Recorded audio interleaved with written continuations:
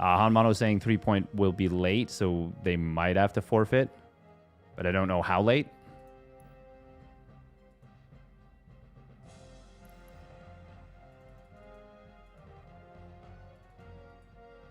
If you want to view unit stats, then Game Heart is by far the best. Okay.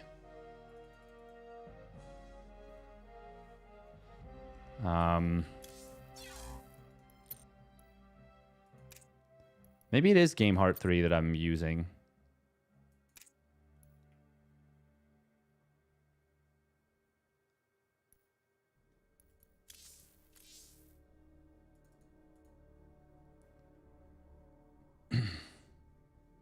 Is double SC2 better? I think it's more so that players are used to it. They're used to it. I definitely don't think you can say definitively that it's better. And I think that there's probably a lot of aspects that are better for Brood War. Like, I would assume that the Brood War Mutalisk would go just crazy in 2v2.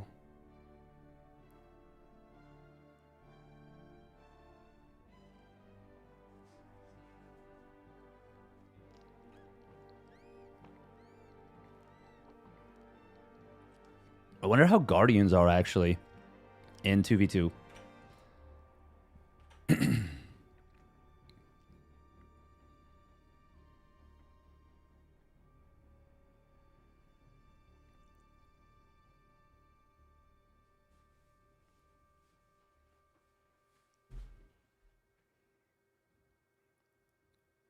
Updated observer mod to latest version of Ali Obs. Oh! Oh!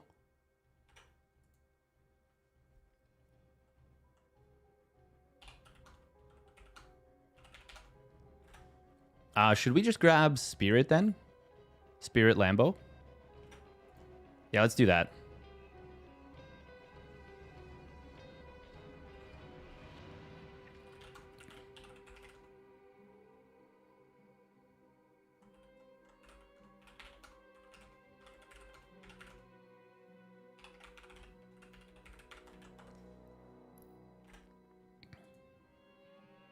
Always down for Lambo games? Yeah. Yeah, Spirit Lambo can be great. All air units can stack on SC2? Yes. You can't stack them in Brood War, and they actually... Okay, I don't 100% understand what they've done, but they said they've changed the radius, size of the Mutalisk, the Brood War Mutalisk, and the separation radius from 0.4 to 0.5, which means I think that they stack... They separate more quickly, which is not a bad thing necessarily, because there's so much powerful AoE.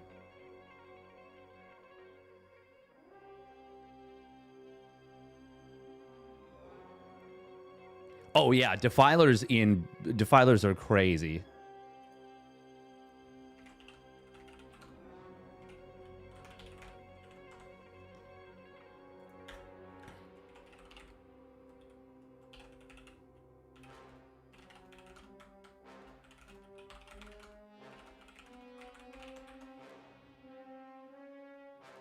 Yeah, since we don't know how long or whether their opponents, or well, whether 3-point will arrive, we'll just grab Lambo Spirit, I think.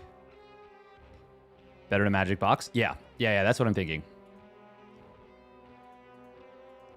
I will say, early game, having them stay stacked more easily can actually make them potentially more powerful. As like a pseudo cheese unit.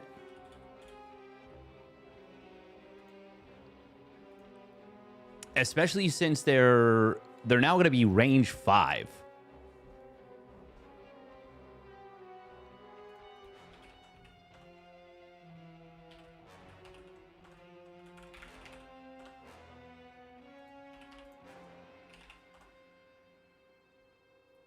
Like 5 range mutas sounds crazy to me. Like it actually sounds so cracked out.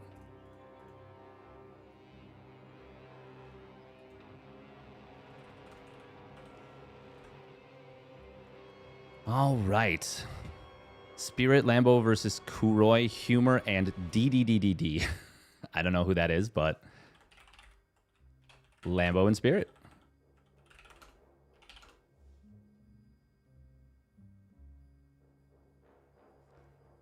You can't control group multiple buildings and Brood War buildings and units? Yes. Correct.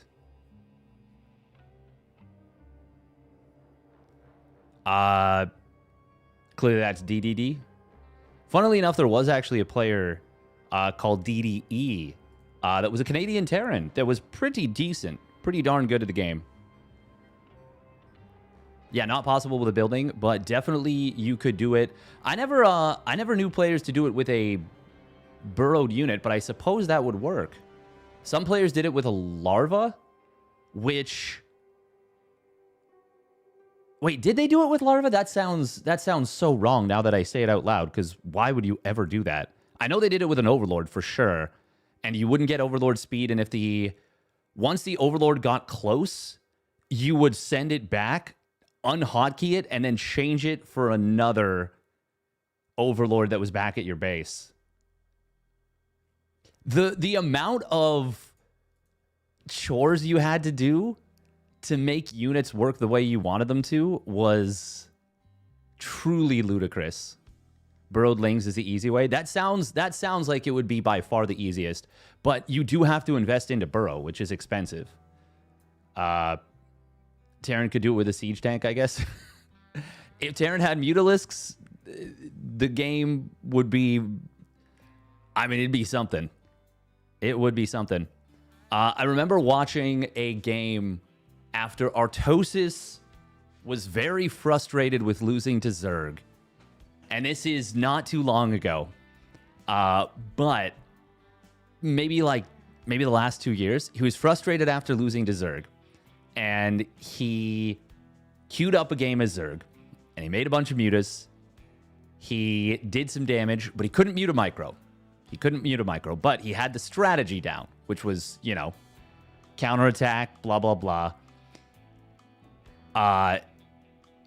But even though he did a bunch of damage and he kind of kept the Terran penned back, and then eventually he was able to force a base trade, and I think he even got lurkers at home, he just died to a 2-base tank push. He just died. Just straight up, because he couldn't mute a micro and couldn't, snipe down the Marines and medics one by one. And it was like, oh, that's... Wasn't he born frustrated? I mean, anyone that's been playing Brood War for as long as he has is going to end up with some profound frustrations. Oh, is this Rake? Oh, okay. Oh, wait, hang on.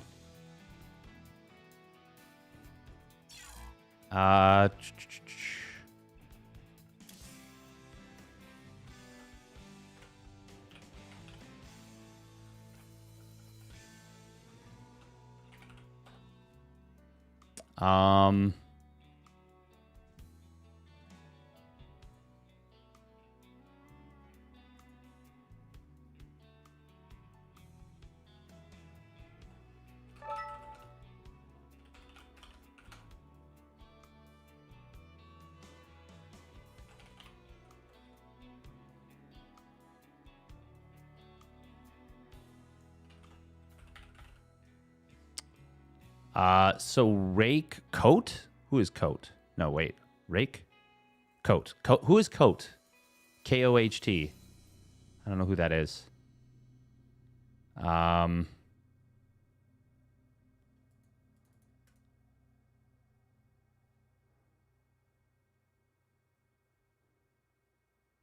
damn. Coat is what I wear in winter. Ah, Jaka. No, that's jacket.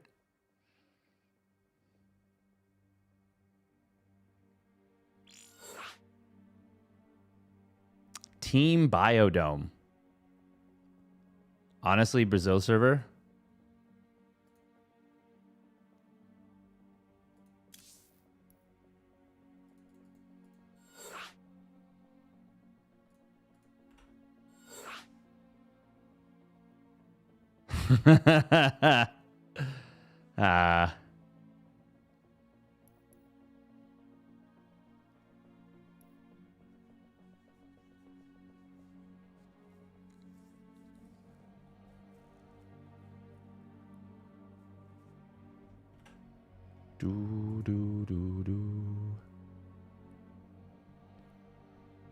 Well, winner of this will still go to face off Spirit Lambo, so that works actually anyways.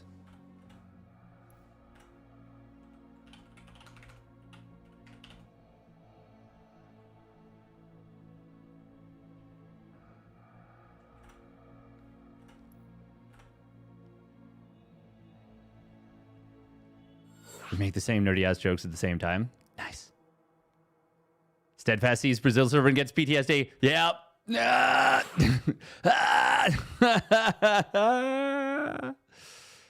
Oh.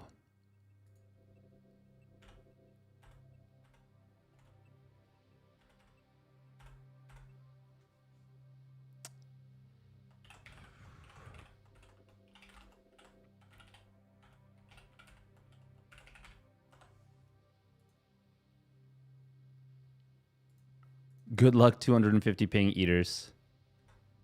Sag.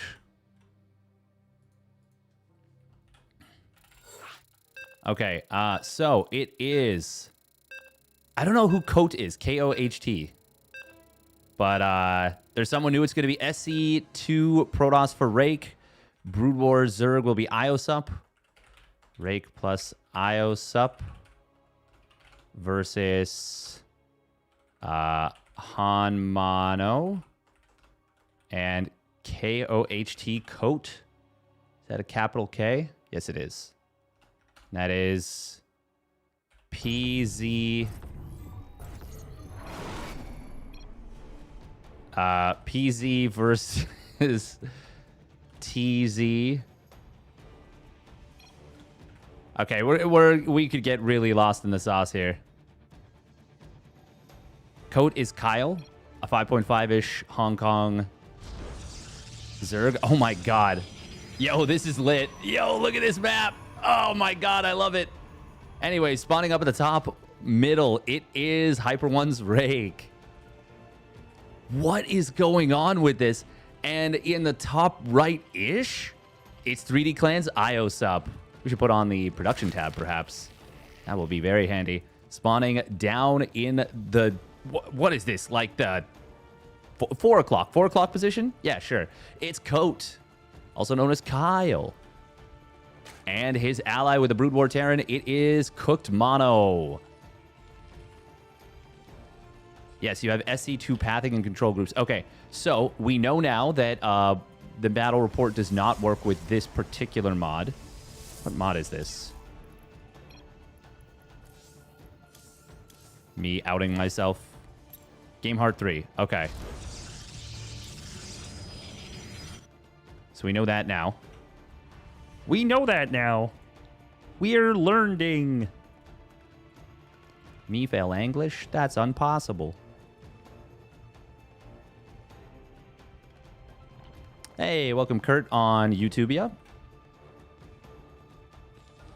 I really want to try the mass recall mod.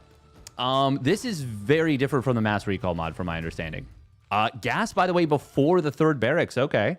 Okay. Cooked Mono is cooking, perhaps. Are they both... Oh, man, that's so handy that it has the... On the production tab here, that it has the race. Okay, so we've got the beginnings of a wall here for IOSUP. This is not going to be a tight wall, I'm pretty sure. But he can put something behind it. A second macro hatch already. He is continuing to mine gas after getting ling speed. Something, of course, to be mindful of is the fact that you are going to be having banelings versus no banelings. That is obviously going to make things potentially very awkward. This is Brood War Zerg. You have to macro hatch. Yeah. I just don't think I've seen double macro hatch this early.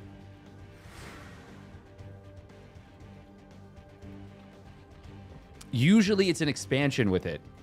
And what that is telling me, why I'm kind of like, oh, wow, this feels like crazy a little bit, is it feels like this might be an attempt to get something done. 45 HP now on these Brood War Marines, but still the Adept's going to be bullying them a little bit. Rake with a nice couple of pickoffs. Very nice little start here, but Hanmano will be able to drive this back. Good micro. God, those Brood War gun sounds are so good. The audio, oh, it's so good. 3 Marines, 2 Zerglings, and he keeps both Adepts alive. Meanwhile, it is going to be a Comsat scan getting dropped down. This is not your regular scan, so to speak. Already stim on the way. Oh, man. The sound design in Brood War is so peak. It's insane. We do have a Sunk being built at home. Hydralisk speed. You can get that off of Hatch Tech. Notably. The Hydras are your Roach in this game. We do have +1 missile on the way here for Kyle. Say hi, Kyle. Hi, Kyle. Oh, Phoenix from Rake after the first Oracle. It does get deflected. Oh, he's got to be careful. Oh, Stim was 7 seconds away. Look at this. It's actually timed things on the side, I believe. This is actually timed correctly. Am I right about that? Is this actually correct? What is happening, by the way, with this? Does he have a... You want a piece of me, boy? What is this? There's like a...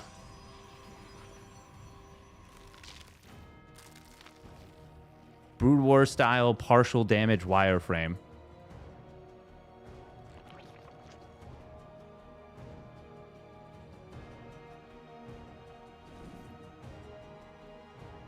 We added this morning. Ah.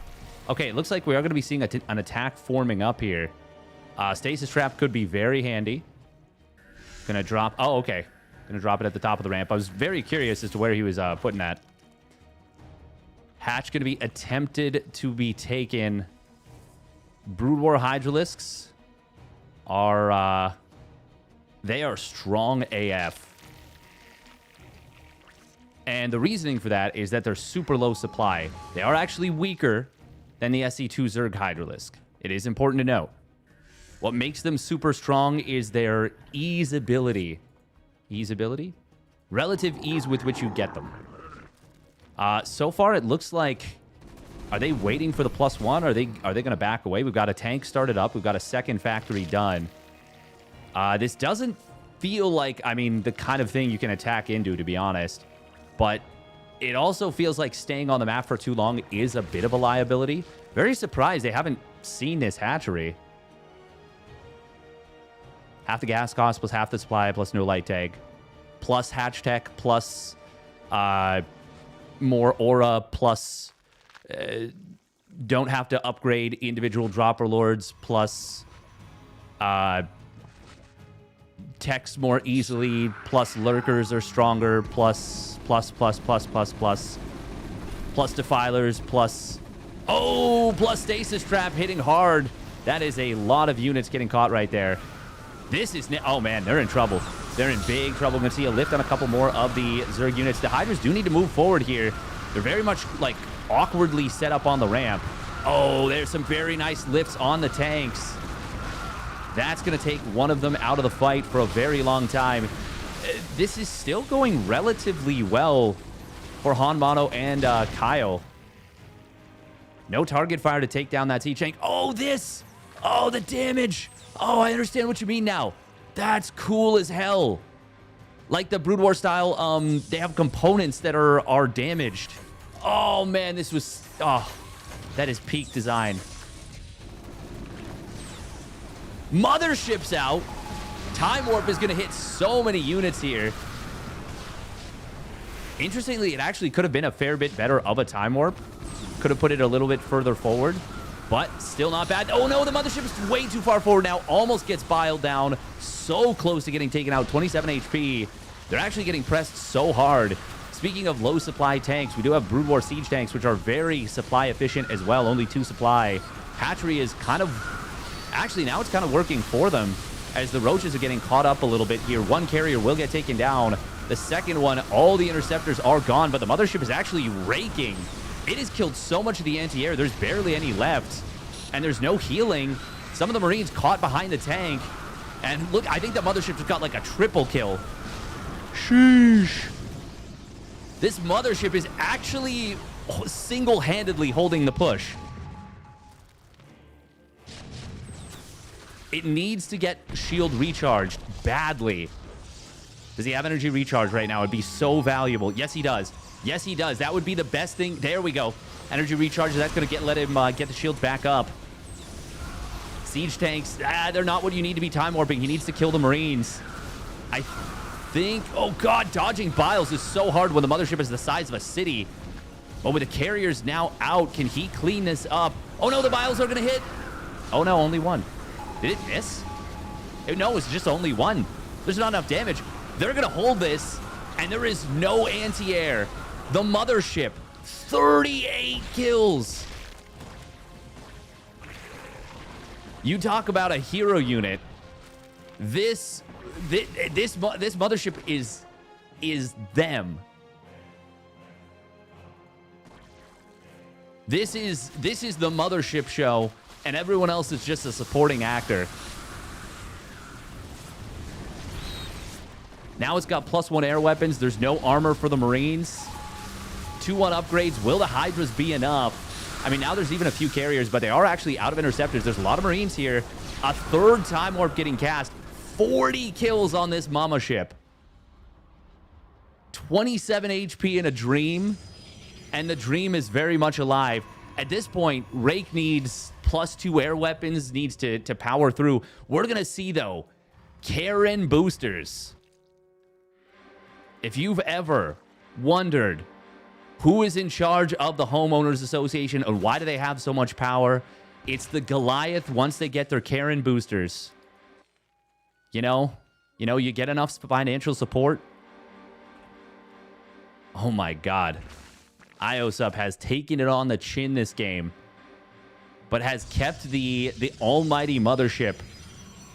Oh wow, that's so funny. It kind of looks like an armory right now with the damage profile on the mothership, because it's got that little circle in the middle. That's yeah, circle in the middle, similar to the armory. Tell me that's not the same. Tell me that's not the same thing right there. 2-2 on the way for the Zerg. We got Lurker aspect being researched. That's going to be a big one, but they're going to have to give up this base. This base is dead. Fighting for it is the worst thing they could do. They're going to activate Cloaking Field and Time Warp. Time Warp getting used very prematurely, I think. Biles will hit hard.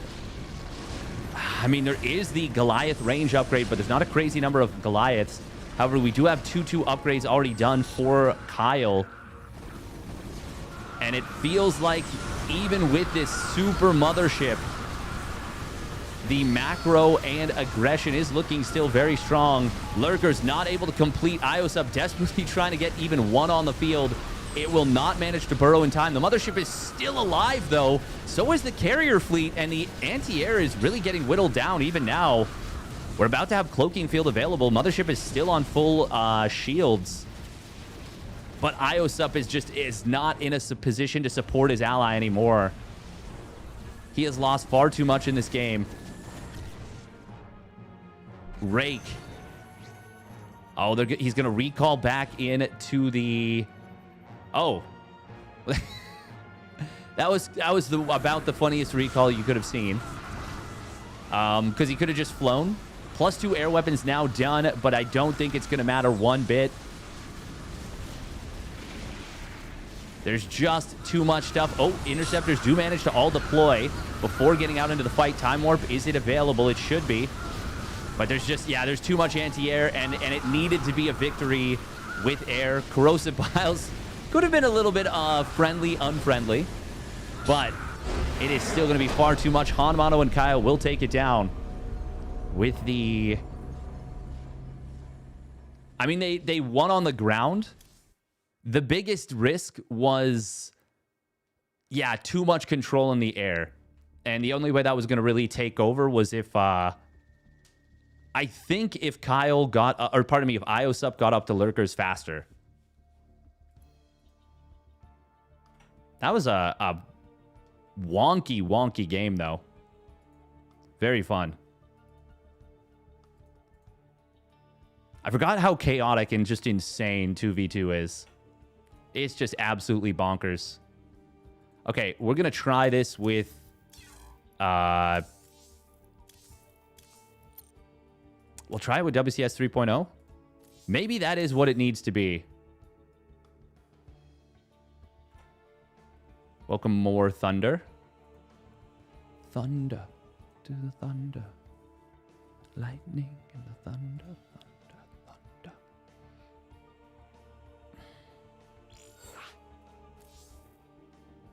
I almost just drank my water bottle backwards, as you do. What a janky map that was. Fun, though. All right, it's going to be Undercurrent. A map that we've become very familiar with in 2v2. Very familiar. Oh, yes, right. Loser does pick their race combo, and then their opponents have to mirror that opposite. Mirrored opposite? Does that make sense? Is that even right? But either way, it's going to be SC2 Brood War versus SC2 Brood War. So we're going to have Hanmato once again with the Brood War, Ios up once again with the Brood War, and Rake and Kyle with the SC2. It does make for some great diversity. I really feel like SCEVO... I feel like SCEVO is just such a great mod. It is just phenomenal.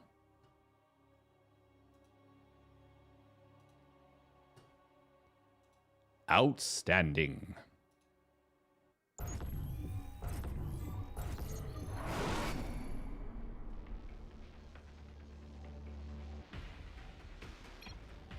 Hyper 1, you have me with the US flag for the SE doubles, SEL doubles. Do you think I'm American? I'm Canadian, my man.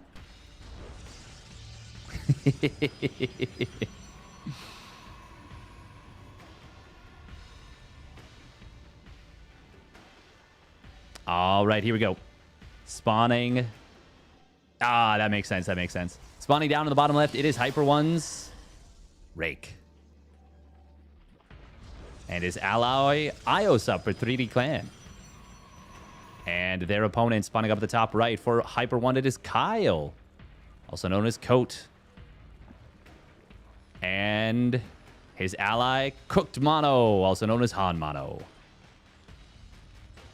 CC first, it is the bread and butter of the Brood War Terran these days.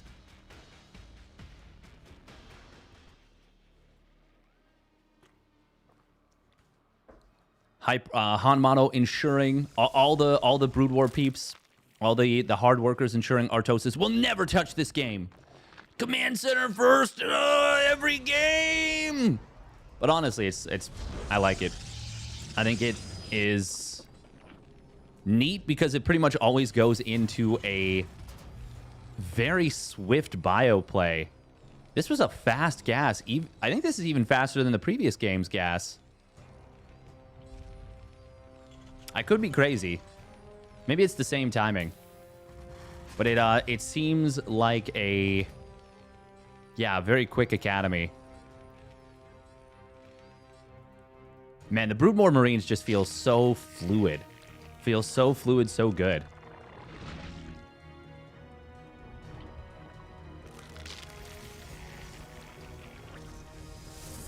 Oh, Sinista. Oh, no. Oh, no, no, no, no, no, no, no. No, no, no, no, no, no, no, no. There is the macro hatch in the wall once again. I do feel like... do you really want the wall, honestly? There's no player that has adepts. Your opponent is going to have tanks eventually. And that was something that they did struggle to deal with. Ios up once again, going for the very quick Hydroden. I mean, I guess so. I guess you still want it against, like, a potential Ling Flood from Kyle.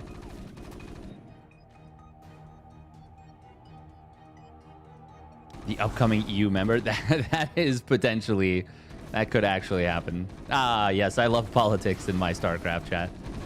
We're going to see, once again, IOSUP losing the early Overlord. That happened to him in the previous game. And it's quite disruptive here in game number 2.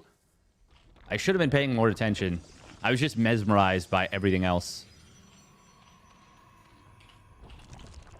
Yeah, I don't think you can properly battle report. I just don't think it works functionally in the 2v2s.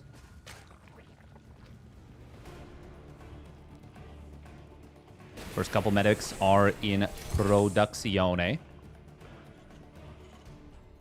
And it does make saving those early Marines super important. This is a 2v2 issue in general. This has nothing to do with EVO. No, this is 2v2 specifically. It's always been a problem. Am I crazy, or did it just... Why does one of the medics have so much more energy?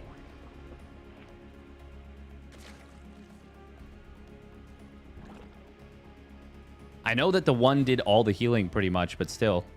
Oh, they see this Overlord. Oh, wow. Just barely, like literally within the shadow. Very quick reaction time right there from IOSUP, but not quick enough. I mean, you're going to need to be almost instantaneous at that point. It does look like Rake is going for another fleet beacon. We do have a wall with the sunk. Sunken colonies, extremely strong. Especially compared with their spine crawler, you know. It's very much the dragon meme. Oh, losing that Oracle really hurts. They do have some stasis trappies on the left side. 2, in fact. One of them which is very fresh. So, the one behind is close to expiring. Oh, they did not see that. They did not see that. That's a big problem. And with Hydra's... Oh, wow. Wow, why are we not chasing? That is a golden opportunity right there for IOSUP. It is going to be Tempests this time.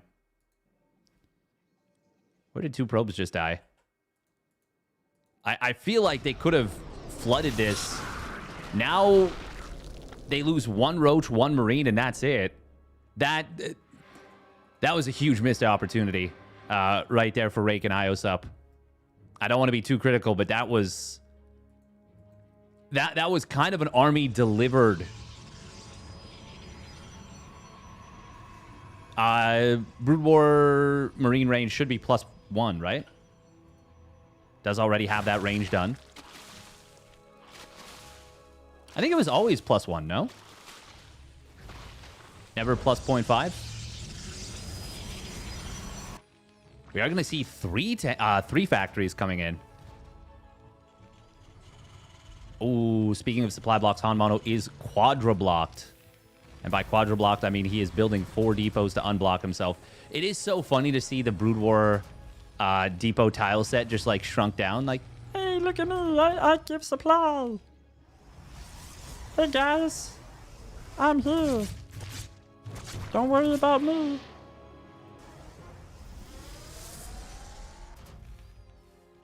Whenever they, whenever you do a voice like that, you're always like, don't worry about me kind of energy.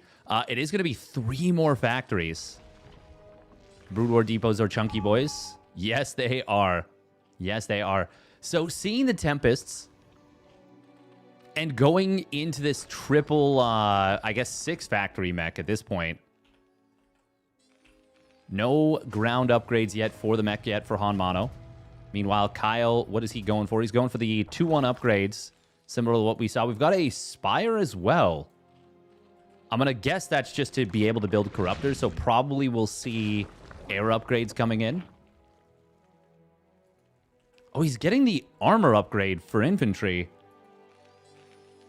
as well as Karen boosters, so still going to be making bio. Yeah, he pumped out a couple extra Marines. Meanwhile, IOSUP this game has not been absolutely mollywopped as he had been prior. So he's going to be a proper threat in this game now. Gotten up to lurkers, +2 is well on the way.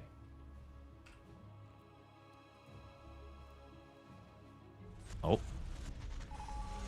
Oh, yeah. I forgot that they make a different sound as well. That is a bit of a move forward here. Oh, I put on reduced violence. Yeah, we're going to turn the violence back up. Meanwhile, double air upgrades coming through.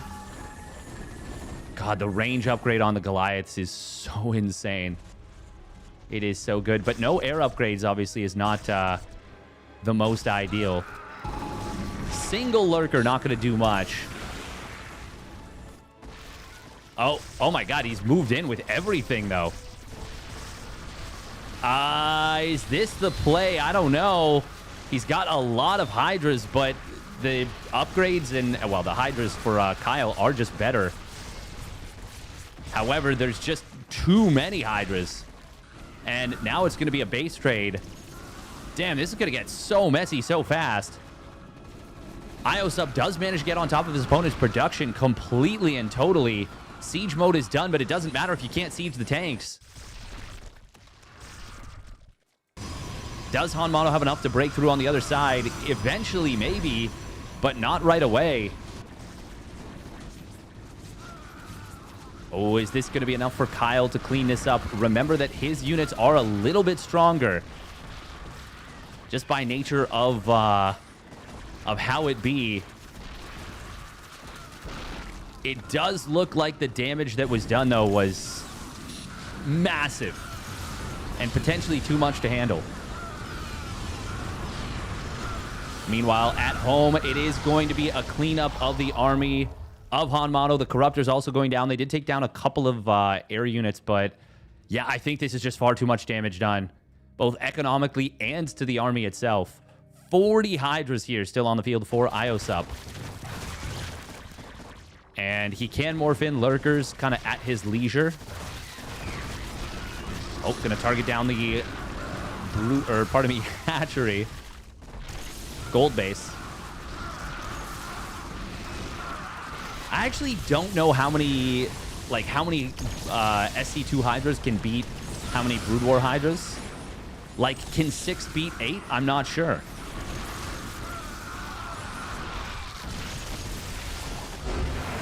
That's something I would like to know, but usually we actually don't get Hydra versus Hydra. But in this mode, we are getting that. I feel like even still, I've usually seen other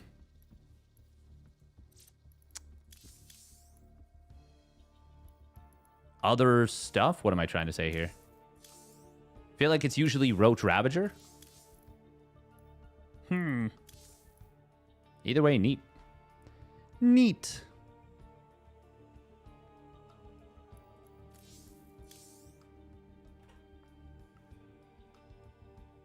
Violence is never the answer. We're going to turn the violence up. All right, a minute and a half of ads real quick. If you don't want to get them. Or if you just want to support Streamer Man, which would be really helpful. Subscribe. If you got a Twitch Prime, would be great. Other than that, 2v2 SCEVO. OMG, this is amazing. Yeah, it is. I mean, SCEVO is just such a great mode. So much care and love has been put into it. Welcome, Just Mike on YouTube. It's Just Mike. Mike, Just Mike.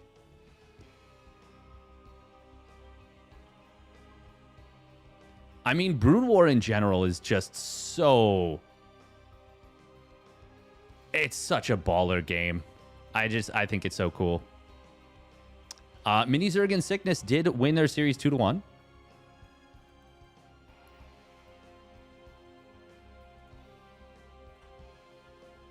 So it is going to be Beyond Solar versus Mini Zerg Sickness. Classic Hero Marine just beat Ateshi Prom. They're waiting on the winner of uThermal Kellizer and a Blask Goblin. Def Mars and Zardian will be going up against GG Machine and Shameless. Imagine having to watch ads. I know, right? Crazy. Who will win this game 3 2v2?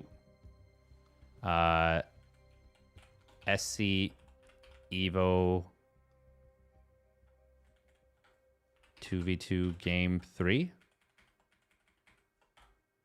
Yeah.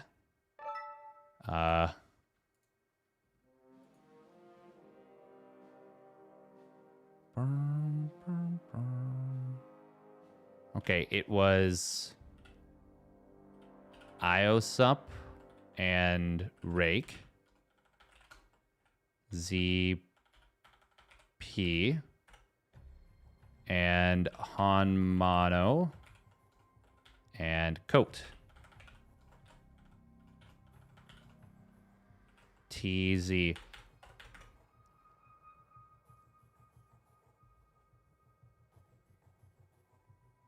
Yeah, I am super excited about that one, Sinista. That one is going to go so hard. Time to spoil it in tasteless chat. Permaban. I think that they've changed how they're doing it, or they've changed it, but it has been changed for them how they're doing it. From my understanding, they're now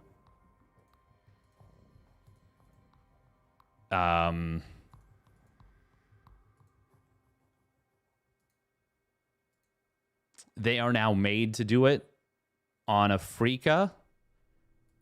Like, I don't know if they're doing it live. Are they doing it live? I actually don't even know, to be honest.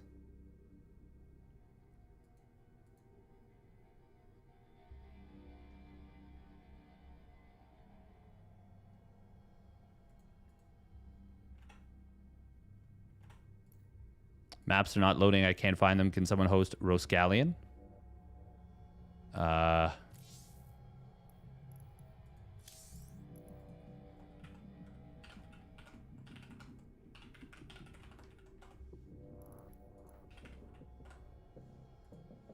SEK. SEL.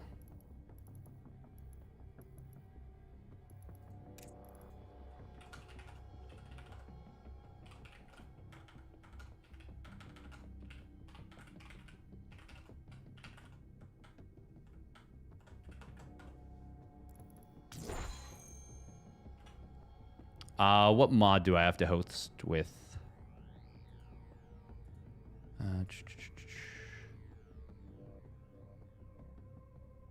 SCEVO complete. Tadoy.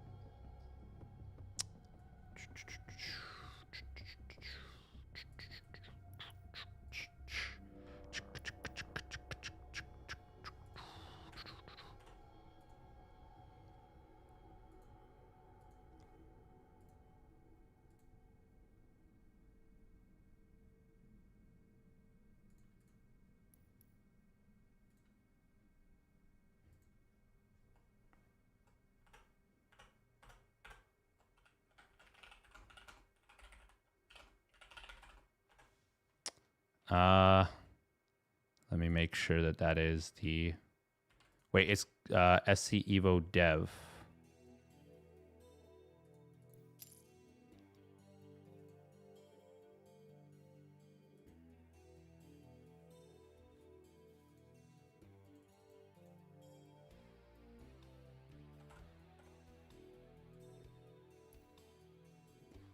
No match history. Okay, cool. Wait, ready. Oh. Oh, shoot. Ah.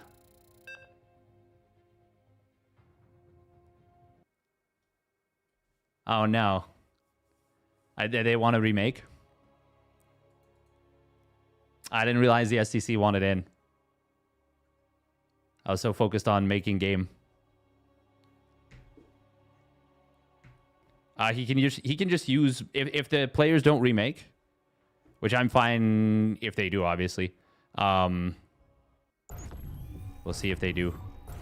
If they don't, SDC can just restream my stream, and I'll try to be good observer this time.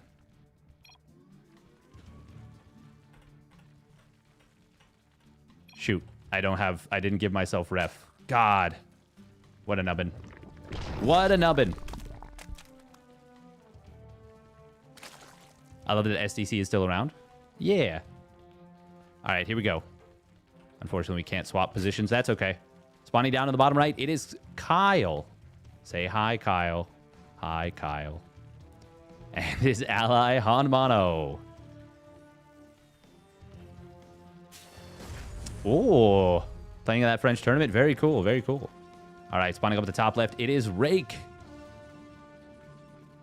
And his ally, Iosup.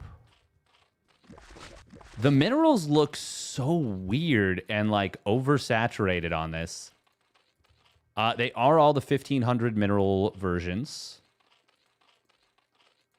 Already 100 minerals mined from one of these patches. Damn.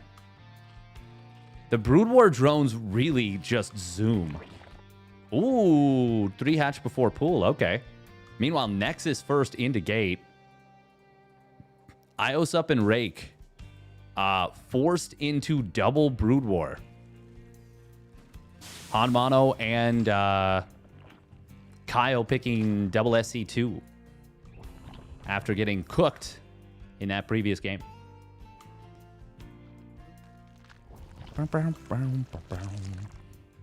I do wonder how easy or difficult it would be to defend against aggression on this map. I mean, you've got the shared ramp. You can build a hatchery here and start sunks at the front. Oh, man. The modular... The modular coloring. Oh, look at it fill in. That's so cool. That is so freaking cool. I want to see it turn green. 2, 3, 4, 5, 6 components. That's cool. Did you guys put it for everything? Also, it says French speaking. Can Steadfast play? I don't think I speak French well enough. Buongiorno. Bonjour. Oh, sunk. Uh-oh. Uh-oh, Hanmano. No, no, no. Oh, that was close. That was close. Je ne peux parler français.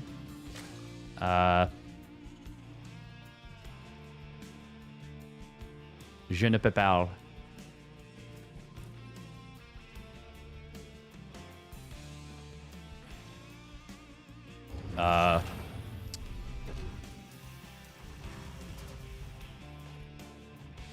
Mange. Oh, wow. 3 Stargates. Are we going scouts?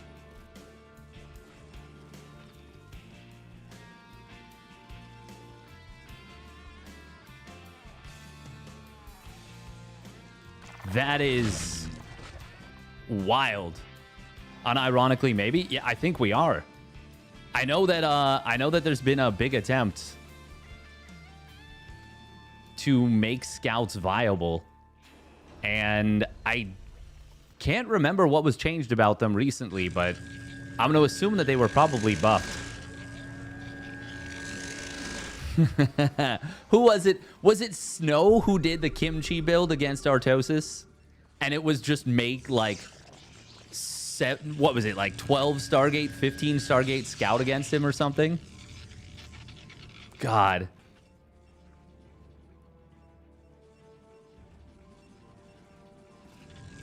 Poor Artosis. Versatile air and ground attacker. Doubt. There's not, I will say for sure, it does numbers.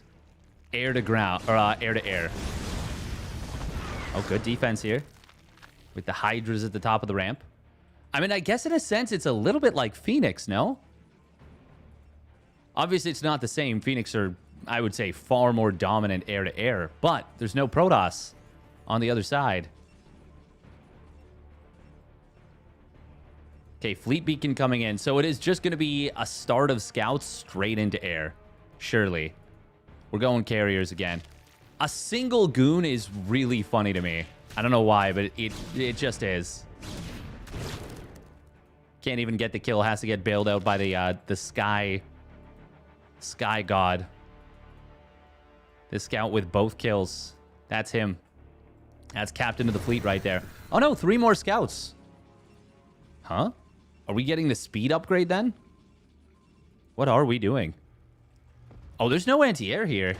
Hello? It's going to lose like 4 SCVs.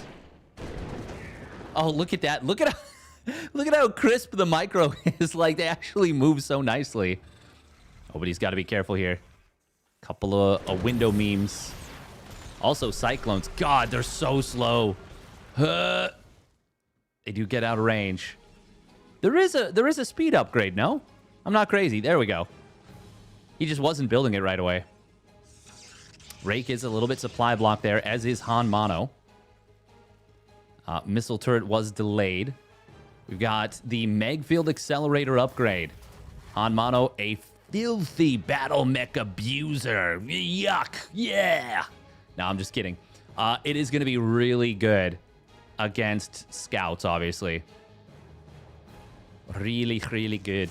Meanwhile, Kyle getting up to lurkers very quickly here.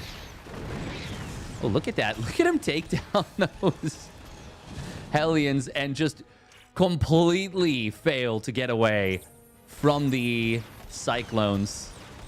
Oh, God. That is so rough. That is so rough. Could have killed the Zergling to deny high ground vision. Okay, now that he's got the speed upgrade, the scouts will actually be a little bit more of a real unit.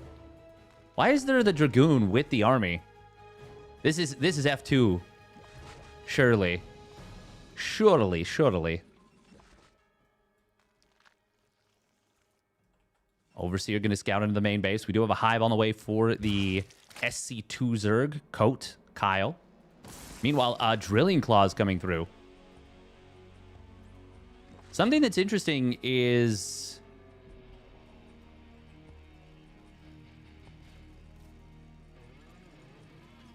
the speed at which things mine out. But hold that thought. We do have a big attack coming through.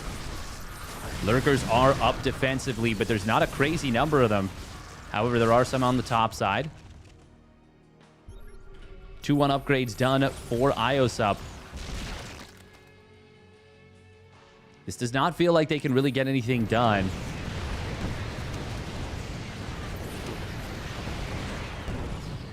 Backing away.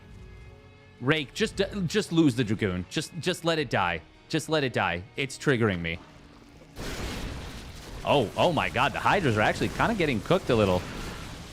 There's so much here for IOSUP, and Han Mono got baited very far away. Drilling Claw mines are going to burrow. Oh, God, they're hitting hard. But Overlords will survive, and they're going to be able to clear this up. This is looking like IOSUP and Rake have done it. A very confusing strategy, to be honest. But I feel like more than anything, the Lurkers weren't stacked up together. And Han Mono kind of got baited out of position. There were no siege tanks either.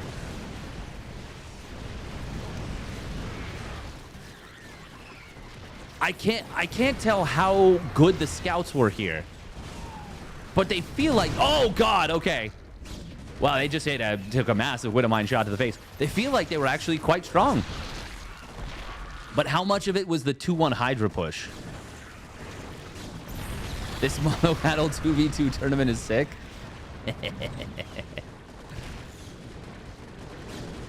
Zinger. Han Mono staying in that one till the very bitter end. But it was a bitter end nonetheless.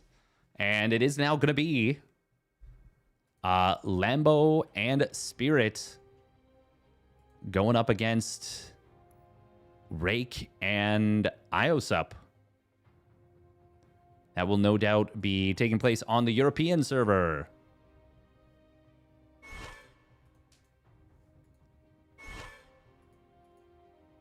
Oh. Gives me hope for a real scale mod tournament at a whopping 8 frames per second. I can confidently say that that probably will not happen.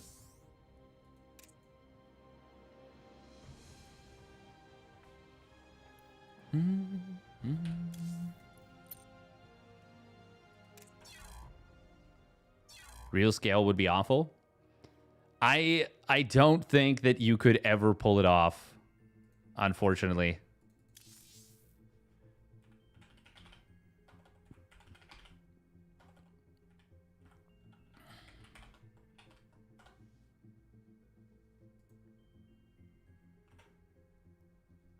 The area units are insanely big. Yeah. Mothership would literally not fit on any screen, I think. Yeah, Void Rays, Overlords, they're just so big. They're absolutely massive. Absolutely massive.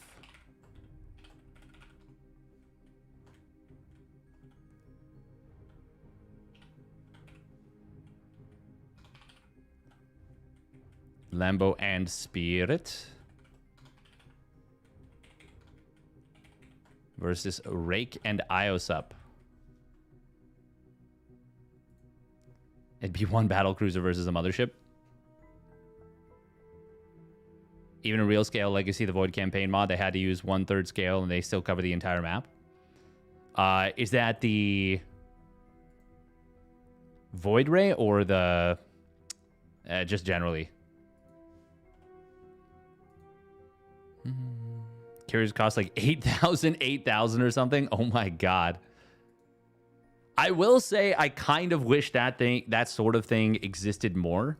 Like, I know that it's goofy and I know that it doesn't really actually work, but like it would be cool if there were more of these like mass investment units. Or if not even units, just like upgrades. Like I would love 4-4 and 5-5 upgrades.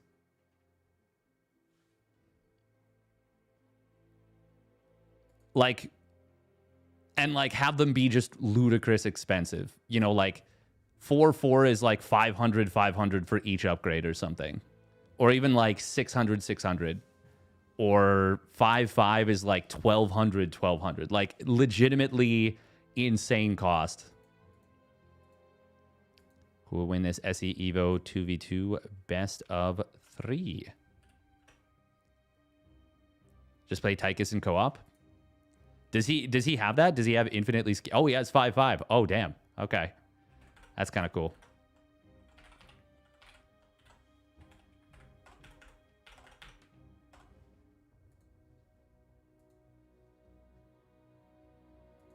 But like, yeah, I like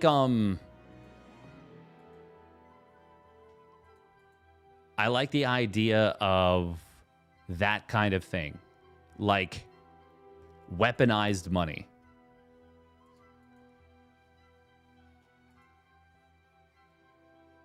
He has to research to get that far? Yeah, fair enough.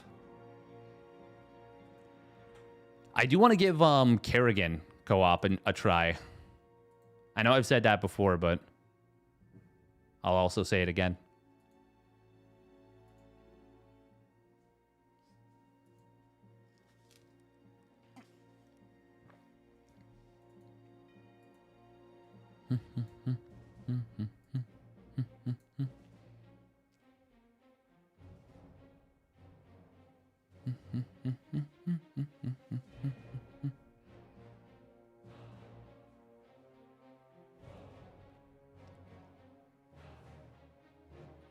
Mandatory must have streamed on Soup for at least 10 hours within the last 30 days.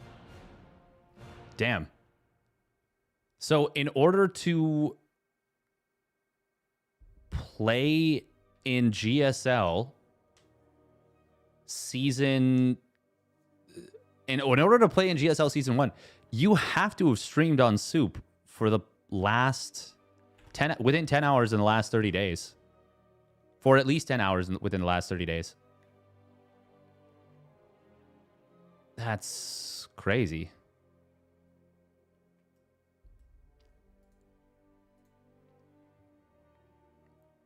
Even then, personally, I don't think it's even that good.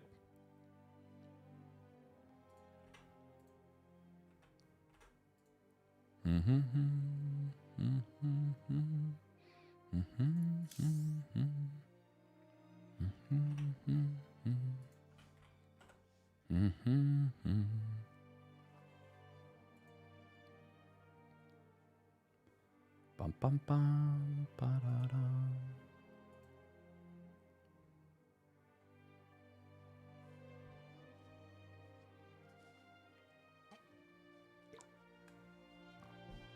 Damn, Percival's kind of killing it in his group in the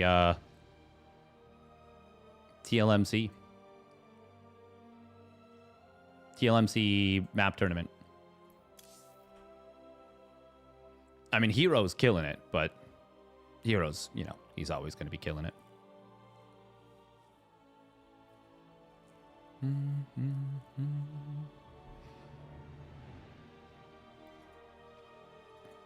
Man, Hero's been so good recently. Just such a monster. Rogue went sicko mode yesterday. Did he? Oh, wow. Yeah, he did. Oh, damn. Oh, damn. Clem had to fight for his bloody life.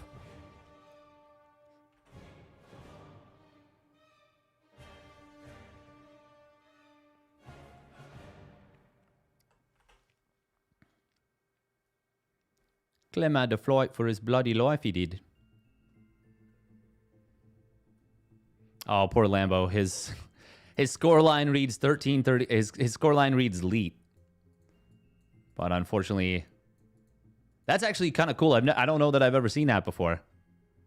Actually, it's literally in the other group. Okay, it's definitely happened many times then in this format. I've just never seen it or never noticed it.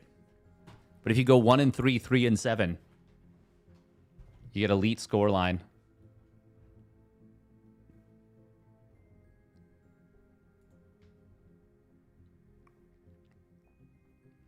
Shin kind of popped off too.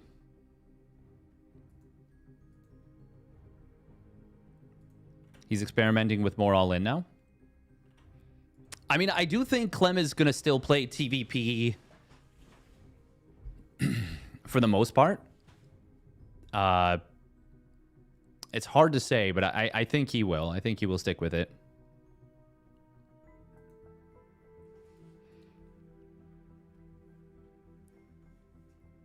Thermi and Kellizer did take down Blask and Goblin in what seems to have been a long battle of a series.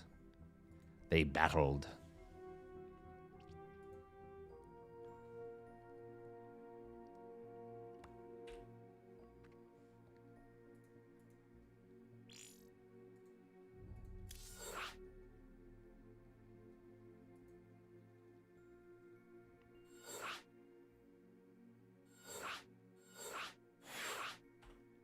Bum, bum, bum, bum.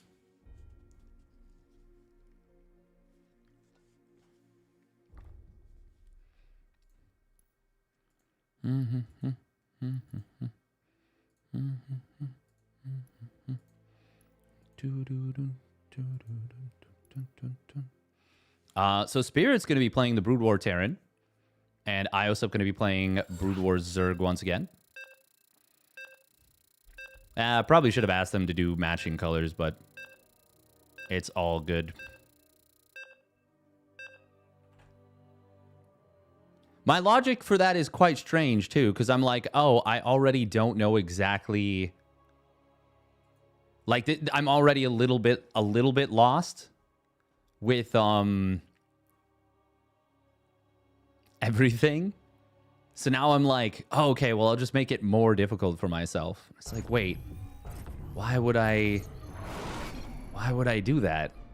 I'm already like a little bit...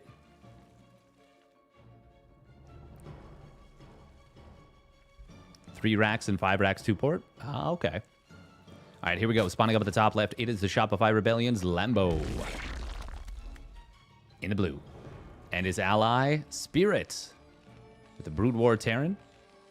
Lambo with the SC2 Zerg spawning down on the bottom right. It is Rake with the SC2 Protoss. And Ios up with the Brood War Zerg. Once again, this is a 2v2 where it is SC2 Brood War, SC2 Brood War.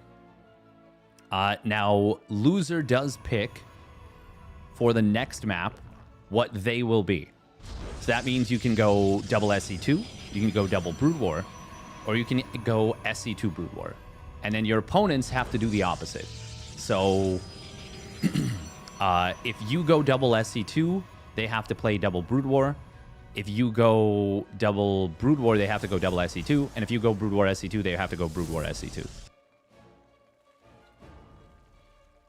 So basically, that's to give the a little bit of a rubber band mechanic, but also keep things a little bit fresh. And if you know that your opponent has... let's say you know that your opponents don't both play a strong Brood War or a strong SC2, you might elect to pick double Brood War yourself and force them into something else. Now, we're going to be seeing a little bit of aggression, it looks like. Coming in here, it's a double gate opener already from Rake. Iosup is opening up with a kind of hidden macro hatch here a little bit. But that's not particularly wild.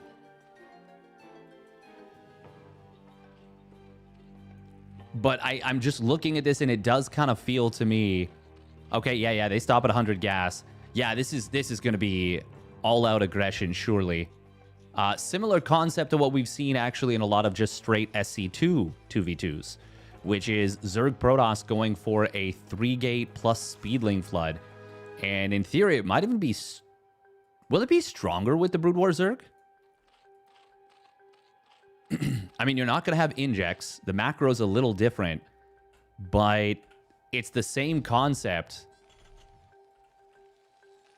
Now, Spirit does have Stim starting up just now. It is a fast upgrade, but it's not the fastest. Like, it's not going to be done that early. Stalkers will show up. Lambo is going to lose this first Overlord for sure. It is dead. There's no way to keep it alive, unfortunately. And he did have another Overlord popping. He's building his own Roach Warren. He's getting Ling speed of his own. But this feels very, very scary right now. There's the Chrono Boost on Warp Gate. Don't know if that was necessarily the best usage since it was so far along. But I suppose hitting, you know, a couple seconds earlier is maybe worth more than chronoing one gateway a little bit later, but more fully. Oh, we're going to see an attempt to get on top of these Marines. They will be able to get mostly surrounded. Actually, hang on. Oh, the drone hold position micro was very handy.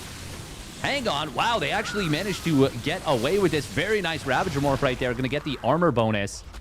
Excellent defense to start things off from Lambo and Spirit. That was actually phenomenal. Oh, man, that looked so scary. The Marines without Stim, it looked like they were about to get surrounded and potentially just have the game be ended right there. But not going to be the case. And now Stim is done. And these are Stalkers without Blink. This is a very dedicated attack. Ios up on just 20 drones.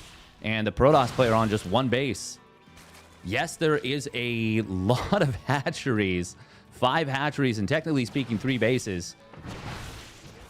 But right now, Lambo and Spirit... I mean, look at Spirit's economy. He's on 42 SCVs.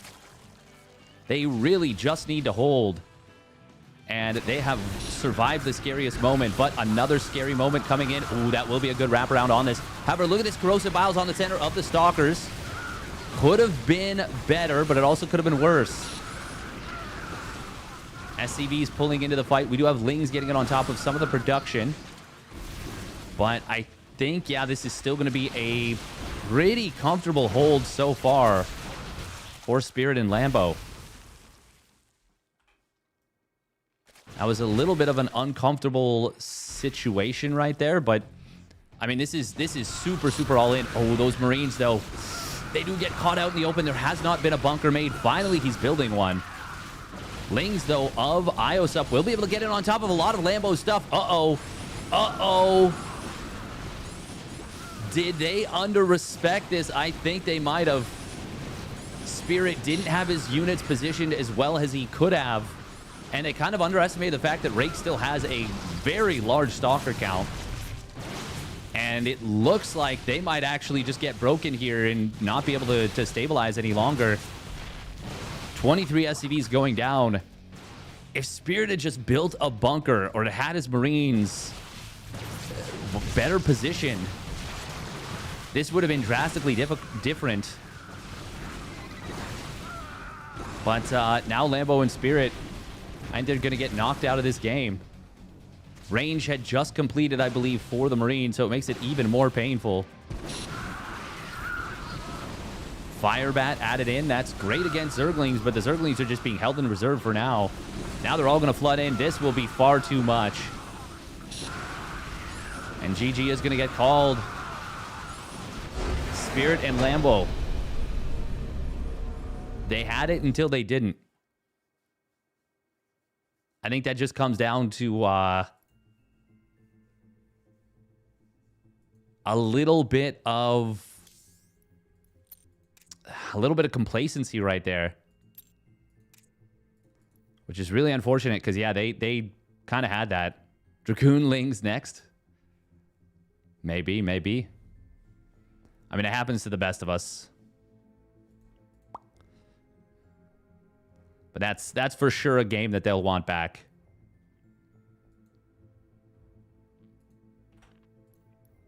For sure. Beyond and Solar made quick work of Mini Zerg and Sickness. Hyper 1, is the plan to have the teams go... the semifinals be played sequentially, one after the other?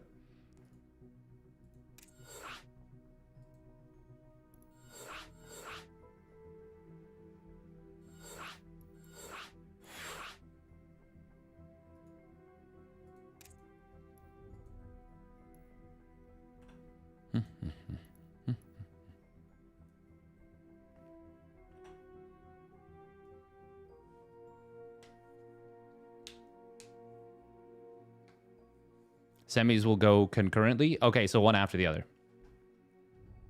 Oh, so simultaneously.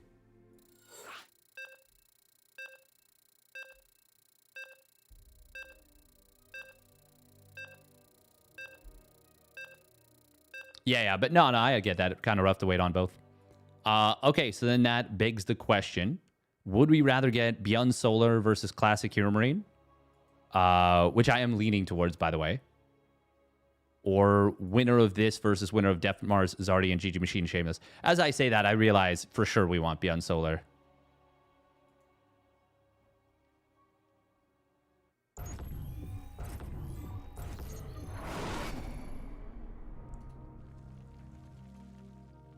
As long as the peeps are okay with waiting on that. All right, here we go. Spawning down in the bottom right. It is Shopify Rebellion's Lambo. And his ally, Spirit. Dragoon Ling their way to the finals. That would be kind of funny. And they are going to be forced into the double Brood War. It is Rake. And IOSUP. This is a Nat ramp map. It sure is. But it's a big Nat ramp. And it is a wide open area. Oh, this is a Crimson Research Lab. Man, the minerals are so glowy.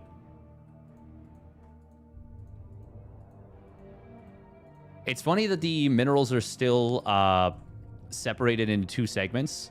But because of the mod, they're still forced to all be 1,500.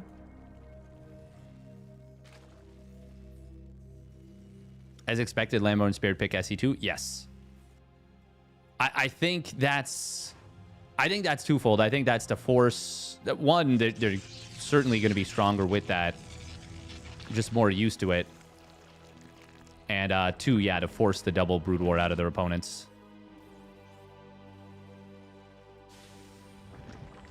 Right! Oh, man, I always forget about Mischance. I always forget about Mischance. Oh, man. It is such a massive fundamental difference.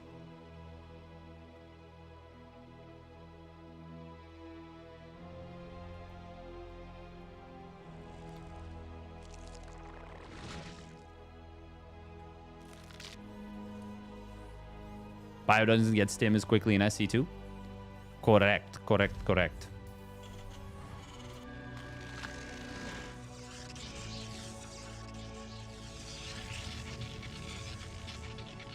Oh yeah, I forgot that the shield battery is a little bit bigger. Not as big as it is in Brood War, but it's still a little bit bigger. Lambo is going to be opening up fast third hatch. Very fast third hatch, in fact. This was 3 hatch gas. Wait, was it? Hang on. Yeah, this was 3 hatch gas pool. Yeah. Interesting. Spirit wanted to get the bunker down before the creep fully expanded. He would not be able to put another bunker there unless something funky happens. Spirit did get in here, did get a kill on something. Oh, he got a probe.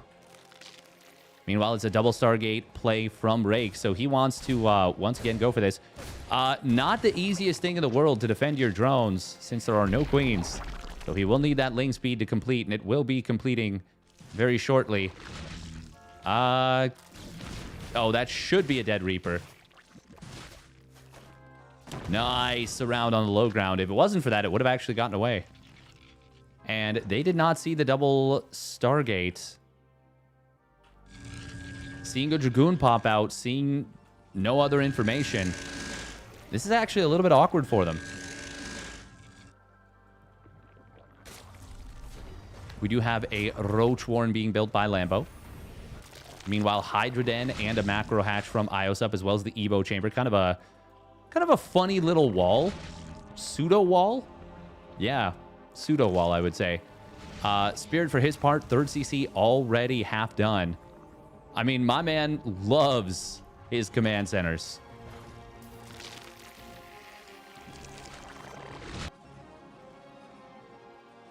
If Spirit were to ever write poetry, I feel like his muse would be the command center.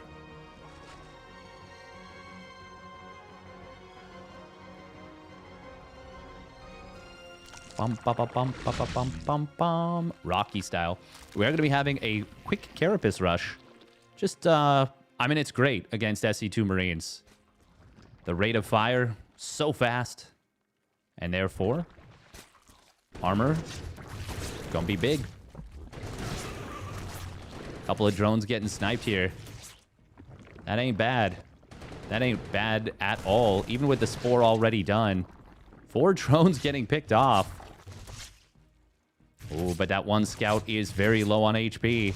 Oh, very, very close to getting taken out. If he didn't readjust the positioning there, that was dead. Full show. Oh, scout on the fleet beacon. Okay. Overseer will get ignored for the moment. 2 more Stargates getting dropped down away from the Overseer, which is cute. Now, what are we going to be seeing out of Lambeau? Oh, Infestation Pit. What was that he was building? Oh, he's already got the Hydra Den. Okay. It is going to be 5 Stargate Scout. God, what a funny thing to say. Pretty fast air weapons, too. Meanwhile, Spirit just now starting up his 1-1. He does have Stim done. Oh, this is scary.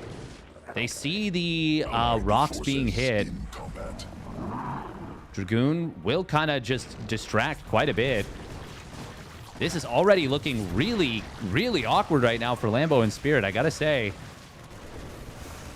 But this is a fight that IOSUP and Rake do not want to take. Not with the tanks there in the back. 11 drones have gone down. They can just kill the hatch, I think. Yeah, and they're going to do exactly that. No reason not to back away, I feel.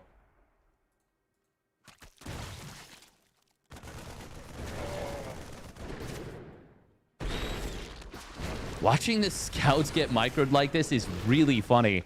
And they actually bully the Hydras a little bit. They're also going to be able to gun down medevacs very quickly if the medevacs expose themselves even a little bit. Oh, man, look at all these drones getting taken down now.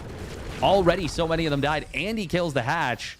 Lambo is really, really hit hard in terms of economy. Scouts are insane, actually.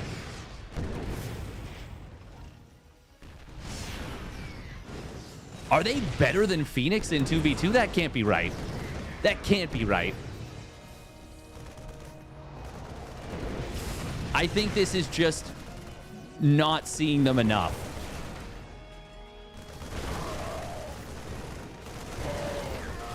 But, like, the stack up is kind of devastating. 20 SCVs just died.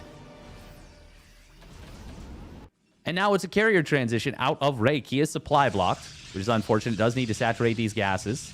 Oh, he's building a crap ton of pylons. He is building stonks worth of pylons. Even now, this game is not over, but it is definitely not comfy. Hive on the way for Lambo. They both took big hits. Spirit and Lambo did there. Oh, that's going to be 3 Overlords going down almost instantly. Oof. God, the kiting is actually ridiculous. They're pretty squishy once you actually get under them. Yeah, I feel like they're very, very low HP. But, like, they actually have crazy damage. He's going to kill the Hive. Oh, my God. He's going to get it before it completes. Ay, ay, ay. Could have stuck around and killed the Spore. Elects to reposition instead.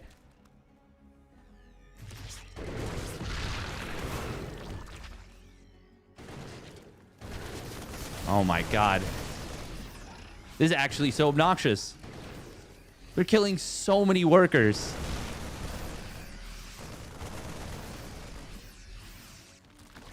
You definitely need fungal growth, I think, to deal with this.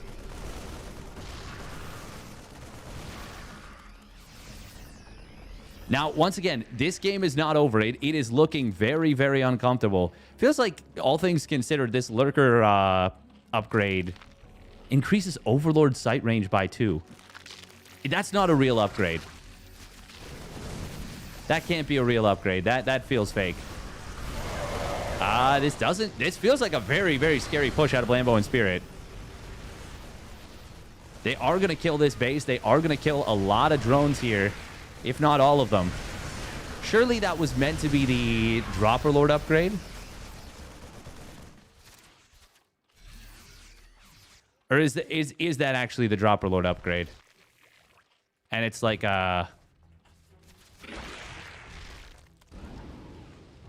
oh, we got to be... Oh, my God.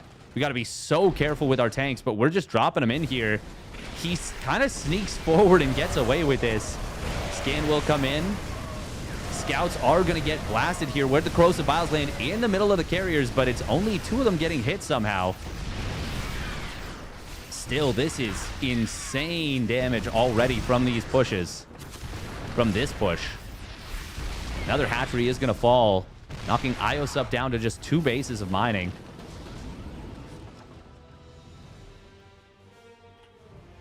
Lambo's 1 Hydra getting kind of taken for a ride here. Oh, Lurker's trying to get in on top of the army. This is scary. But the siege tanks will reign supreme. Carrier count is just gigantic. But they're only +1 carriers against 2-2 Marines. That means the interceptors are not going to have an easy time clearing this. What is the interceptor count? Not high enough, I don't think.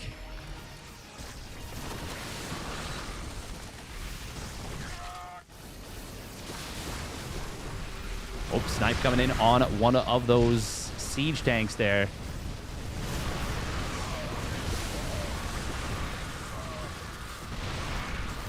Microbial Shroud Marines, by the way, are insane against carriers, but we don't have Infestors. We don't have Microbial Shroud. And I don't even know that it's going to be necessary here. Big Stim coming in here. Is there enough healing?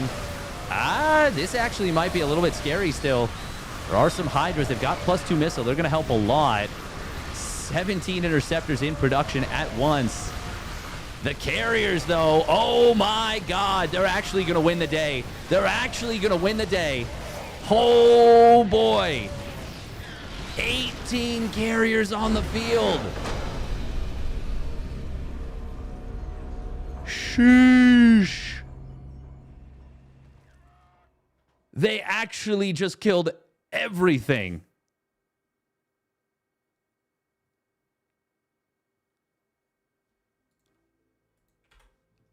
Wow. All right then. They actually just deleted the entire army.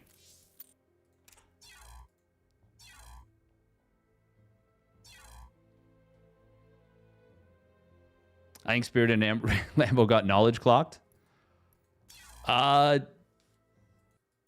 I think I got knowledge clocked. Damn.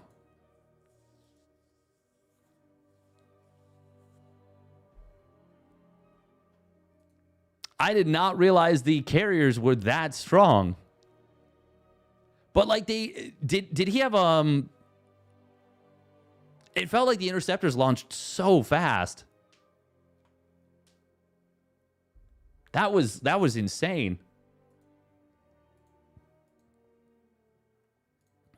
Like, it felt like killing interceptors legitimately did not matter.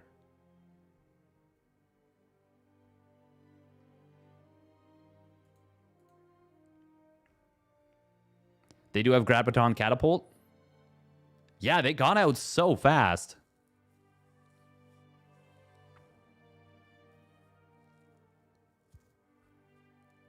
Carriers have 4 armor instead of 2.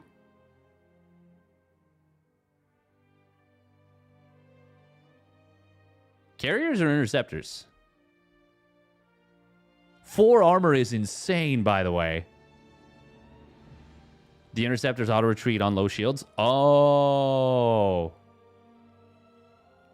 Wow. So what you're saying is carriers are turbo busted. Oh my God. So then wait, what? How do you beat carriers then?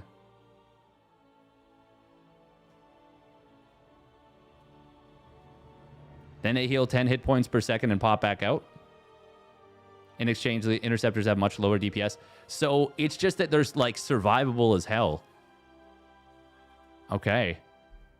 They lose much harder to Thors and Vikings. So basically, they lose to anything that has armor.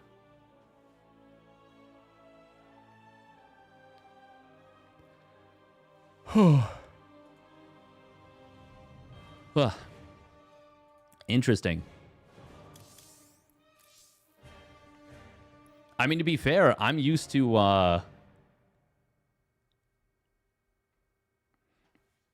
more like they lose whenever it's a contest of raw DPS.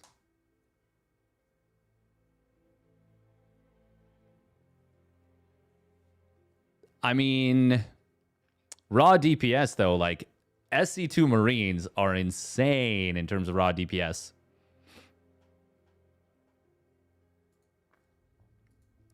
But they don't actually reach. Actually, yeah. How are Brood War carriers still 6 supply? Because he had 18 carriers, which is that's 108 supply. Yeah, that would make sense. If there's 6 supply with 4 armor, what would a Marine do? Yeah, no, I mean, against the carriers themselves, you're not doing anything.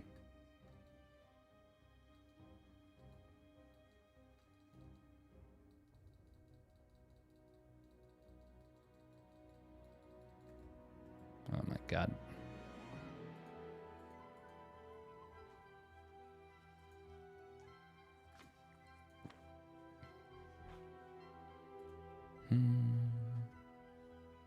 Didn't be like 5 damage a shot at +3.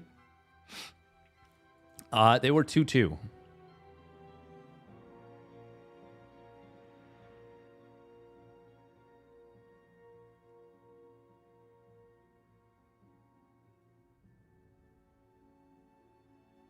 Yeah, so the carriers. Okay, I did not know that. That's good to know.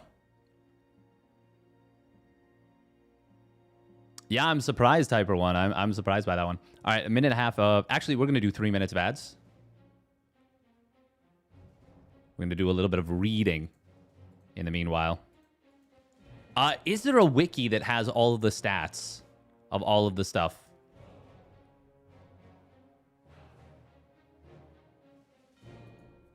Because I know that some stuff has been tweaked, and there's stuff that has the tweaks.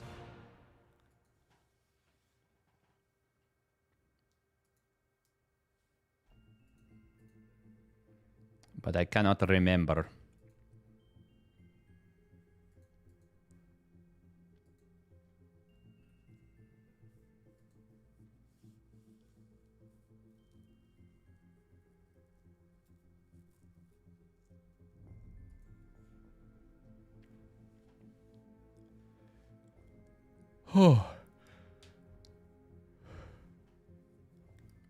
Ooh, Classic's doing a Reaver drop versus Thermi and Kelazur.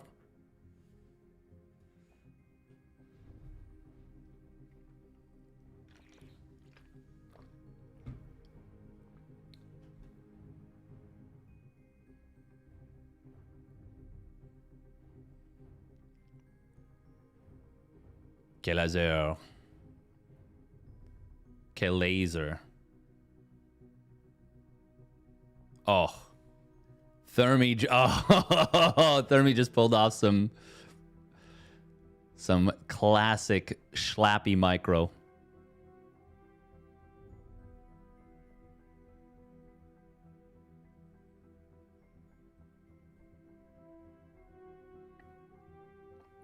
Oh no, but then he got slapped in the face by some spider mines.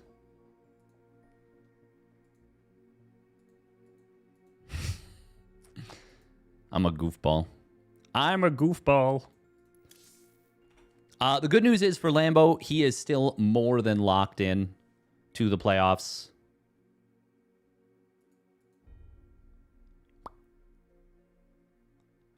Spirit, though.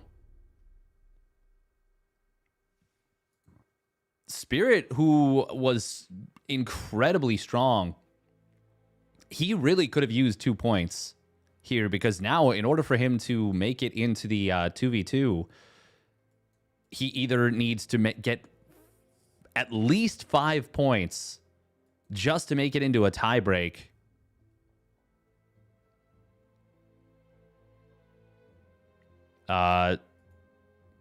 I guess it doesn't change things too much, but if he'd won this and had done well in the second bonus cup, he could have picked up, 3 or 4 points combined.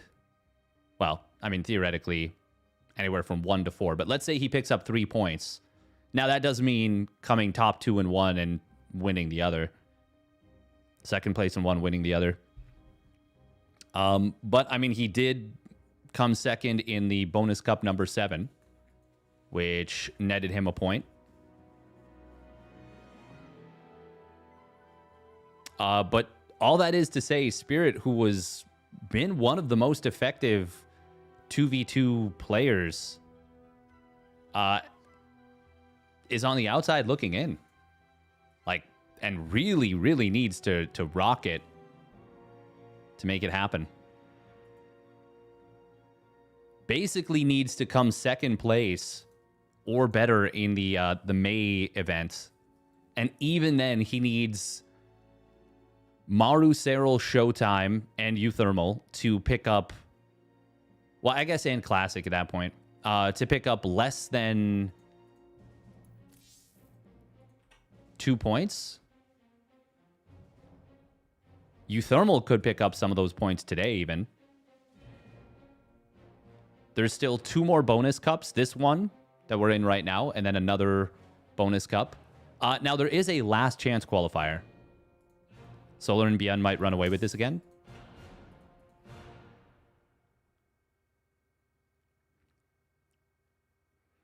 I am really excited about a Solar Beyond Classic Hero Marine rematch.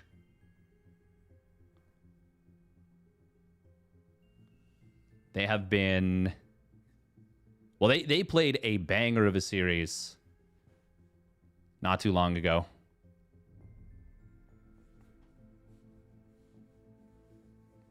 Banger. Turbo banger.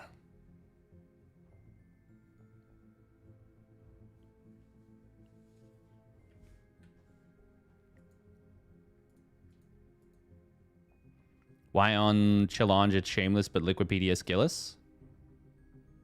That is an excellent question. I do not know. But I am going to cover Beyond Solar versus winner of Classic Hero Marine, uThermal Kelliser. That's that. We're just going to do that.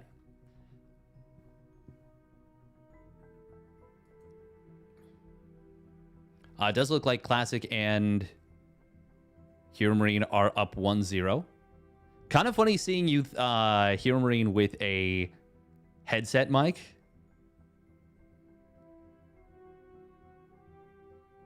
It's got the mouse logo on it too, which is neat.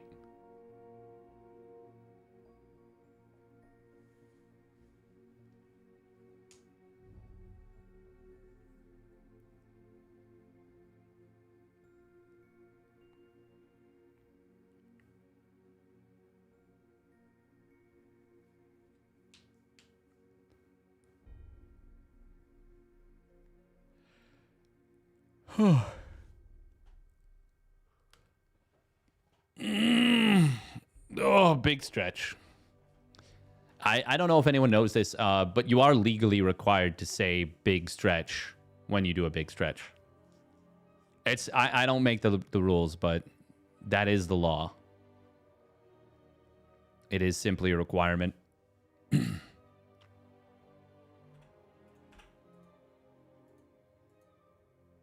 It is really cool, Sinizda, yeah. Also, welcome, Scandy Cane. Welcome, welcome. Sorry I didn't say hi, but it's good to see you. Bum, bum, bum, ba-da-dum.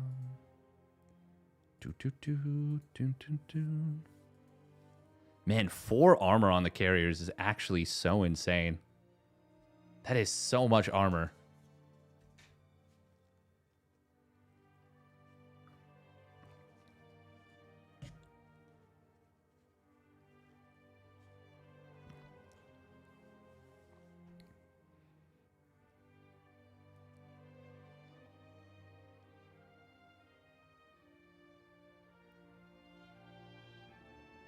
I really love the purity of Brood War. No macro mechanics. No... You know, everything is lower supply, so maxing out is much more of a... like an achievement and a rarity. No building banks unless you have bad macro.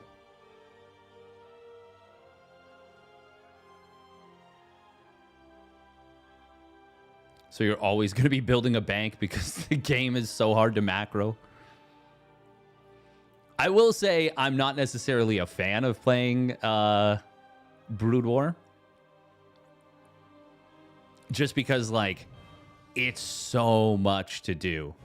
It is so much to do, and it is so difficult.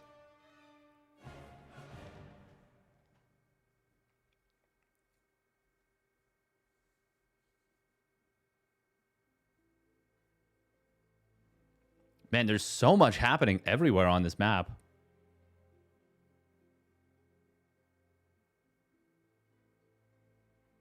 Actually, pure chaos.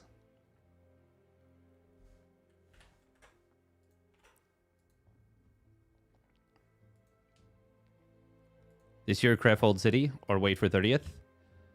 If we're gonna do one, it would be more likely to be the 30th. The only thing is that it seems like they want to do that in like a year, Eastern European city, which is too bad. I mean, it's not. It doesn't mean it's impossible. It's just it'd be a little tough. It's definitely not in the budget at this point. The thing that's cool is like the hotels in Krefeld are super affordable.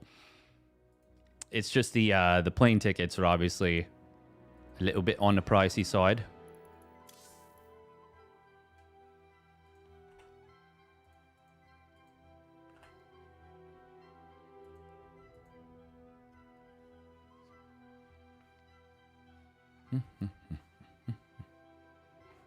Oh man, Young Yakov having a rough day. That's too bad. Really like Young Yakov.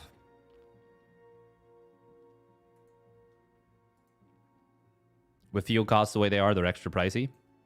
True. Take a boat.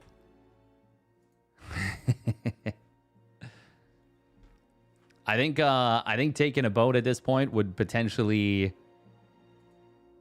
When is the tournament? It's July 4th. Oh wow, why do I have all these dots on the calendar here?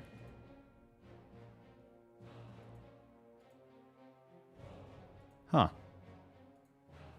For some reason, Google decided to be like, oh, you want more information? Watch private messages? Yeah, I'll check in a sec.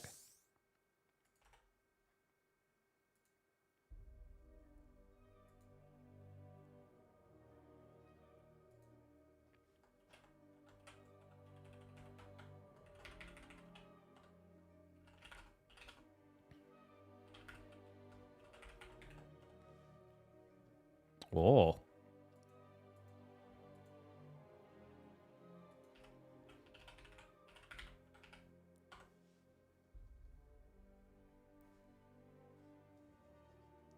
Well, then there's probably a better chance at that point. I just need to convince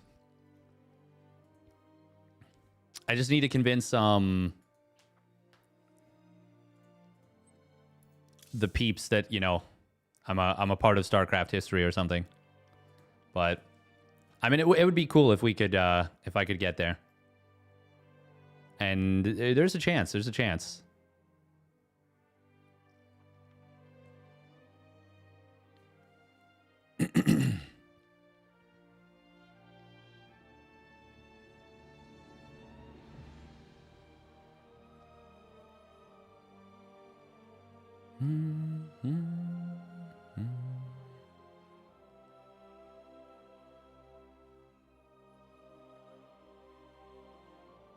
Man, Valkyries are so cool.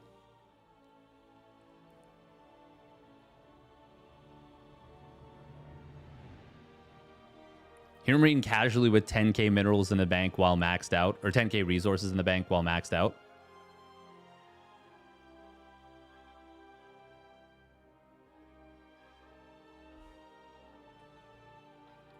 Damn, Hero Marine and Classic are such a good combo team. Product placement for Tim Hortons.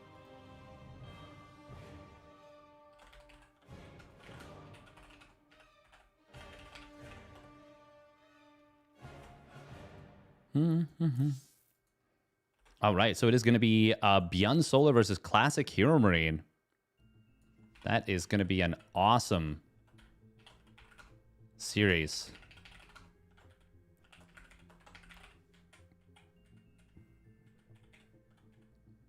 Oh, I'm very excited about that, actually.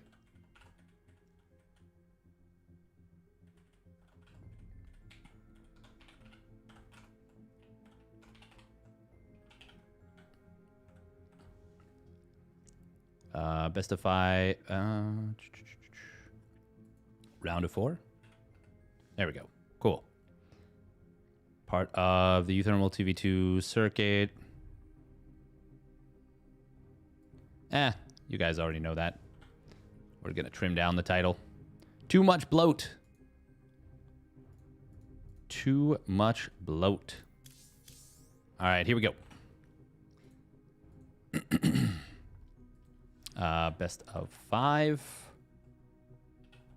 Yun. And Solar. Versus...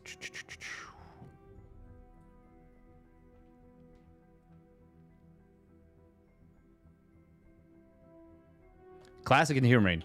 My brain just completely blanked for a sec.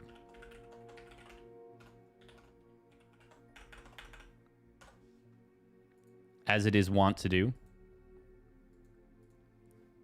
All right, quick minute and a half of ads once again. GG Machine, Shameless, and Rake Iosup. Oh, Def Marzardian did take a game off of GG Machine and Shameless. Not a huge surprise. They've been very good. They are probably the team that has punched above their MMR the most in 2v2. Much like my pal Sal at... what tournament was that? DreamHack Atlanta BYOC LAN. That was the one.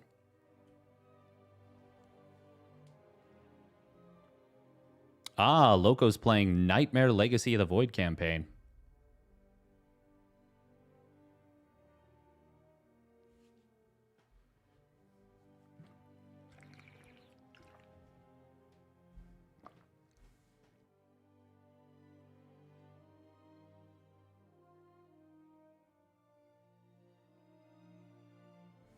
But his macro, though, yuck.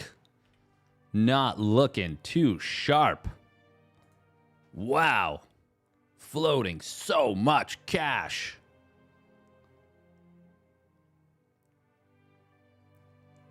Oh, he spent it all by building 1 billion cannons and batteries. Nice.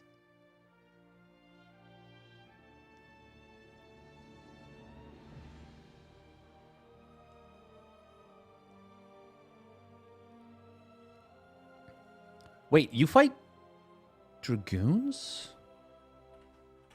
Why do you fight Dragoons? Why do you fight Dragoons? Who's your mommy? Ha! Ha ha ha ha ha. Wah wah wah wah wah wah wah wah wah.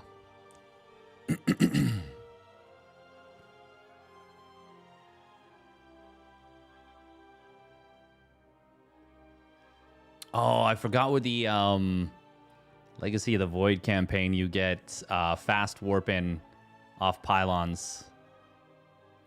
Oh, it's strong. It is so strong. As normal in the base campaign? Fast warping pylons or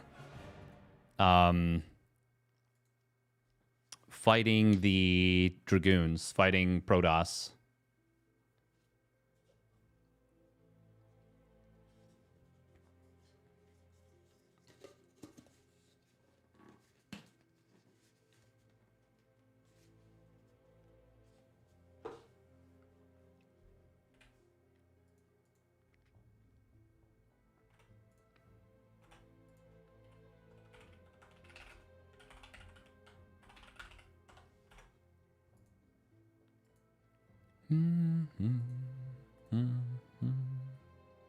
Oh, I can remove this for now. Remove that. Yeah, there we go. Cool. Oh, man. Oh. So how's everybody doing? It is the weekend. Anybody got any good plans for the weekend? I have been watching Invincible and what's the other show? The Boys. The Boys' final season has come out. Well, the first 3 out of 8 episodes. And then Invincible second to final season has come out. There's just 1 more episode so far, or left this season. They've both been really good. They've both been really good in my opinion. A big return to form, I would say. Waiting till The Boys' last season is finished before I watch it so I can binge it. I get that. I would just be so worried about getting spoiled. In co-op, pylon field can be shared. Ah.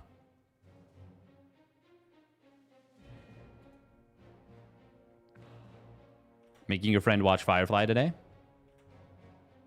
Nice. Like the... Okay, so... God, Firefly is so weird to watch because... Oh, no one bet on the, No one bet on the prediction. Someone just bet last second. But we're going to run it again. We're going to run it again. Glockofon, congratulations on winning back the points you you just put up at the last second. Get those predictions in if you want to spend some loose change on this blessed Saturday morning, afternoon, evening, whatever it might be for you.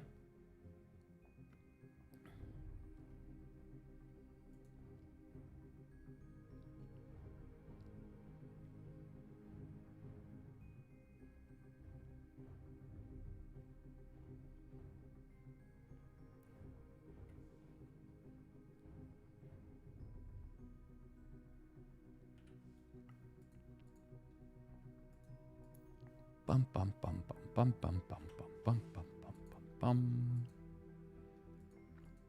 Do do do do. La la la la. I wonder how they do the math on what players are mathematically into the playoffs and what players are not on Liquipedia. Because apparently 11 points is not a lock for the playoffs, but 12 points is. Not sure how that works exactly. I don't think it matters too much. I think even 9 points at this point is pretty darn close. I think 10 is for sure. You're not missing the playoffs. I don't think you're going to have 5 people pass you at this point. Especially since one of them would need to get 6 points. Maybe that's what it is. Maybe it's because... Yeah. 6 points doesn't get Creator and Zugi to pass Trigger. Apparently, Wardy and Loco can't say Rorschach. Really?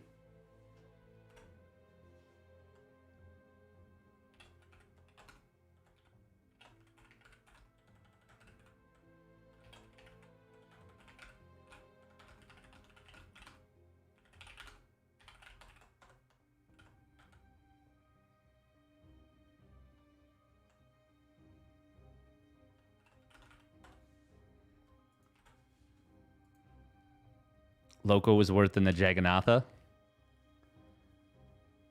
Worcester. Worcestershire. Worcester.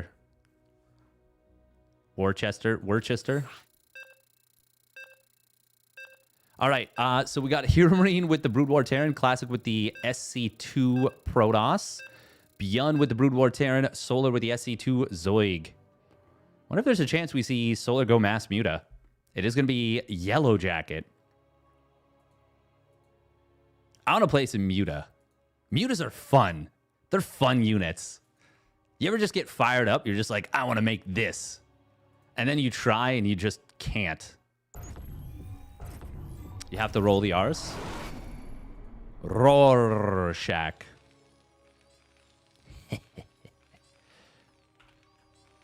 Worcester.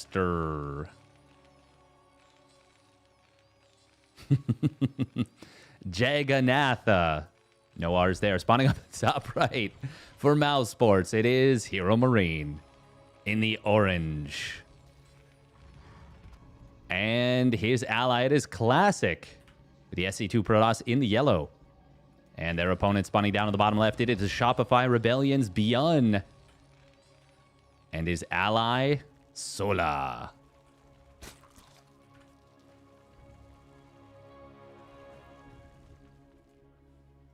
Yaramir Yager.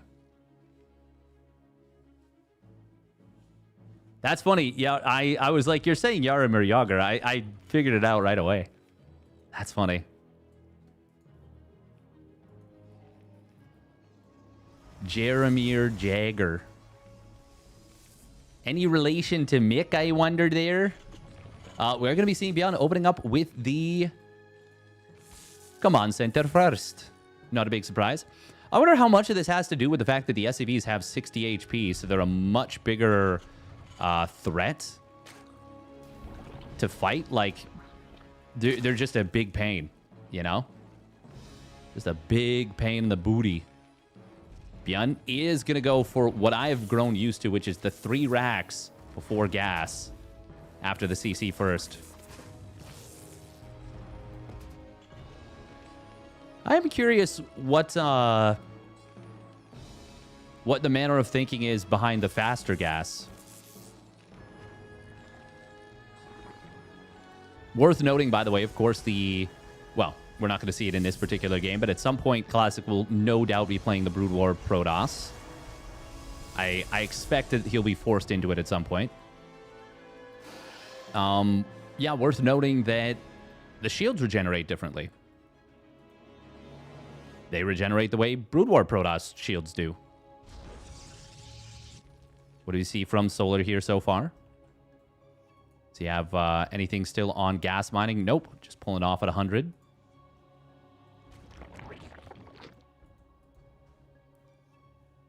Meanwhile, we've got a quick academy. Is this EVO? This is EVO, yes. So we've got Beyond with the Brood War, Hero Marine with the Brood War. Both Terrans with the arm with the whip around it. Is that Sons of Korhal? That is, right? Yeah. Welcome, Lithanos MD. Hi, Alimo. And Tyranidan. All the homies is here. It is going to be quick blink coming in. Oracles can be extremely good in 2v2, of course. Even, you know, that applies to all aspects. But obviously, they do require a lot of babysitting. We're going to be seeing the Zoom upgrade for the Vultures to start things off. Here, Marine opening up with a double factory play. Hang on, there's no shield battery. This feels scary. This feels really scary. Vulture's going to have to be microed really, really well. Stim not yet done. Solar and Beyond are going for it, though. SCVs are going to pull. They're Brood War SCVs, so they're tanky AF. A force field could have been amazing here. Hitting before Stim was not the play, as it would turn out. Guardian Shield helping out a lot on the defense. Only 2 SCVs going down. And Beyond going to have to Stim to kind of just get out of here. That feels like it kind of fell on its face. That attack right there. Oh, is that an EVO chamber that he canceled to just put the EVO chamber in a slightly different position? I think so. Yeah, that did not achieve anything close to what it was looking to do. Comsat scan, gonna see. Yep, there's a there's a Protoss base here, but it is mostly empty. Spider Mine upgrade will come through. Spider Mine's going to be very powerful in 2v2 just because they're annoying. Oh, this is cute. Oh, this is very cute. Classic is putting a position that he can warp in next to his ally, knowing that well, I guess there's not that much threat of a drop, is there? Yeah, Beyond would have to go up to a starport and control tower, and he wouldn't have boost evacs. Oh, that's a nice snipe on the creep tumor just before it was about to complete. Hey, thank you very much, uThermal, for the raid. Welcome, welcome. Hope you had fun playing in this one. Of course, uThermal is the progenitor, the man who made this whole 2v2 circuit happen. I gotta say, I've been watching a ton of uThermal content on YouTube, and it is pretty delicious, isn't it? It's good. It's fun content.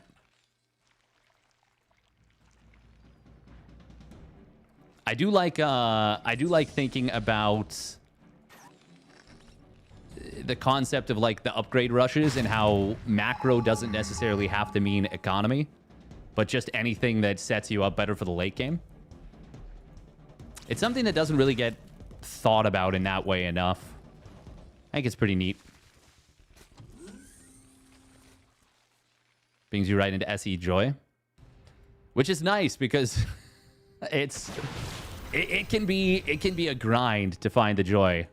You know, it can be tough. There is a lot of spider mines. That does not bring joy to the opposing team's heart, that's for sure. Roaches don't have speed yet, but it is about to complete. And they didn't get too close to the tank, so it's not the biggest of deals. Marine does have to be a little bit careful here. Bjorn has pivoted pretty hard into mech himself. Oh, we've got Swarm Host Nidus. Man, the spider mines give so much vision, though. Lings looking for an opportunity. There is a bit of a blind spot right up here if the Lings can get in. But they did not find that little spot.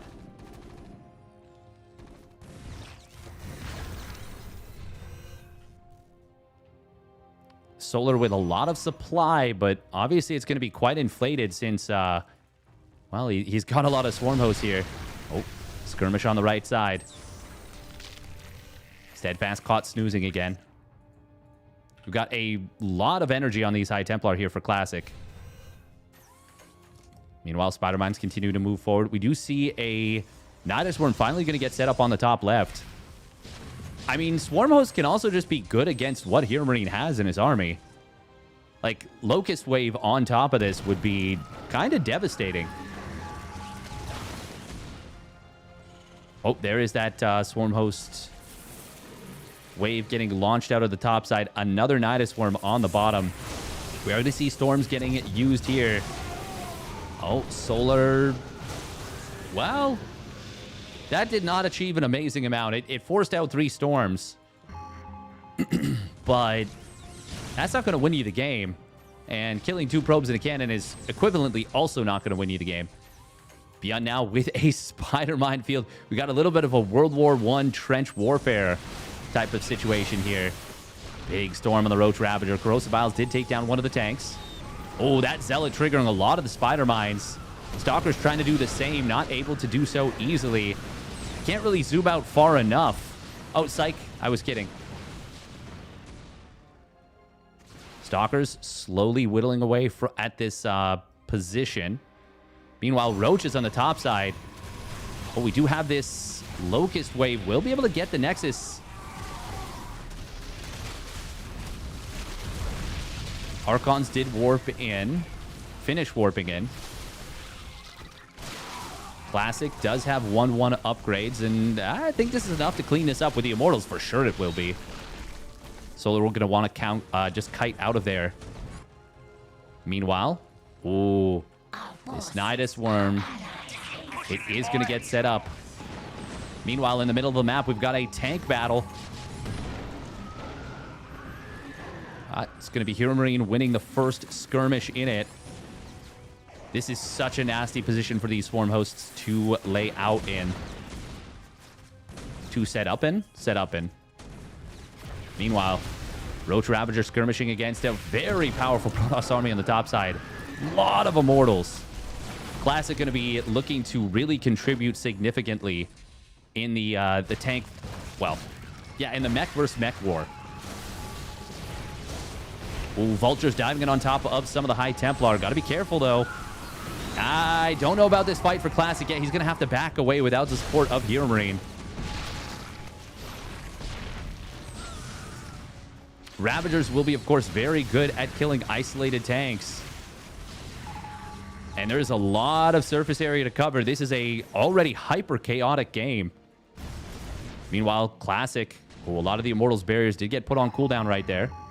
Cannot attack into focused up tanks. But meanwhile, a Prism got into the main base, is looking for the Hive of Solar, but will be kept alive here.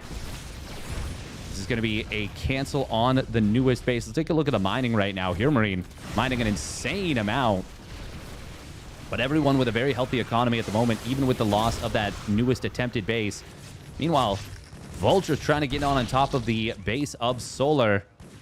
And they do have an opening here. Going to be able to find some drones. It looks like... Oh, actually, hang on. Oh, okay. Able to take down those spider mines before they could fire. Immortal's gonna go for the dive on top of the hive. Can he get it? One of them will be forced to pick up. He is redropping. He's gonna get it. Yes, he does. But we'll lose both Immortals still. Worth it for a hive kill 100%. That is a pretty massive reset on the tech. Now, obviously, he's still got the tech buildings that he's got, but he doesn't have adaptive talons, and it's not in production. He could have started it, in theory, before the finishing of the hive. Meanwhile, though, Roach Hydra Ravager on the top right is going to find a big opening. Marine doesn't have a whole lot of tanks in position. Archon gets taken out before those tanks show up. This, I think, is going to be a kill on this base. It was a very out-of-position base. Solar does have good upgrades for his units. Hydra speed just completing now. 20 SCVs did go down. Meanwhile, Classic with it and an army on the side. Oh, and the Locust Wave getting into the natural. That's going to depower these two robotics facilities and kill the Nexus. He could kill this Templar Archives potentially. Oh, he's going to focus it and just gets it. Huge kill right there. Yeah, he needs to realize that that's been taken down. 2-2 upgrades are done for Classic. This game is heated up in a big way. Gonna try and focus and catch all the action, but there is a lot of stuff happening right now. That Spine Crawler really bottling up the army, but not enough on its own, not even close. Beyond trying to get some units over here. Solar and Beyond are really putting the hurt on this army. It will manage to recall out. Doesn't get the Immortal out in time, though. It just gets taken down. And Beyond is sieging the forward base. Hero Marine and Classic are very low in supply. To say that this has been action-packed and chaotic would be doing a disservice, honestly. It is so much going on right now. How many tanks do we have? 22 Vultures, 22 tanks for Beyond. Vulture's going to try and hunt down these Immortals, and I think he's able to get potentially all three of them. There are shield batteries, so maybe not. Lurkers on the right side. Do we have the hive rebuilt yet? Yes, we do, and in fact, Adaptive Talons is now started up. But they've already got the range upgrade, which is, of course, going to be the most important thing for straight-up battles. Our allies' base is under attack. Here, Marine does have a kind of hidden base up on the top side. The only player right now with an economy comparable to what it was when we last looked is Solar. Everyone else is taking some pretty big hits. Beyond though, still with a decent economy himself, just not quite as good as... Oh, actually, well... It's surging back and forth. But it is still Solar and Beyond that are in pretty much total control of this game at this point. The slow siege on this base, not only has it made it difficult for Hero Marine to mine and eventually killed it, it has just locked down so much of the middle of the map. And now we've got Beyond moving in on top of the tank line of Hero Marine. That's going to get taken out, collapsed on. Hero Marine is still pumping out crazy amounts of units off of this big factory setup. He's got good upgrades, but Beyond's got more stuff and better upgrades. And now even multiple factories going to get sieged and killed even. Hero Marine will get a counter kill on an ultimately meaningless base. Meanwhile, Lurkers in the back of the main base. That is a very nice way to close out the game. Solar Beyond. I mean, that was... I'm a little bit speechless. That was insane. Just absolute assault on their opponents.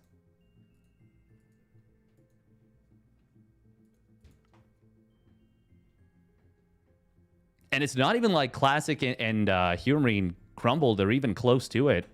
It was just... There was no end in sight to the aggression.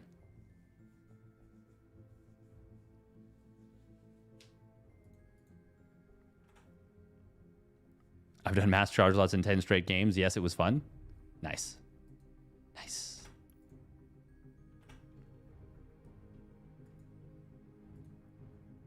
Pop, pop, pop, pop.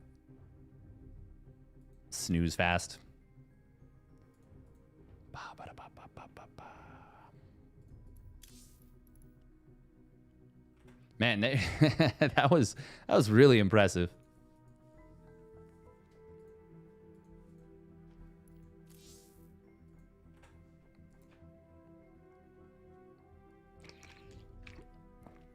Severe lack of vessels.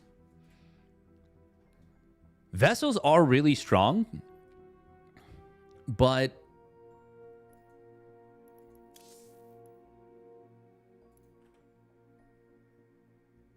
man, I don't know.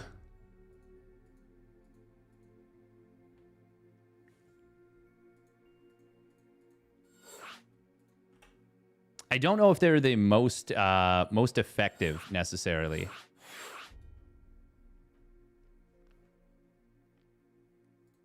Like in 2v2.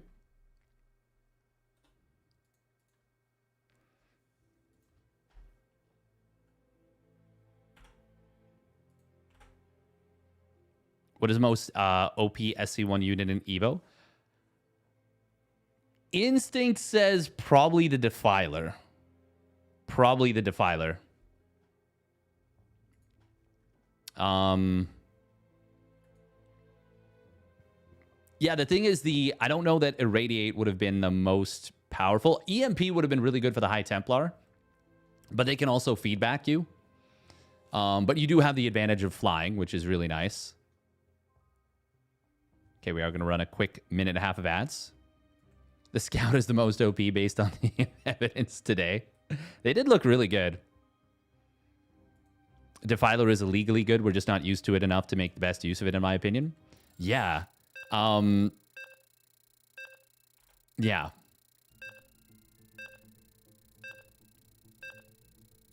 Hey, thank you, Montian, for the tier 1 resub at 59 months.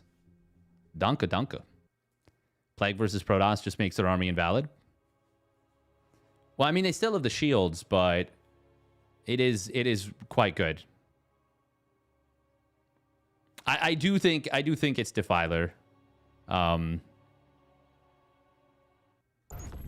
Oh, then yeah, Plague plus EMP. That's true. That's true. Yeah, actually. All right, here we go.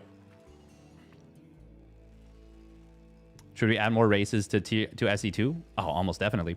Thank you, Leafit, for the tier 1 sub. Thank you very much. Welcome, welcome. All right, here we go. Spawning down on the bottom right for Mouse Sports. It is Hero Marine. In the orange. And his ally, it is Classic. In the yellow. And they have picked double SC2 to force their opponents into double Brood War. It is Solar in the teal. And his ally, the Shopify Rebellion's Beyond. I'm more of a fan for sub-factions. I would honestly love it if they added more sub-factions. I've said before that I think it would be really neat. The amount of work that would need to go into it would be significant. But, like, imagine a situation where it's more like Age of Empires, you know? I'm not saying I would necessarily want that the most. Oh, that's funny. It looks almost like Classic was just like, I'm gonna hatch block your wall attempt. But obviously that's not at all what the goal was. It just happens to have been a block.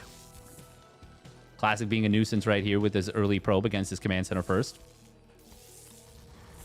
Beyond will have to pull down an extra SCV. Actually, he's going to pull down even that's a third one. Classic being a real annoyance. Good job with this.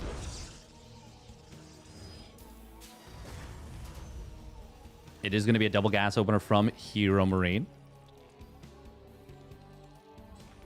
Is this a new map? No, this one is actually... Well, it is relatively new for 2v2.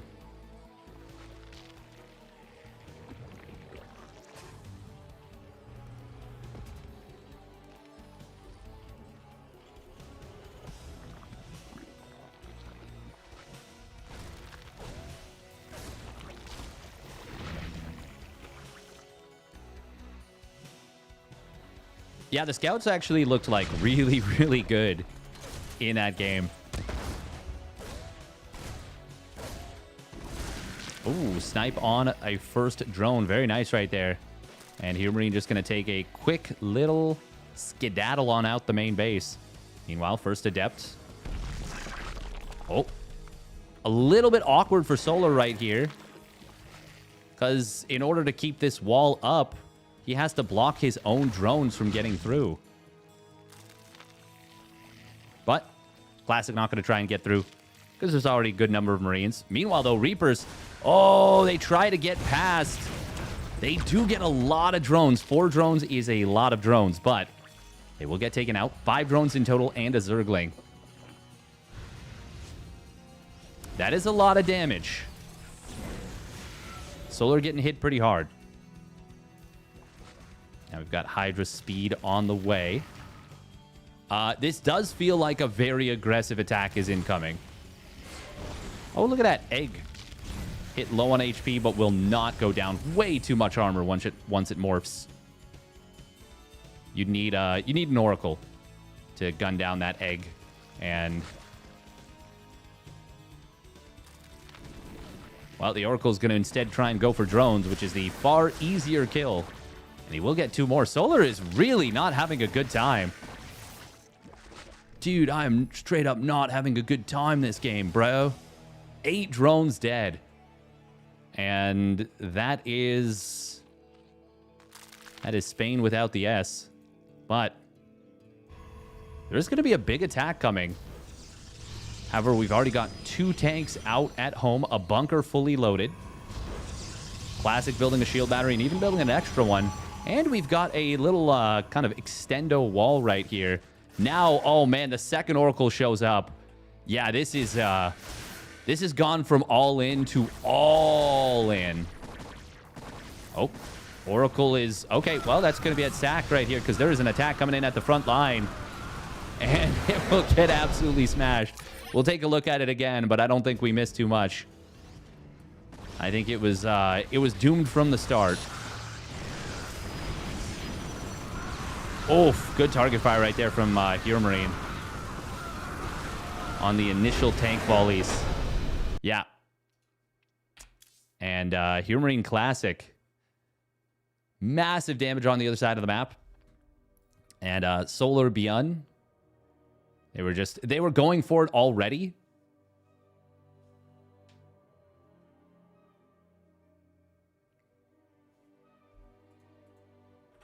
But yeah, it just does not have what it takes to break through.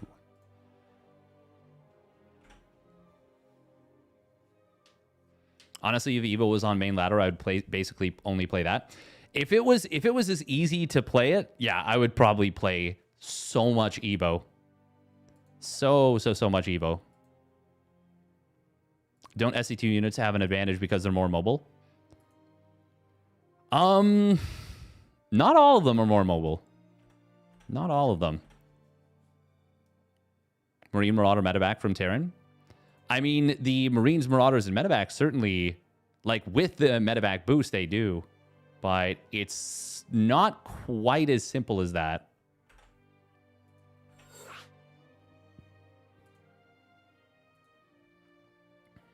But it's a valid question. I think because people are used to Brood War kind of being the way that it is,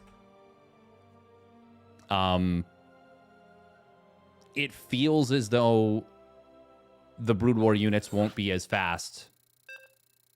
But that's not really how it works. Yes, there is a ladder you can sign up to play with.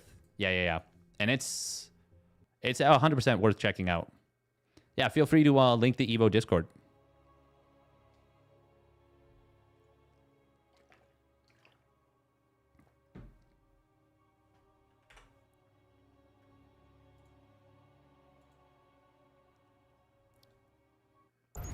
All right, it's going to be Rust Bucket here. And now it is Beyond and Solar picking the double SC2 and forcing their opponents onto the double Brood War, spawning down, well, up in the top left. It is Mousesport's Hero Marine. With Brood War Terran and his ally, it is classic. With the Brood War Protoss. Their opponent spawning down on the bottom right. It is the Shopify Rebellions Beyond. The SC2 Terran and his ally with the SC2 Zerg, it's Solar. Of course, something that I constantly forget, and that's on me, but I do appreciate a reminder from Hyper One. High ground mischance.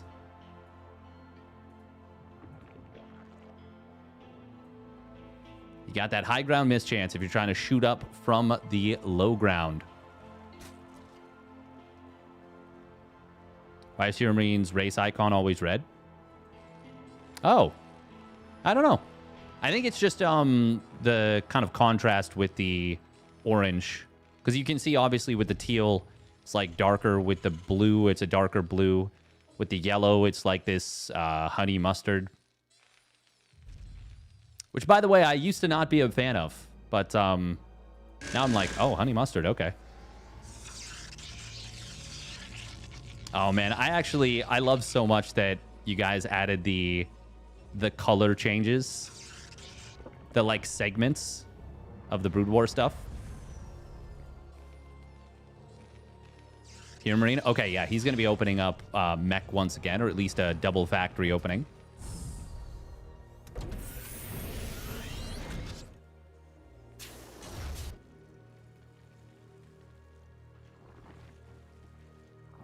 It's just not that EU time friendly. Ah, it's too bad. I mean, there will be some. There will be for sure some. I feel like actually in the Eastern European scene, a lot there is a fair bit of interest. The more people that use it, the better. Yeah, 100%. SCVs being pulled here. It does take a lot of shots to kill an SCV with a Reaper. Oh man, that is like feels stuttery. I think it's just the nature of so many people.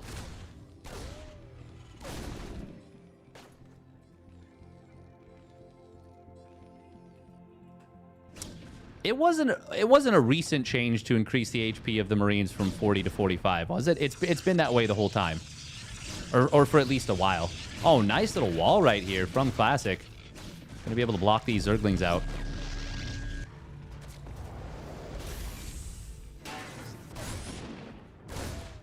One SCV finally getting taken out. Oh. I must have accidentally hit Control 1 twice.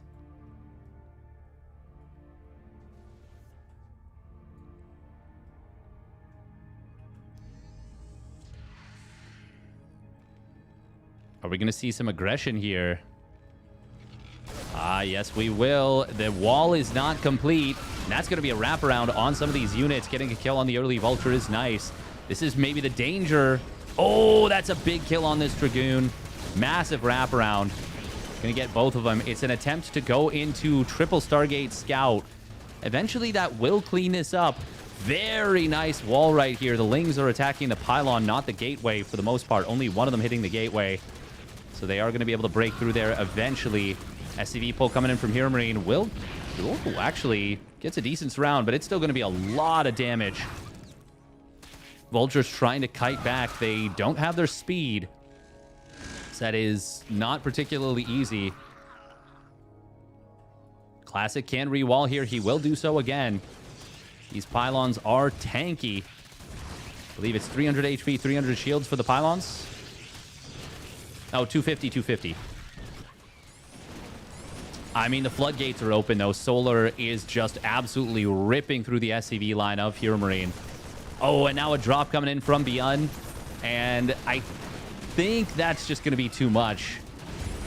The scouts will eventually clean this up.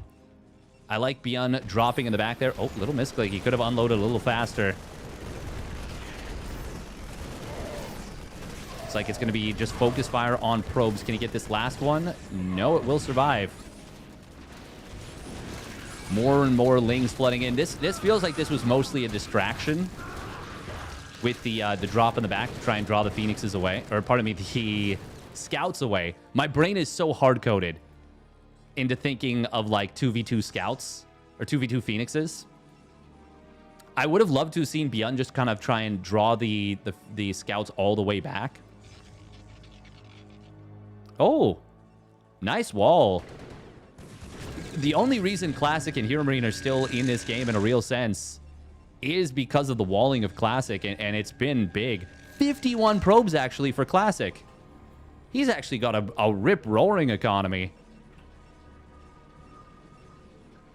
Honestly, this is... I would say this is a pretty even game right now. And now there's a bunch of scouts out on the map. Did he cancel his third Stargate? I think he did. He had a third one in production. I'm nearly certain of it. Okay, now we will we will find out if Beyond and Solar are aware of the power of the Brood War carrier and how it works. I'm assuming we get there. We may not. We may not.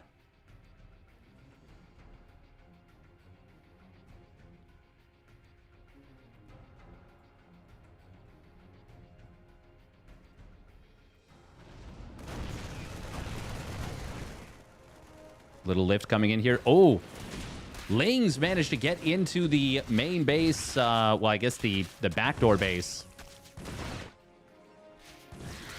A lot of damage getting done here. Meanwhile, this is a lot of scouts. This is too many scouts for Beyond to fight with the Marines right here. And it's not even close. Scouts are just going to win this game, I think. Wow, wow, wow, wow, wow, wow, wow, wow, wow.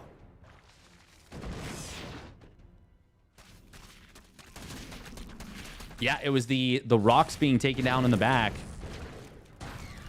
Oh, no rewall from Classic this time. And the drop that was sent to the left side will get into the natural of Classic. I mean, if they can... Hero Marine has recovered. But if they can re-cripple one of their opponents here... Oh, gets the kill on the tank just before the Marines get cleaned up. That's quite nice. Still, yeah, I mean, Classic has taken some damage, but Hero Marine has had the chance to recover. I mean, he's on 3 CCs. He's on a very significant worker count. I think they need infestors to deal with the scouts. Like, just to lock them down. Because they are squishy. They are not durable units. But they have very high DPS. Oh, they do go in too far here. He's going to lose one. Second one will get away from the lock-on, though. Carriers will need their upgrade to allow them to carry more than just the 4 interceptors. Is that Graviton Catapult that does that, or is that... What is the upgrade? Which is the upgrade that does that? I know there's a carrier upgrade that makes them go from carrying 4 to 6. Oh, there's no Spore actually in the mineral line. This is going to be a lot of drones going down very quickly here. Carrier capacity. Yeah, that sounds right. One scout does go down. Can he just kill this missile turret? Oh, gotta be careful with these units.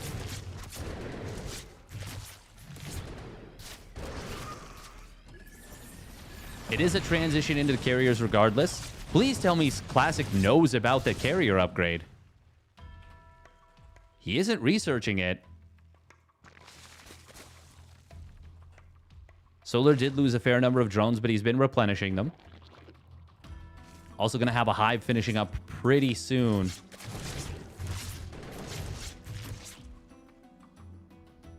I guess Microbial Shroud isn't the most amazing against the Brood War carriers because they're less about burst DPS like the SC2 carriers are, and more about kind of winning a long, drawn-out fight.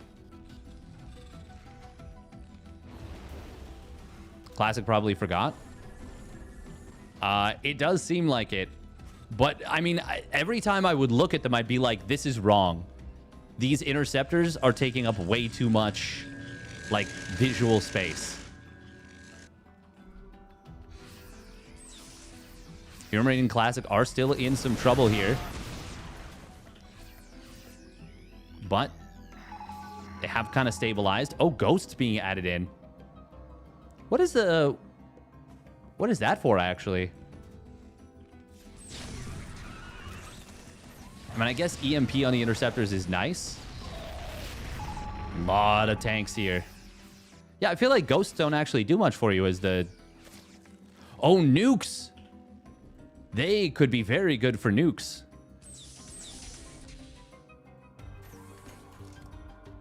Could have 50%... Well, technically 100% more interceptors. Could have double the amount of interceptors right now. Oh. Killing his own pylon to let the tank through? Yes. Yeah. So, wow, that is a lot of cannons. That is a lot of cannons right here. Meanwhile, Dark Templar. Oh, wow. And we're going Maelstrom. Yo! We are going Dark Archons. Let's go. Well, okay, maybe that's what the Ghosts are for, to preempt that. But no. It looks like he does want nukes. Okay, that does make sense. Abduct coming in. Scan sees the DTs. Carrier gets intercepted. Abducted. Very quickly right there. Oh, man, this is super, super awkward right here. Losing 5 carriers very, very quickly. Hydra Lunge, just aura farming right there.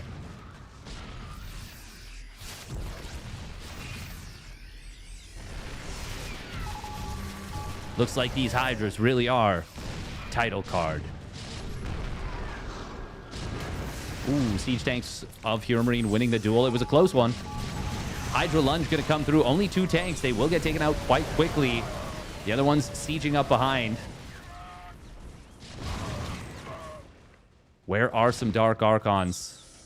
Oh, right here. I always forget how much Maelstrom costs. I believe it's 75. But I could be wrong about that.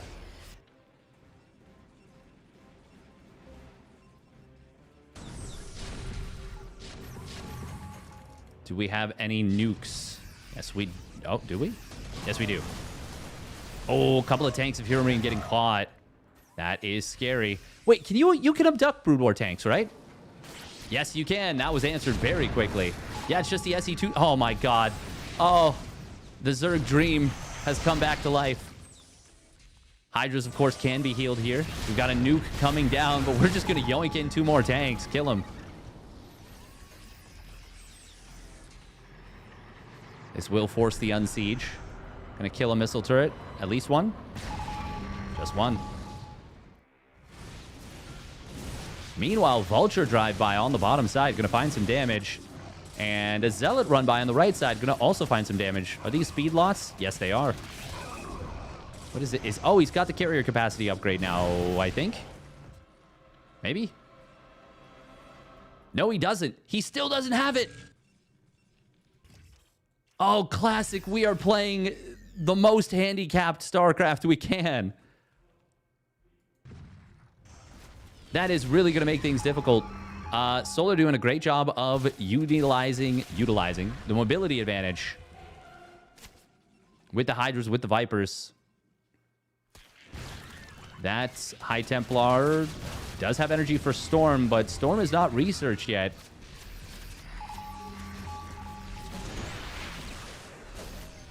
Oh, Maelstrom only hitting a couple of bio units.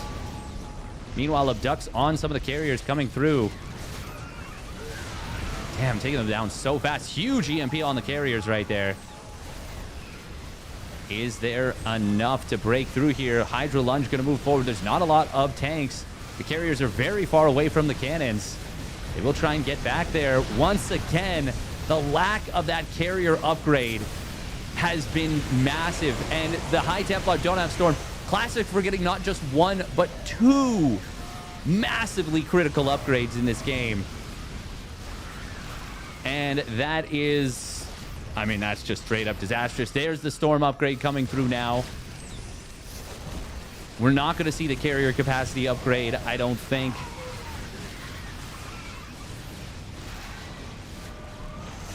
Oh, we got a nuke on the top side as well. I don't even know where the ghost is to cast it.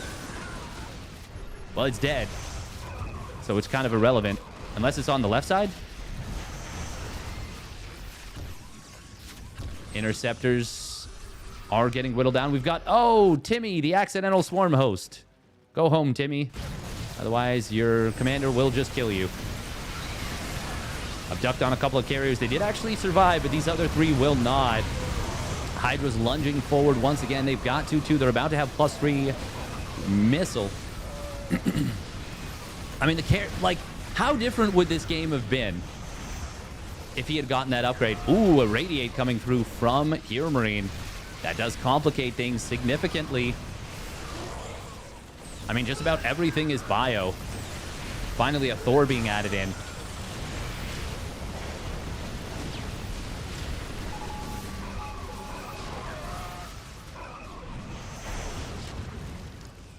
Hero Marine finally rotating over some siege tanks. He hasn't wanted to leave the left side exposed, but Classic has just not been able to not quite go it alone. But yeah, he's been struggling. I still can't believe that he hasn't noticed that the upgrade has not been utilized. Like, that's crazy.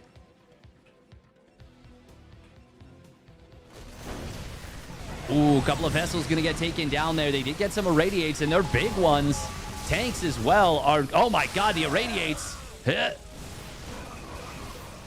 Storm is now done. Brood War Storm, by the way, is insane. 2 more vessels do get taken out. It is legitimately insane versus Bio. Bio and Hydras, for that matter. Storms are going to hit hard. There's a nuke. Oh! Okay, it got denied. Oh, it was getting close to landing. I don't know when it was cast exactly, but it was close. Beyond and Solar are starting to lose a lot of stuff, and a lot of their army is very low on HP. But now the ghosts are incredibly valuable. Wait, is this the upgrade? Oh my God, he's finally getting it! He's finally taking the weighted training gear off. 18 minutes into the game. And his carriers are about to double in power. They have +3 air weapons done before he got this oh so critical upgrade.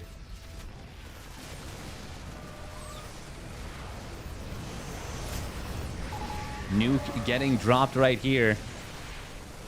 It is going to isolate this base. Well, that is a big irradiate. Oh, God, we're about to see the carriers. Flooding with interceptors here. Classic is still maxed out. God, I cannot believe they survived this long. And now they have gotten the biggest power spike. Storm and, well, yeah, storming the Vipers is not the best, but losing the Vipers is far worse. Nuke going to be dropped here. Vessel will reveal the ghost and will deny the second nuke. First one, I don't think got too much. Scan comes in. Oh, this army is very isolated, but there are a lot of High Templar here. Ghost EMP's not able to hit the hardest. Parasitic Bomb, though, is going to hit very hard. Oh, these carriers are so isolated. And they're going to get absolutely smashed. But as the Parasitic Bomb expires, can they still continue to chase down the carriers? No. These are going to survive. One more Parasitic Bomb, and he would have taken out a lot of additional carriers, potentially. But even as Classic was 1v2, he wins the fight. And as a result, Hero Marine and Classic win the fight. What? Carriers are crazy in this mod. Absolutely monstrous.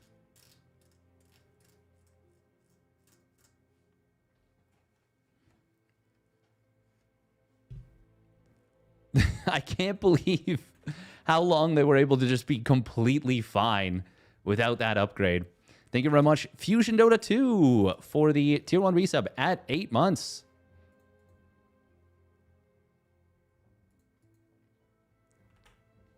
Classic and Hero Marine just didn't die. And then finally turned on the Jets. Got the most impactful upgrade 18 minutes into the game after completing +3 air weapons. That is actually incredibly funny to me. GG Machine and Shameless did win the other best of 5 semifinals.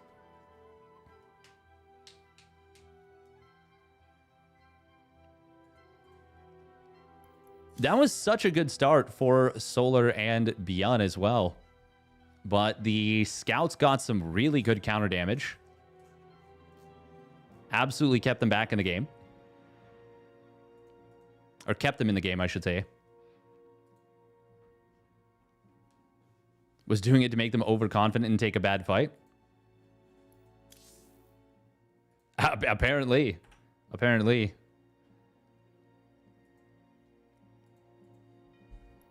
Carrier Storm. It doesn't matter what game mode you're in. It is a mighty, mighty combo. Mighty, mighty combo. So what would have been the best solution there for Beyond and Solar? How do the carriers do against Corruptors?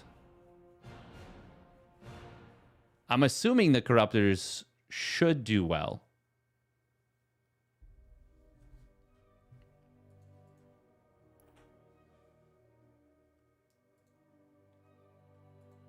Don't let it happen in the first place.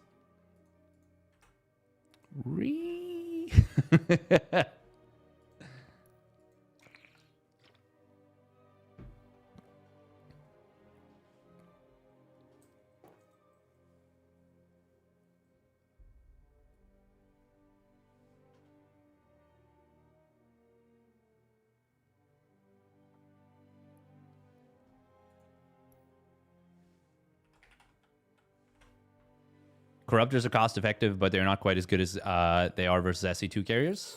Okay, that makes sense.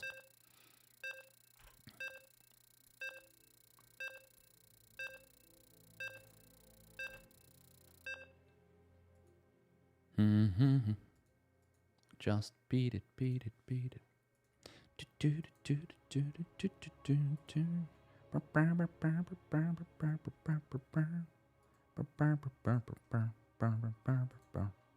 Just beat it.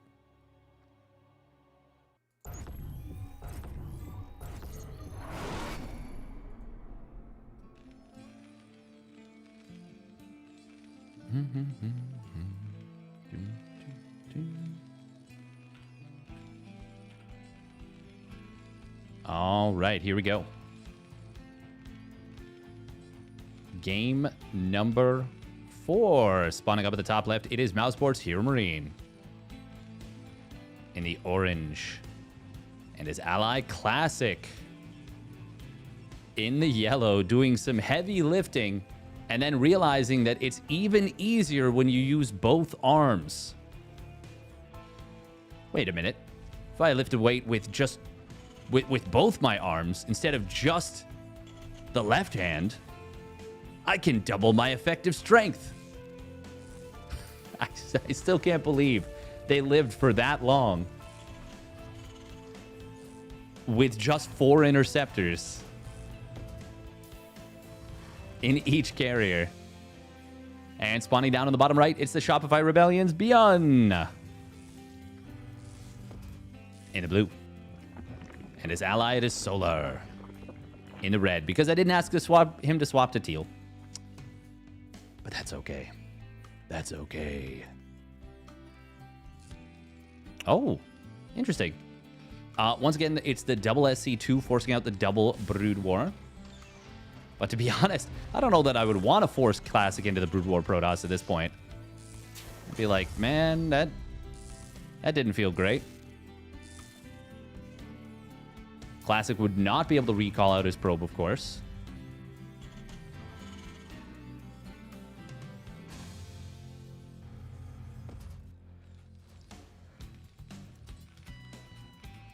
Looks like, once again, we are going to be seeing a quick factory, but this time not a double gas opener from Hero Marine. And in fact, it was, of course, a barracks before expand. No command center first. I wonder what the goal is here. Perhaps just safety. Quite literally just simple as that. Didn't want to die. Didn't want to have a brutal time dealing with the first Reaper. But looks like Solar and Bjorn are saying, I don't care if you didn't want to die. We are going to bring the fight. Gonna bring the heat. Baneling Nestaru. And a double gas opener from Bjorn. He is expanding behind us.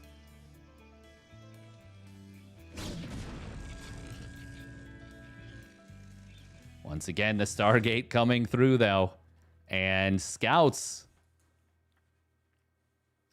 I wonder if they're an even better response against this than an Oracle, because they're completely non-energy dependent. And the DPS is still going to be very high. 4 versus ground. But you don't have to worry about running out of juice. Here comes the attack. Not going to be able to target fire the bunker. Oh, hello? Okay, that was very weird.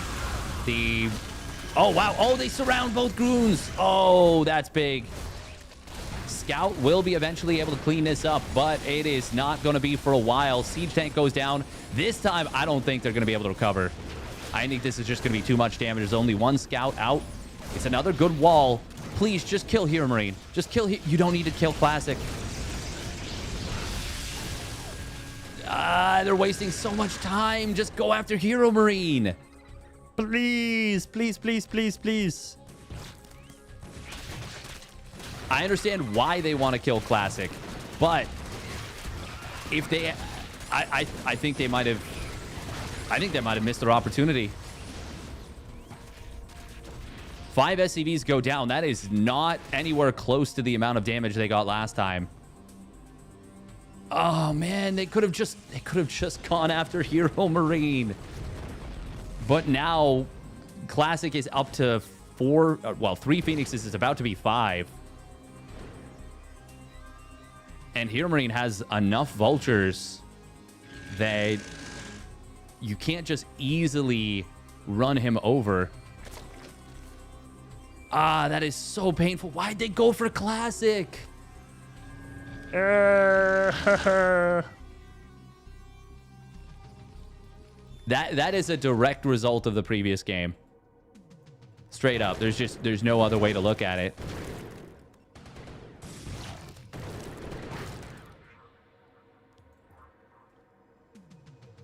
Well,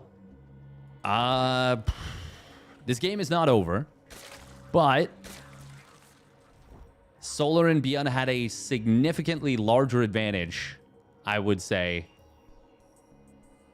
Granted, that was before the Phoenixes counterattacked and kind of evened things out, and we're not really seeing them counterattack this game. Cloak Banshee. Okay, hold on. There's no detection. Oh my god, there's no detection. Well, we may have encountered a fatal flaw with their strategy here. He doesn't even have a... They're not even building comsats.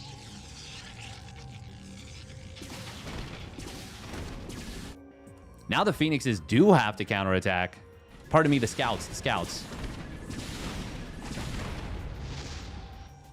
Okay, well, that wasn't really supposed to go down that way.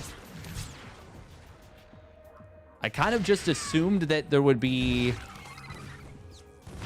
quicker comsat.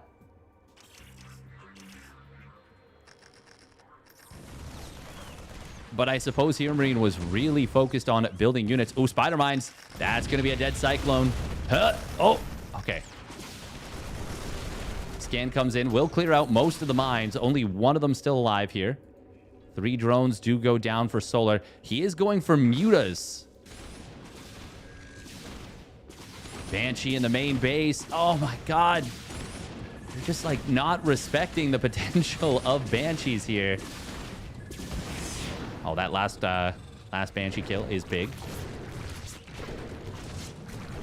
Do Scouts... Do they just absolutely destroy Mutas? I feel like they will, no? In these numbers? I mean, the Corsairs certainly will. But do you get up to enough of them?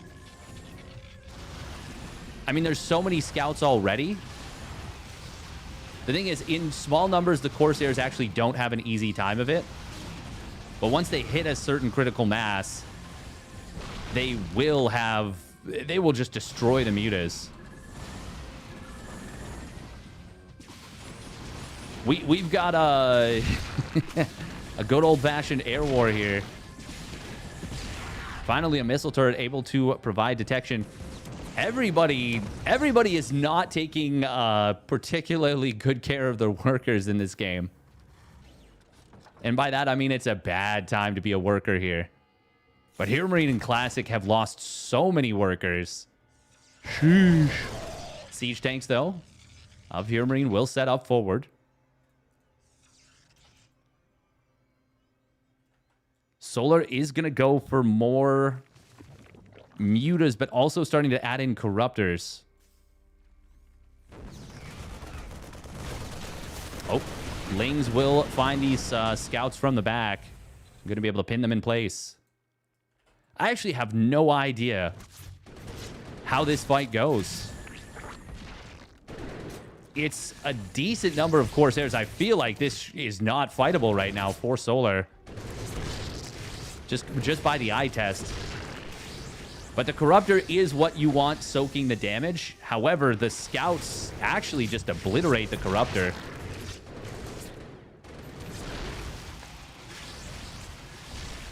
Oh, God. This is a good spread for Solar, but I don't think he's got the units quite... Maybe? No, not quite. Not quite. Too many Corsairs survived. The thing is, though, Classic is very committed in. Meanwhile, on the other side of the map, there's a huge bio attack. This game is so weird. Solar will end up getting actually ultimately overwhelmed. And now his production is camped. His overlords are all going to die? Okay. Byun is hammering Hero Marine. He killed the command center, I believe so. Siege tank will clear up some of those Goliaths, but this is going to get cleaned up.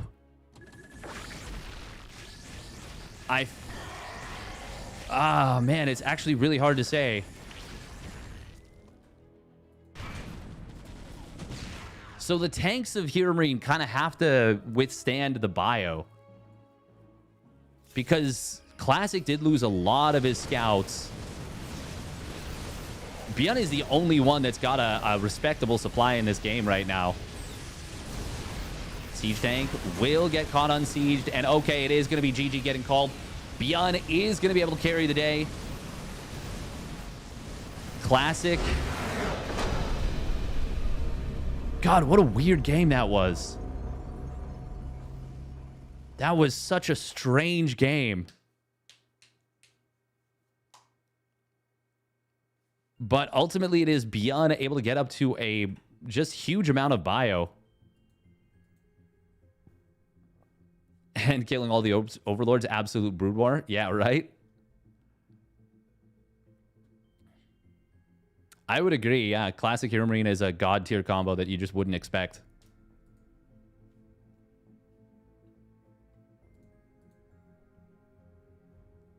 Damn, that was such a funky game. And meanwhile, Byun just like, I'm just gonna make some bio on the side. Like all three All three other players are just hammering each other, getting absolutely blasted. The Banshee's got so much damage done. It feels appropriate that the player that killed like 40 workers in that game was the one that at the end had by far the most supply.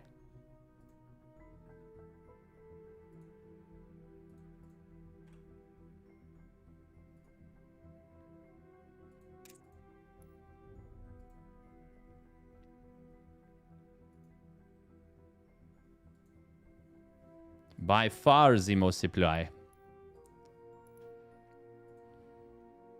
All right, Crimson Research Lab, going to be game number 5. There's so many things that I have to, like, think about during these. Oh. Like, I keep having to remember the high ground mischance. Yeah. Yeah.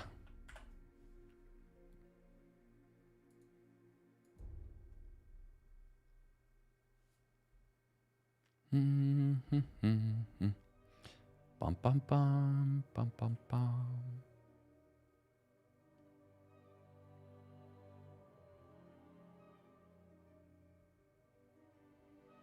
Oh wow, Bunny got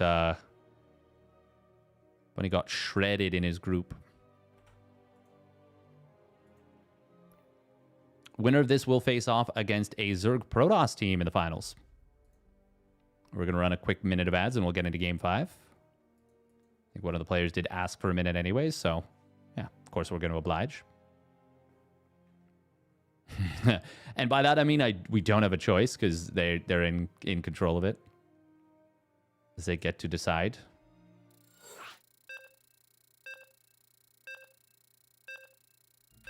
Oh, right, they get to pick race. Oh, Braddock has left the lobby. So here we're in Classic pick double SC2.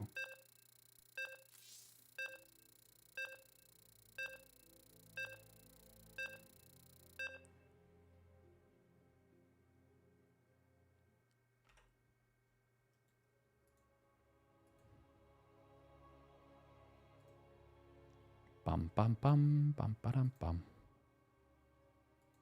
Do do do do do do. Do do do do.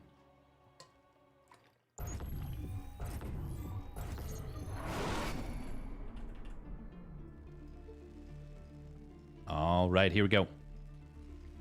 Game number 5. Spawning down in the bottom left. Getting to pick SC2 for another game. It is Mousesports Hero Marine. In the orange. And his ally, it is Classic. Also picking the SC2 Protoss. And their opponent spawning up at the top right. It is Brood War Zerg Solar. And his ally, Brood War Terran Beyond. With a gas first. Okay. Okay, I'm listening. I'm paying attention. I'm watching. Notes. Noted. Chatting.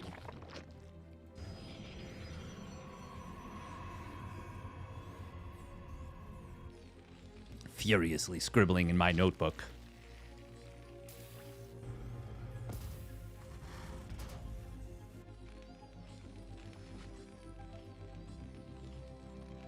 Try to write more legibly.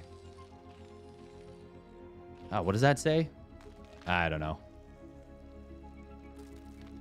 Workers' Compensation Board going to be overwhelmed with applications after the event of this battle. Yup.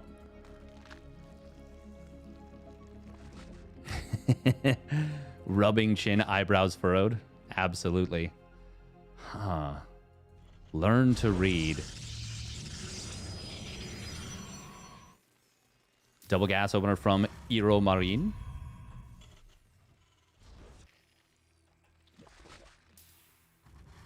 Classic will get the scout, and we'll see. Wait a minute. You didn't open up CC first. What madness is this? Game 5 comes around, and they were perhaps anticipating a very aggressive play.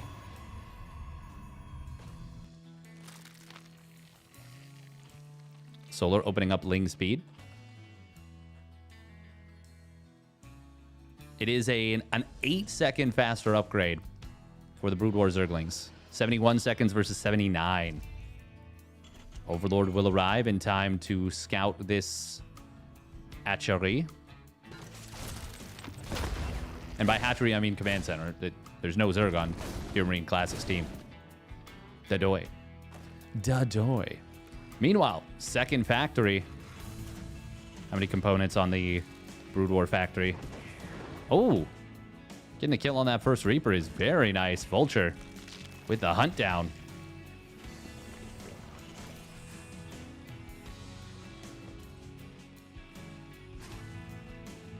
Watch 1, 2, 3, 4, 5, 6. Neat. I'm talking about the components that change colors when they gain HP, or in this case, get closer to completion, which is actually the same thing. Oh, Adept does shade into the main base. Will get into a good position, but with Ling speed completing, just barely gets away. Where did it go? Oh, it died. What killed it? I don't know. Wasn't one of these 3 Zerglings. Oracle does get spotted. It is going to be Goliaths being made for the anti-air because there's not enough anti-air right now. Uh-oh. Uh-oh, Biscottios. This Oracle is going to feast.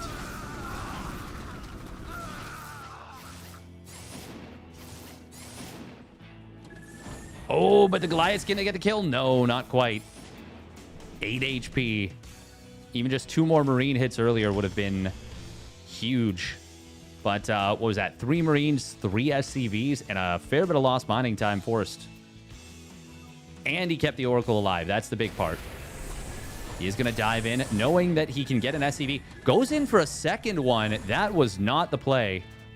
That was not the play. Even without the second Goliath there, I feel like that was greedy and risky. Oh, we're going to see Brood War Mutas. Yes. Yes, yes, yes, yes, yes. That's what I've been looking forward to basically this whole time. I want to see what they look like. Spore colonies in the first 2 bases. Third one will be available shortly. You do, of course, have to double morph. Classic going to be trying to clean up these spider mines.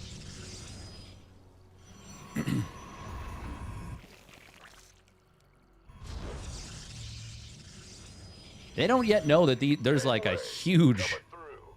Oh, man. The range is so short on the activation. You keep pushing me, boy. Oh, the Vulture lines. Oh, that's so cool. Stasis Trap is going to get activated. Spore Crawlers. Oh, that's 1 Oracle dead. Second one will survive. Oh. Did he kill all those?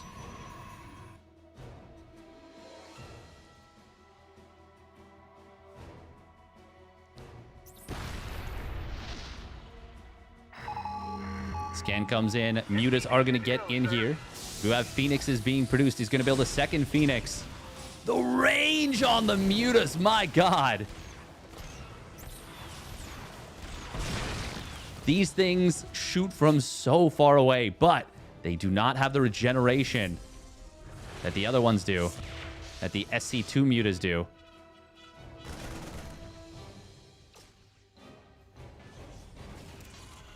Cyclones are going to have to be extremely careful. God, look at the range is so ridiculous. They're shooting from so far away. Oh my God. They're Tempests. They're Tempests from Temu.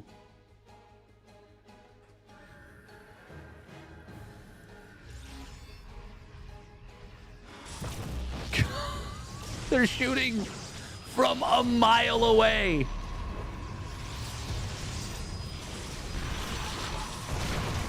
God. This is so ridiculous. But that is a lot of Phoenixes here. Marines. Oh, that's going to be a lot of Mutas going down. Marines and Mutas pairing together nicely. Now, Anion Pulse Crystals will complete. And these Mutas, they're about to meet their maker. Or potentially their unmaker. Purple beams don't care about your Tempest from Timu. Timu pists. Tempests.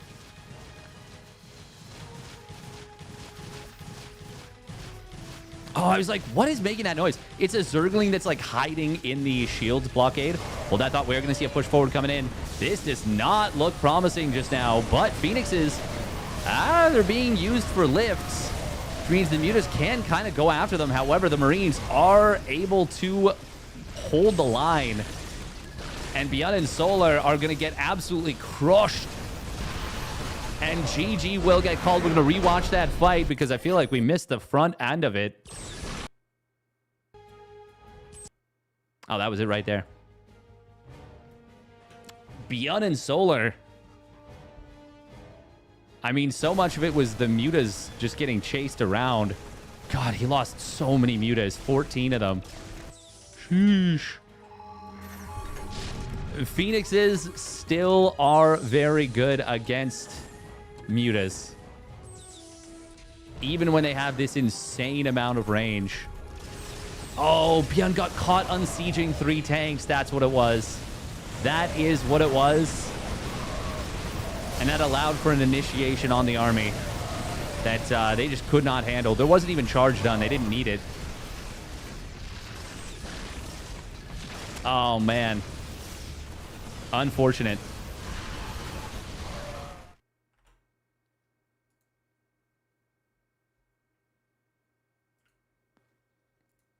Damn, well done by Classic and Hero Marine. And for the second tournament in a row with the doubles, the 2v2s, they make it to the finals. And for the second tournament in a row, they beat Beyond and Solar in an epic best of 5. A bit of a, maybe a bit of a an underwhelming end to that one.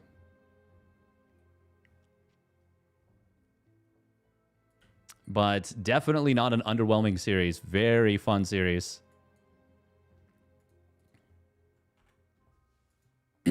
I still think it's pretty stupid that Vipers can't abduct siege tanks, but Phoenixes can lift them. Well, these are Brood War siege tanks, so Vipers can actually abduct them. But I agree. I think, I mean, I think design-wise, it's the most ridiculous thing. Like, if you want to make it so that Vipers can't do what they were designed to do, yeah, I don't know.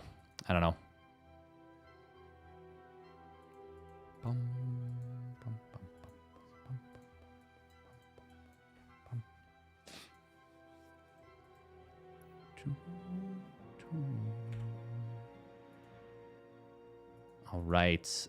The finals is going to be Classic Hero Marine versus GG Machine Shameless.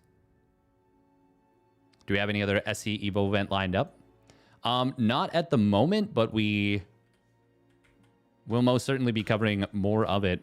And might mess around and play a little bit. Because I do enjoy me some mutas. I do enjoy playing with the mutas.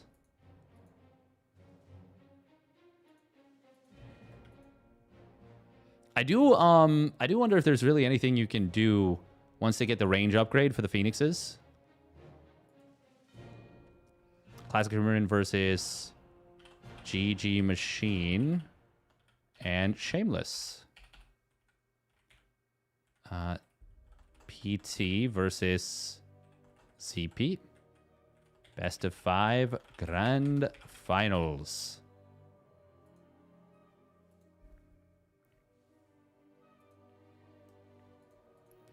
There's a ladder? Yes, there is. There is indeed. How can I play this mode? You can join the Discord, and there is a ladder that you can play. There's usually actually people looking for matches, which is pretty cool.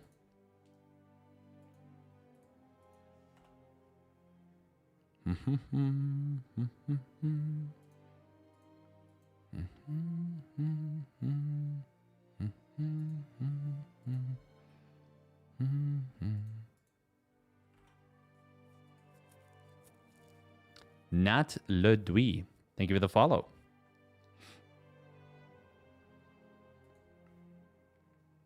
I don't know why, but my brain is like trying to solve that name like it's a puzzle. My brain is like, there's something there.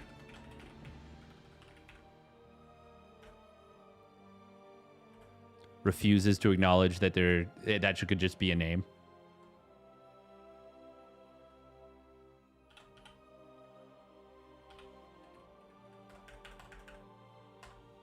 Is it a Vietnamese name? Yeah, that sounds very likely.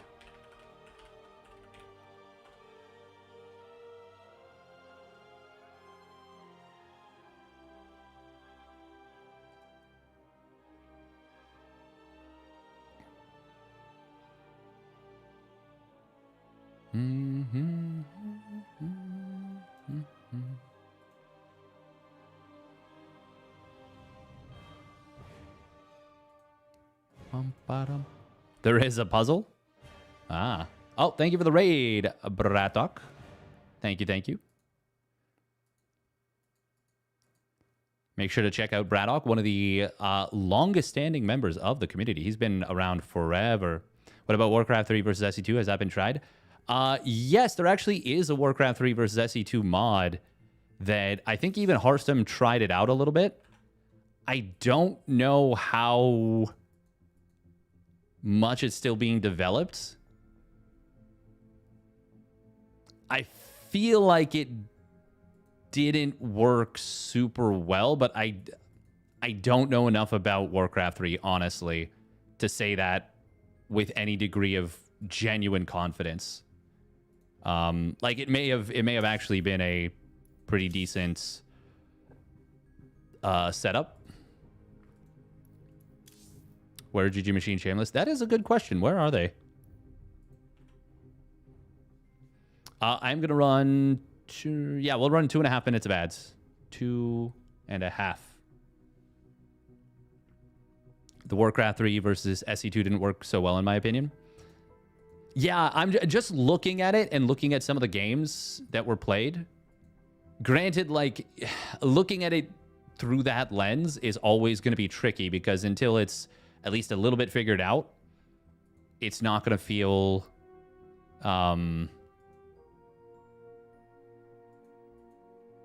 it's not going to feel... even a good game would not necessarily feel great.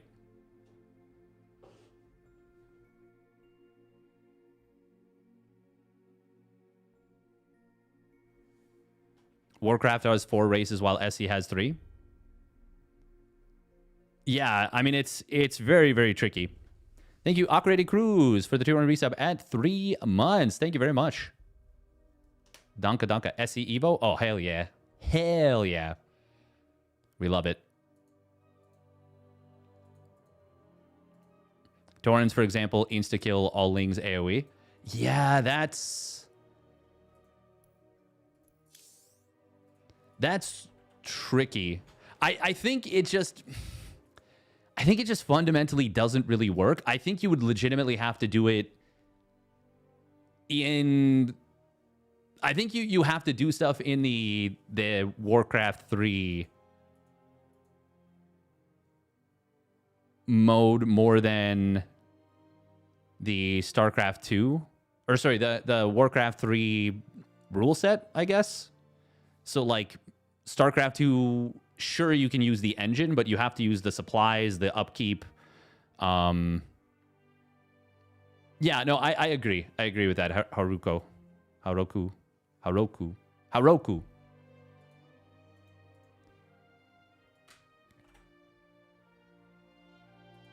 Is Shameless actually playing another tournament at the moment? What tournament is even happening right now?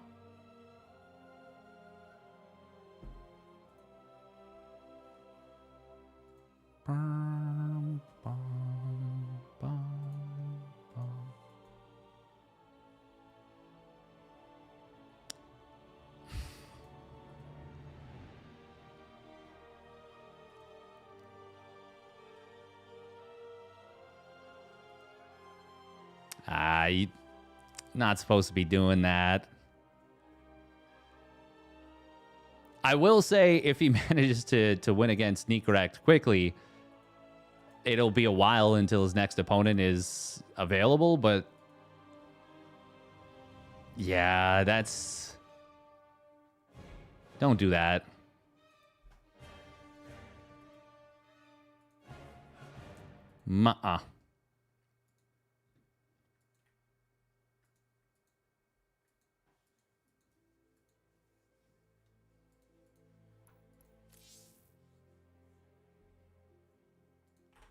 It just kind of puts the tournament organizers, the players, in a bit of an awkward situation of like, well, like, we don't want to DQ you, but yeah.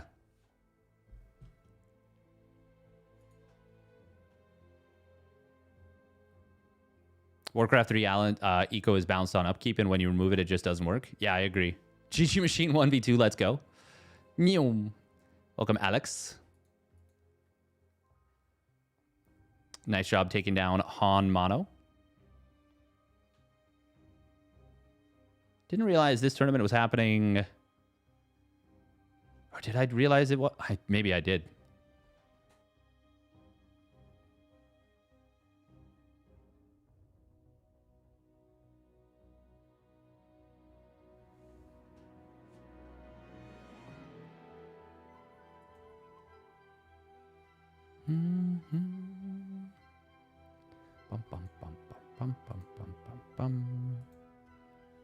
Ghouls are just better Zerglings. Yeah, ghouls are very, very similar to Zerglings. Very similar premise. You had just taken down Solar?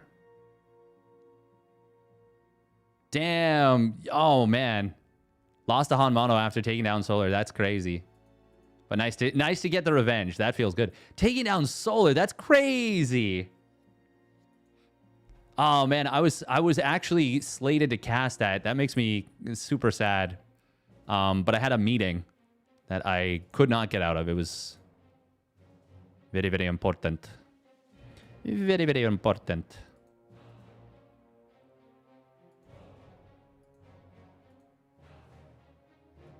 And not that this would have affected my choice, but it would have been a little awkward anyways, because it would have been during the Basilisk big brain bouts, and that's always I mean, it's always a little bit unfortunate when trying to cast something during a bigger tournament.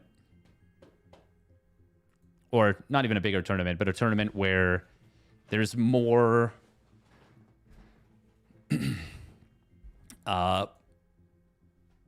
what's the term? I guess there's more eyes on it. I mean, that's kind of happening right now, but we still got a decent viewership. Obviously, big thank you to uThermal for the raid once again.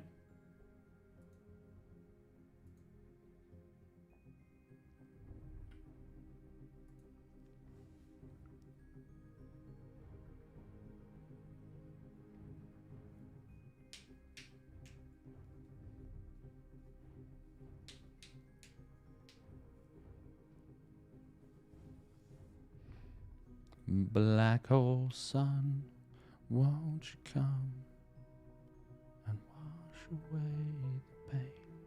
Black hole sun.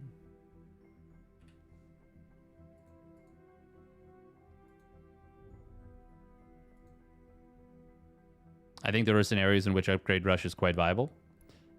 Yeah, I feel like Hero does it. Hero is the pro player that does it more than any other player, I think.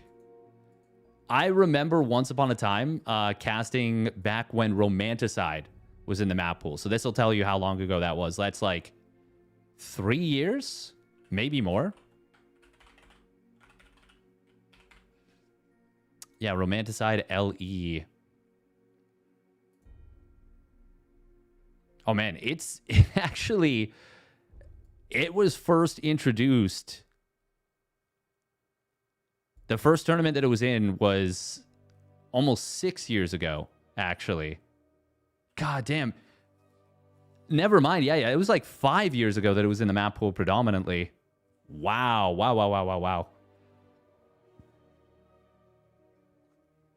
That is crazy. TSL 7.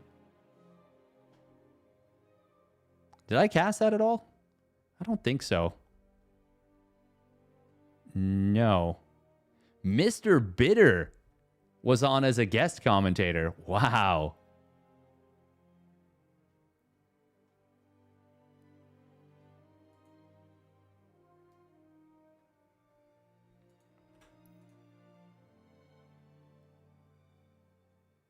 Okay, GG Machine is here.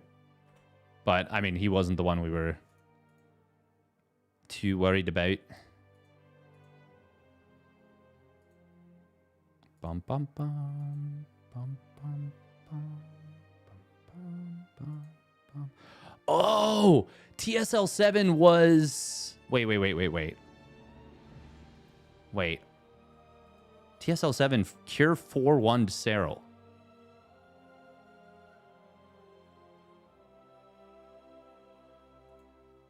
There's no VOD of that, though, is there? Spoiler-free VODs. Wait, is the replay pack still available? Can you access it? I feel like you can't, but if you could, that'd be amazing.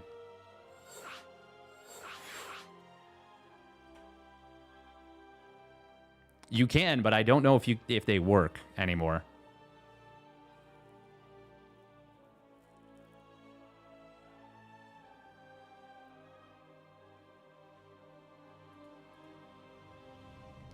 Dun, dun. Bum, ba-dum. Shameless needs 1 to 2 minutes.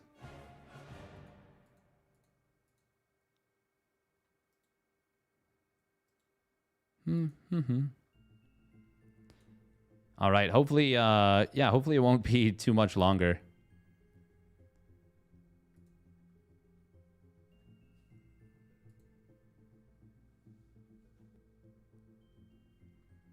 Oh.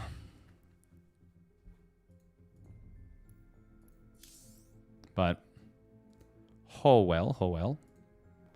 Crimson Research Lab is going to be the first map in this one.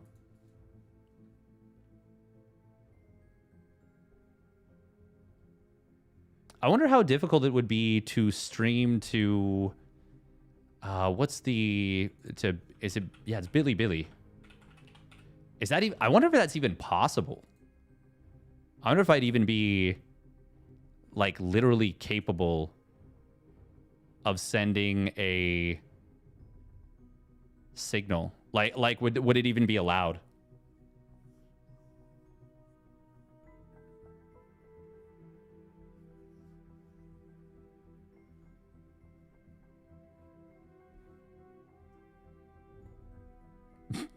One... Oh, man. One of the... What am I looking at right now? One of the videos that's on the front page of Billy, Melinstall Mental Patient, is the... I don't know.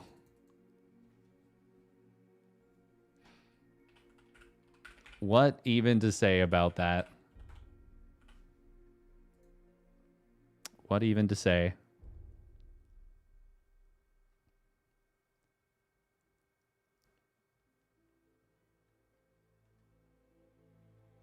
The only reason I even know about this is that somebody posted like me reacting to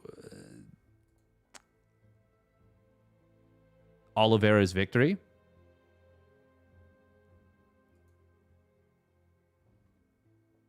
And it got like 100,000 views on Billy.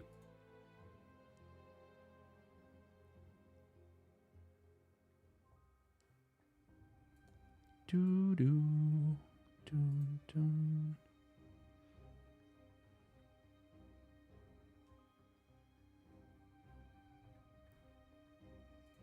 Or maybe it was even more than that.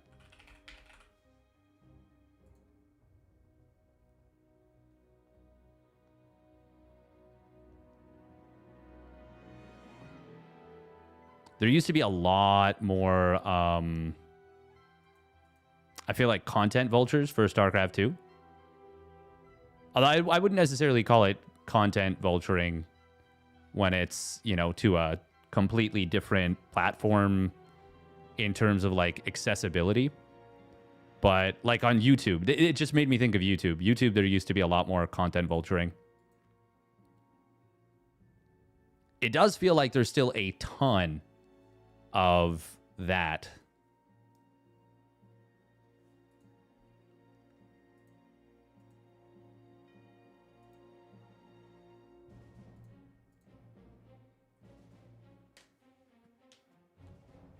Oh, I wonder if they would allow me to cover the GSL qualifiers on Soup. Because if they would, I mean, that would be awesome. That would be awesome.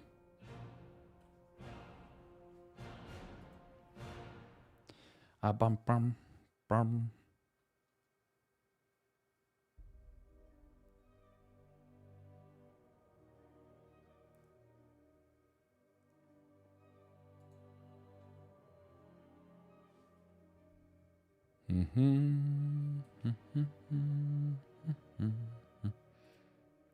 Dun, dun, dun.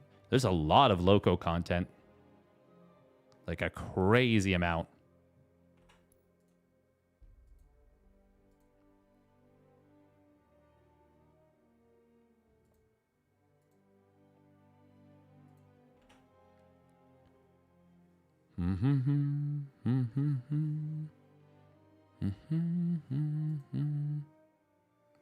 Wow, wow, wow, wow.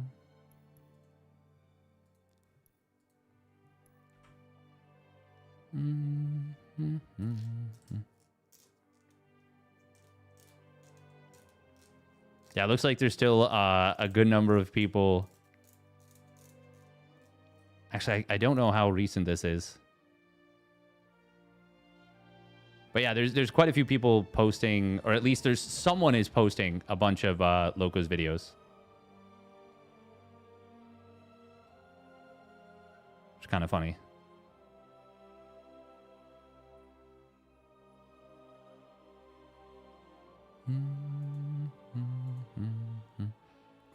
I've seen that Potato Wizard. It's quite interesting. It's really overwhelming if you're not used to it.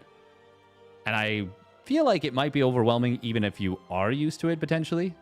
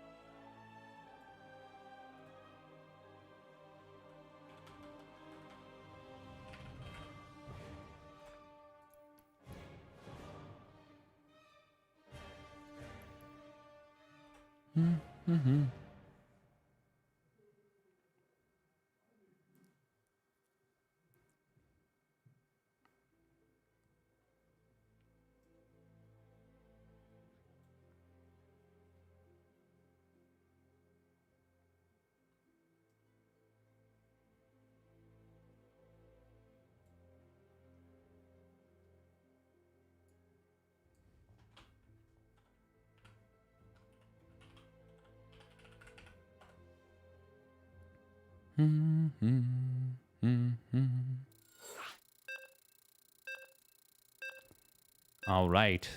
Shameless has arrived. And we are getting into it.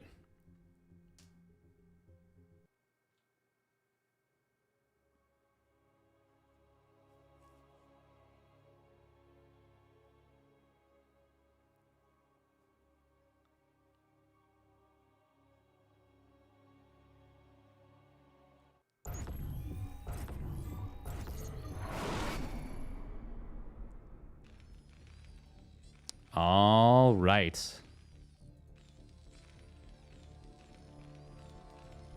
Here we go. Game number 1. Didn't get a chance to ask for the color swap, but that's okay. We'll get it in the next one. Spawning down to the bottom right for Mouse Sports, it is Hero Marine. In the orange with the Brood War. And his ally, it is Classic. In the yellow with the SC2 Protoss. And he's finally arrived. The Stalny Balls, it is Shameless. In the red. And the SC2 Protoss and his ally, it is Gigi Machine. In the teal with the Brood War Zerg. And he's going to be going for a very quick gas pool. This feels like it was like a 12-11. How many drones does he have? I mean, he's got 14 now, but maybe a 13-12? Yeah, I would guess actually 13-12. Shameless, though, opening up Nexus first. Well, this is super weird.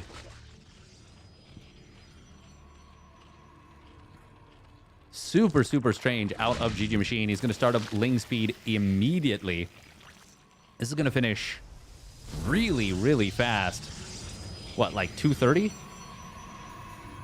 2:31. It'll be done. That is... We'll just say that's a minute faster than the normal SC2 Zergling speed. Classic is going to scout this, and he's going to see... Whoa, okay. All right. We do have Hero Marine opening up with a... well, it's quick double gas. I mean...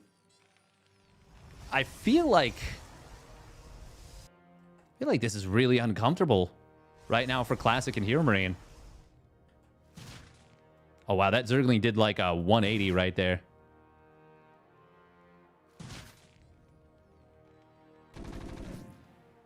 Yeah, exactly. He's going to double expand behind this. Yeah. But it's going to be a macro hatch for now. Command Center does complete. Ling Speed will finish. And grabs one SCV. Oh, very nice round on the Zealot. And Adept is going to be equally in trouble. Marine's going to get wrapped around on. Oh, my God. This is actually so brutal right now for Hero Marine and Classic. This is really, really rough. Probes are going to pull. Does not want to lose the Adept. Another Marine did die. Vulture is trying to be produced here. How many probes go down? It is... not that many. Good micro there from Classic, but I mean, he'd already lost 3 or 4 probes before this. That is an extremely effective use of these early Zerglings, but he is continuing to build more and more Zerglings. Shameless already on 4 gases and is going to be going double Stargate Phoenix. Sorry, triple Stargate Phoenix. Where's the... Oh, right here. Wow. But that was... Yeah, that was very committed. Just 20 drones. Even after droning up a little bit. Still, this is powered up his ally to be greedy as hell. Didn't catch if this was Nexus first. It was. It was Nexus first out of Shameless. Not out of Classic. Adept will shade forward, but it is going to get lifted and killed.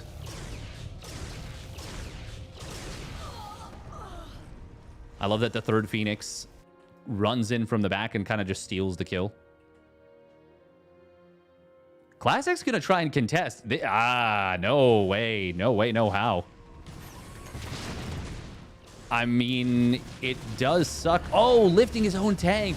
His ally's own tank. That is actually cute. That is so cute. But it, funnily enough, won't save the tank. Will it?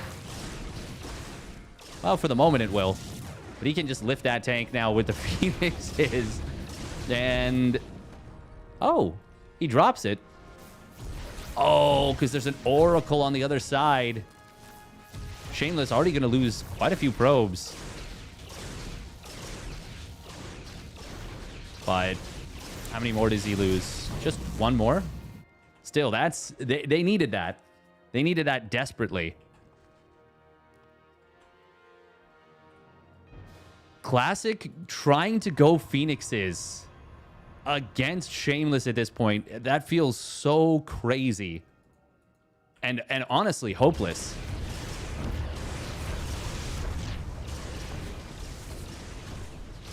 Like, it was already an uncomfortable start for sure. But it was playable, I think, if they'd gone Twilight. but it's 2 Stargates to 3. I guess they just didn't realize how much of a massive boost Shameless got.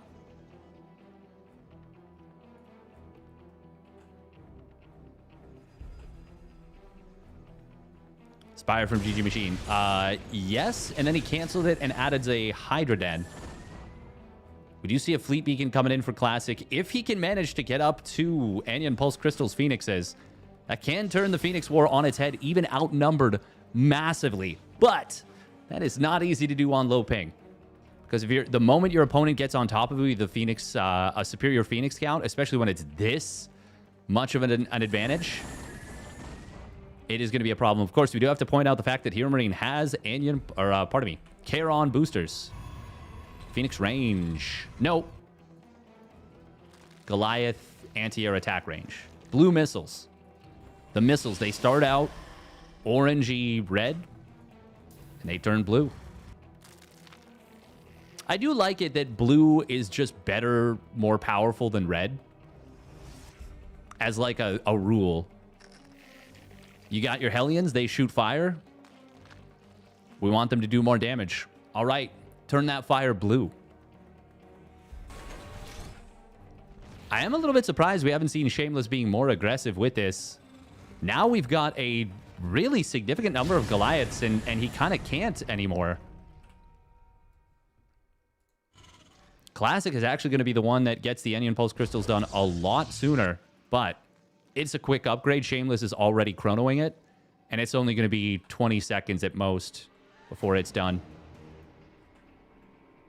Oh, he re-chronos it, so yeah, make it like 15, 10.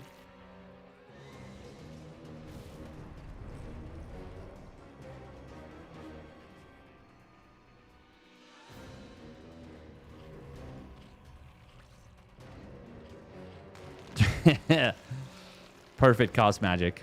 Perfect. Now listen here. There's a story about a man. We've already got the Hydra upgrades coming online.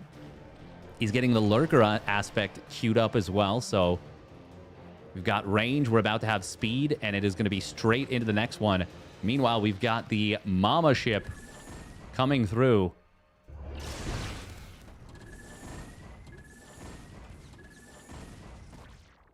2-1 upgrades on the way as well for the Hydras, but they're just started. They're a ways away from completing.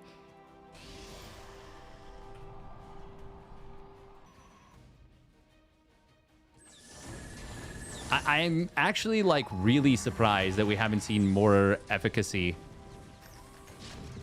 from the Phoenixes. Feels like maybe the vibes.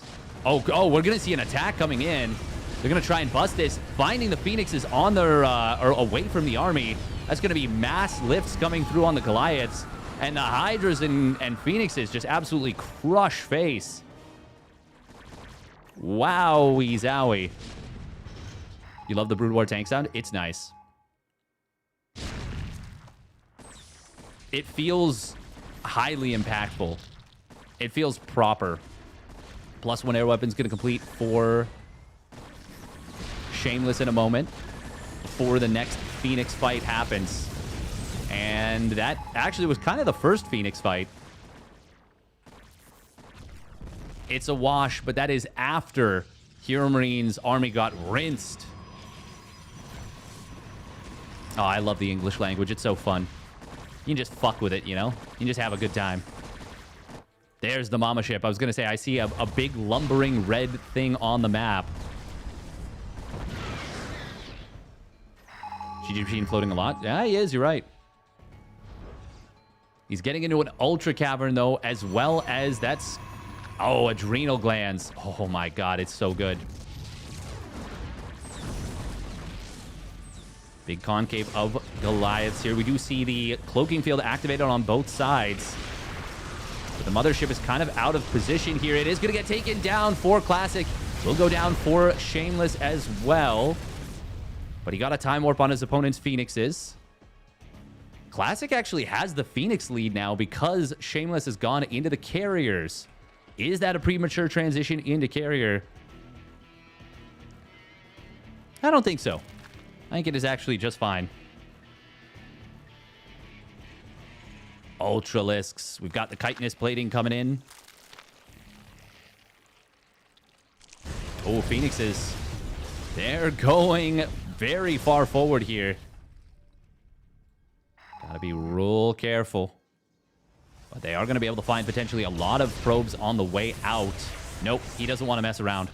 Does not want to mess around. That's probably a wise decision. Now, there was no pursuit, actually. But you don't want to risk losing everything. Meanwhile, here Marine moving out with a 2-2 mech timing on the right side. But nope, going to back away. That would have been a beautiful timing if he had committed. Just in the sense of like, ooh, the upgrades finish as you're getting ready to attack a base. That unfortunately wasn't there. Still, whether you use it defensively or aggressively, I mean, it's always nice to have your timings. Speaking of which, GG Machine, he's got to wait. Oh, God, that spider mine. That was a monster mine right there. Wasp on melee, chitinous plating, +2 ground carapace. We do see Shameless coming in from the side. His Phoenixes, they were hiding in the trees. And this is going to be an envelopment of Hero Marine's army. All the tanks getting jumped on by the tanks, or by the Ultralisks. Phoenixes of Shameless are getting whittled down, but there's still a good number of them. And this was a +2 timing for Shameless before the +2 of Classic completed.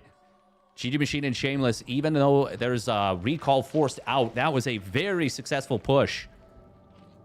Hero Marine did not have his ally supporting him there. And it is GG Machine Shameless now in an amazing position.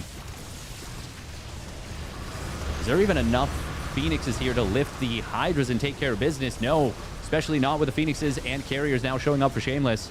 Time Warp is going to be good as the Mothership has popped back out. But I don't think that's going to be enough on its own. And by I don't think, I mean I am quite certain. We've got a single Tempest just kind of chilling. And now it is dead. Classic and Hero Marine. A couple of times got caught not covering one another. Well, really, it was Classic not in position to cover Hero Marine. And as a result, his army got wiped out not once, but twice. And that was the difference, I would say, really, in that game. I do think the start was really cool out of Shameless and GG Machine.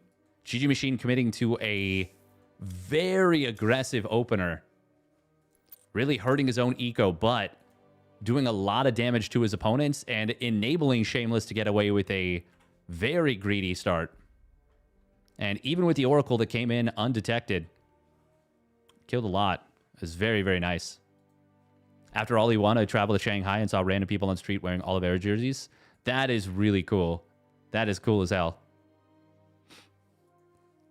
He's got one of the, like, best stories of any esports player in general, and especially, I would say, in the Chinese scene.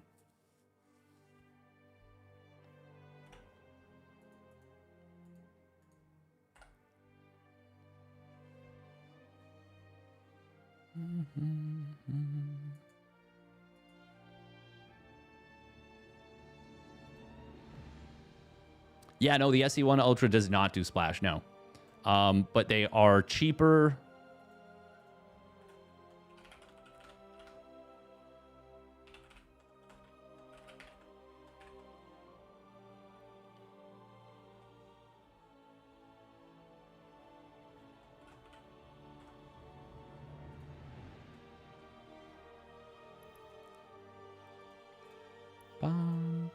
Okay, Hero Marine Classic picking double SC2 for themselves, forcing their opponents onto double Brood War. Now, will we see a cheeky... it is Reclamation. Will we see a cheeky Goon Speedling Rush? You could say they're harder, better, faster, stronger. You could. You could. Better, harder, better, faster, stronger. Stronger.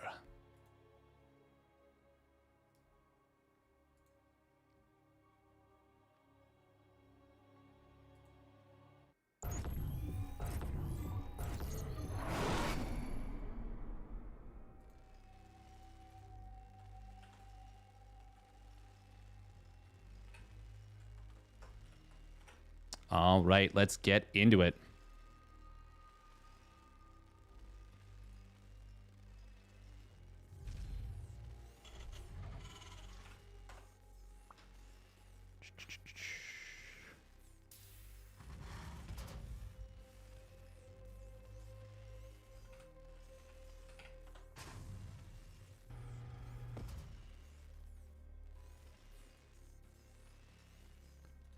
Here we go. Spawning down in the bottom left, it is Mousesport's Hero Marine.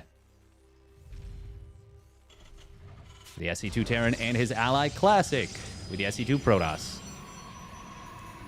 And their opponent spawning up at the top right for the Stalny Balls, it is Shameless. With the Brood War, Protoss and his ally GG Machine with the Brood War Zerg. So, it is not going to be what I was talking about there. At least not initially. But we do have a double gate opener from Shameless. And okay, there's the gas, there's the pool. So still could be something akin to what I was talking about.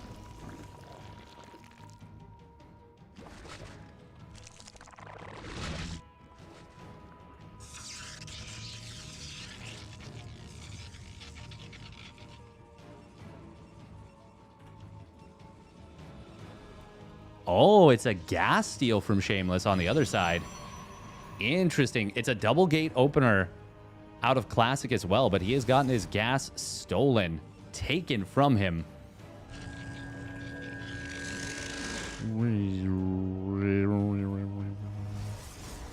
Important to note, Assimilator has 450 HP, 450 shields, as opposed to the other one. It's just 300, 300. Meanwhile, wall getting set up on the left side.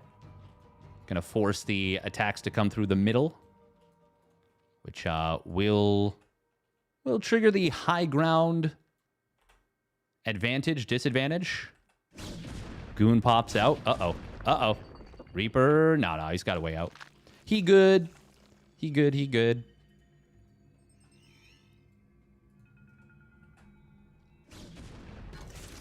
Oh, is he? Is he good? Oh, I think the high ground miss might have just triggered. I feel like that Dragoon should have gotten the kill there if it hadn't. Oh, Hero Marine is really pushing the issue. Double Adept is going to try and get into the Zerg base. Oh. There's an EVO chamber behind this. One Adept will die before being able to shade out. Meanwhile, Reaper's on the other side. There's shield batteries here. Just like regular Proton. Shameless. Trying to split up the target fire. Does successfully get the kill on both, so it works out technically. Very easy response, by the way, to this. Oh, hold that thought. We've got a... Oh, man, if he had gone into the main right there, Classic might have actually just been cooked. As it is, this is already looking pretty rough. There's no shield battery at the natural just yet. It's about to complete, but this is going to be all the Adepts going down before that. Are they just cooked? Are they just donezo? There's no Stargate. They're dead.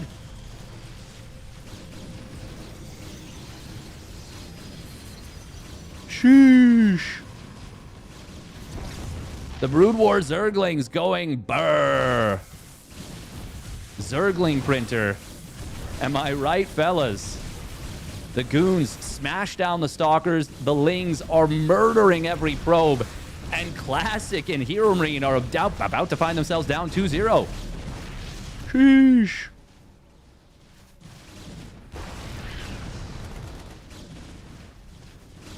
Hero Marine is still staying in this game. He does not... There's no way he thinks he's got a chance, right? It is literally going to be him without an ally. Classic left the game already, no?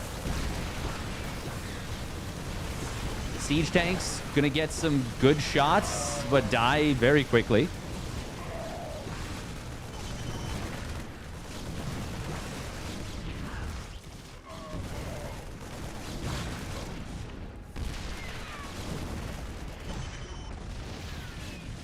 I'm curious if he does. Surely he doesn't think he can actually win this game. Hey, thank you for the raid, Wardy. We're casting for anyone here for the first time or seeing hasn't seen this before. This is SCEVO doubles, SEL doubles. So that's the StarCraft Evolution League 2v2 tournament, and that's a mod that is created with the idea of SC2 versus Brood War.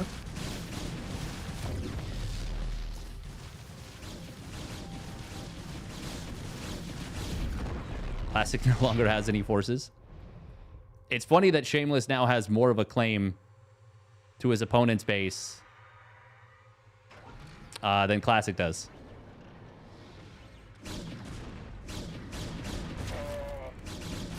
Hero Marine is... I mean, he's got Stim, I guess. He's going to pull the SCVs. Marines are getting cooked, though. And that is going to be all she wrote. Damn. GG Machine and Shameless absolutely cooking here. I was like, I wonder if the, 3-gate Stalker Zergling Flood will work out well here.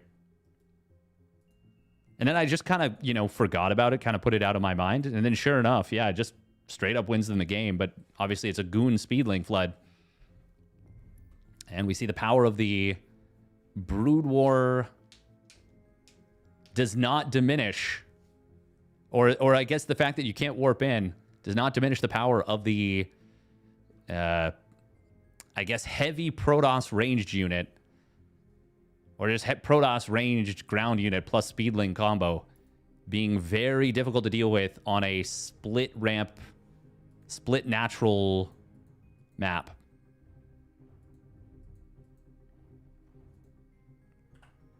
Well done, well done.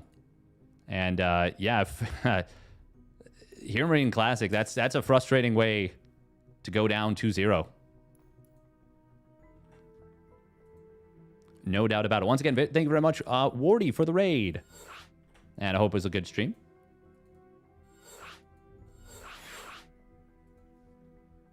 Any good maps to look out for? Anyone that was watching? Anything that stands out as like, ooh, this is a great map. I'm excited about this one.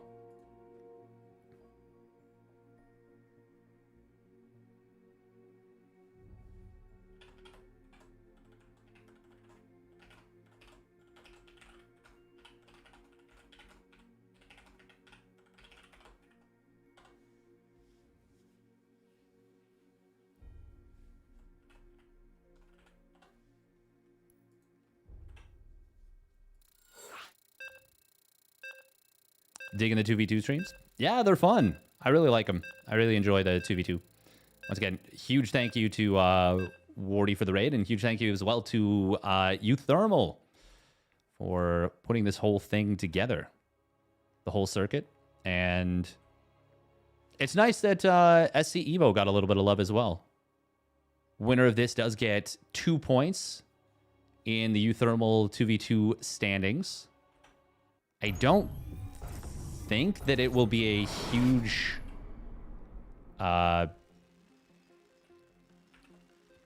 huge difference maker at this point in the standings, just because of the fact that there's a pretty big gap between 16th and 17th place. I think it's 9 points, a 4-way tie for 9 points for 13th place, which is also 13th to 16th, and then 17th place, which is the first spot that doesn't get a playoff spot, is at 5 points.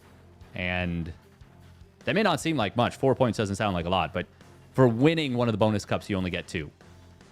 For winning a main cup, you get 10. So at this point, there's players that haven't even competed that could theoretically still cruise their way into a playoff spot, but that will be tough. Spawning, regardless, though, we got some potential aggression. Spawning down on the bottom left, it is Mousesport's Hero Marine.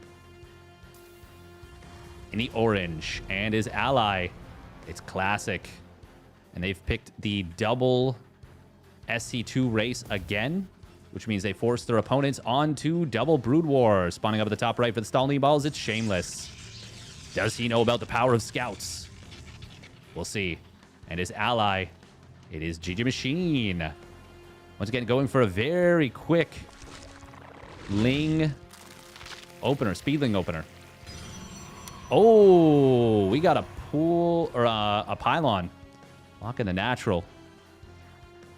That is quite a nuisance. He's going to have to build the macro hatch potentially in a different location. Does Classic drop a Cyber Core? I think he might. Listen to that.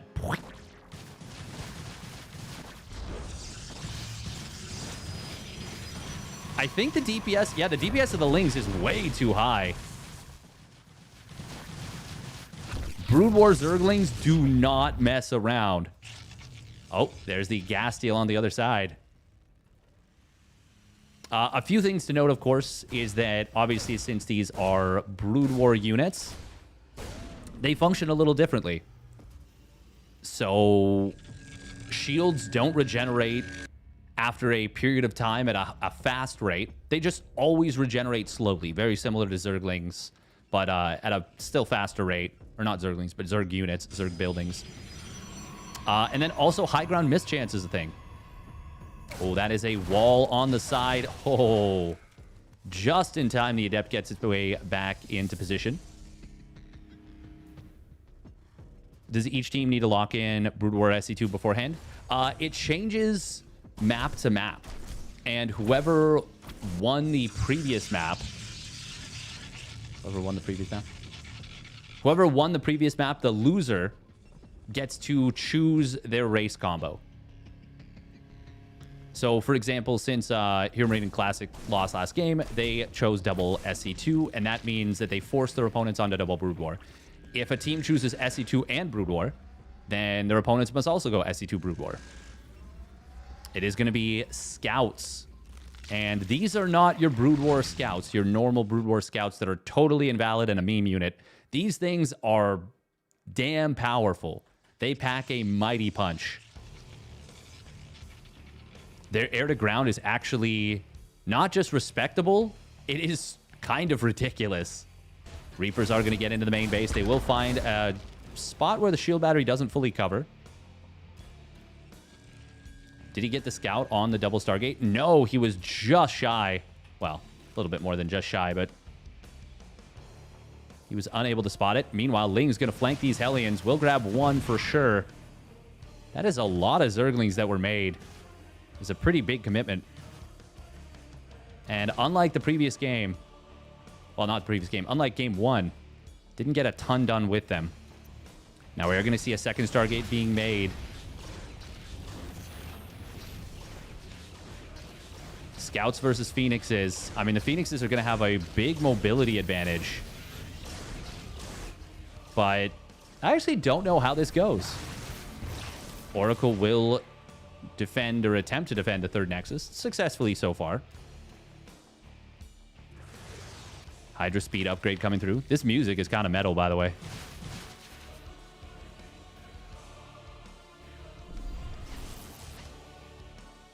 It's actually sick.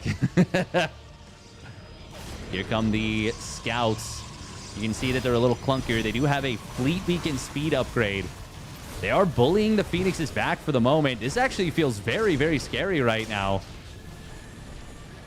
God, the air-to-air damage is very big. Cyclone took a lot of damage, but it didn't die. However, this will zone out the third Nexus for now.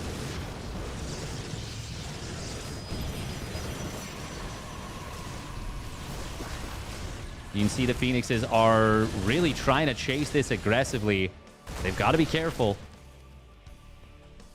Still, this is a good defense for Shameless, or pardon me, for Hero Marine Classic. They're both on 69 supply. Nice. Had to squeeze that in quickly before Classic went above. Haha, funny number. Haha, hee hee. There is the Scout range, Scout sight range. That is not what he wants. That he misread that. He thought that he either thought that was the speed upgrade or he thought that said increases Scouts range. Corsair is going to be an interesting choice. I don't know how much I like this. It will be a kill on this base as the Lings and Hydra show up. GG Machine, his supply might look low, but the Hydra is only one supply in this mod. It is the Brood War Hydra, and he's got the speed upgrade for it. You can get all of that off of Hatch Tech, which he is only on Hatch Tech. There is no layer. And he's actually going to have the range upgrade kicking in very shortly as well. Grooved Spines. Oh, that is a very isolated scout right there. It did get a little lost, a little separated from the pack. It is going to be Bio out of Hero Marine. He's going double barracks upgrades. And they're pretty far along. They're not done yet. This will push their opponents back for the moment. Shameless and GG Machine will enjoy a bit of an eco lead.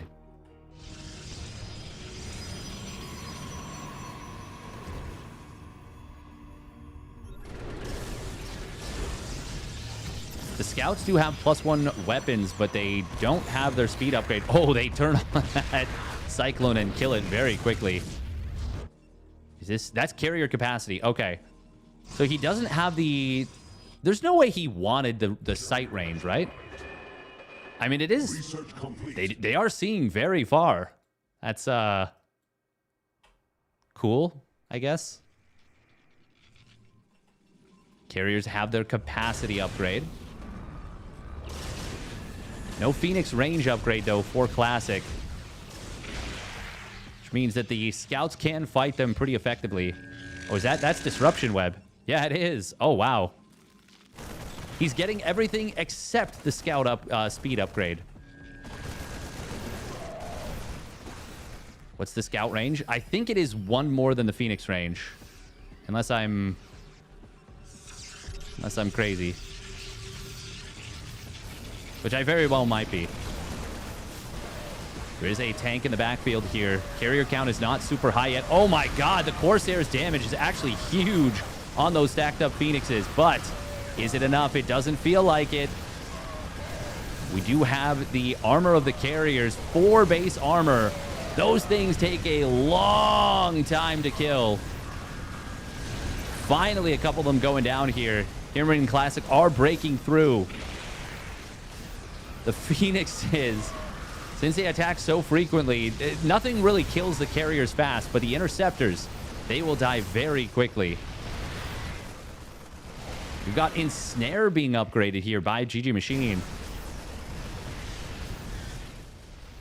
And a couple Queens. That would be very strong for the dealing with the Phoenixes.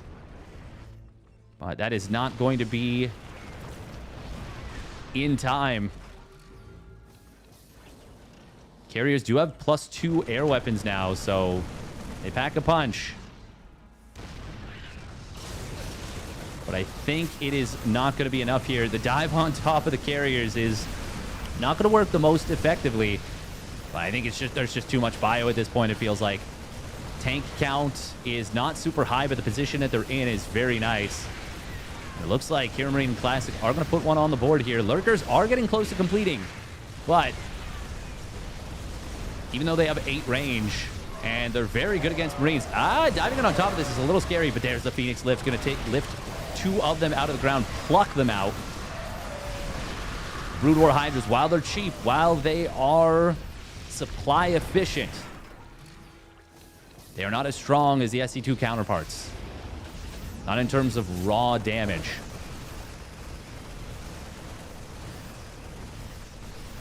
And they have a little bit less HP too.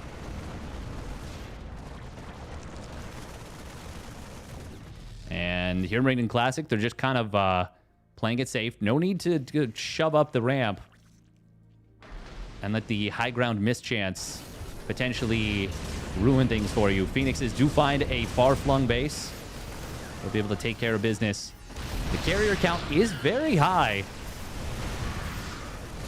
And the interceptors have an interesting functionality where they auto-retreat when they get low on HP. But against this many 2-2 Marines, I don't think it's going to matter. We're even seeing Tempests being added in here. That will be a more effective answer to the carriers.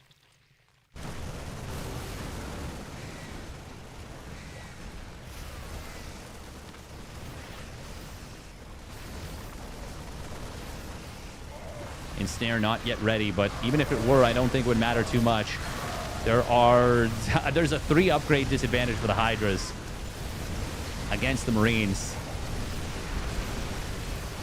There it is. GG Machine is going to tap out, and that will be Classic Zero Marine getting their first point on the board.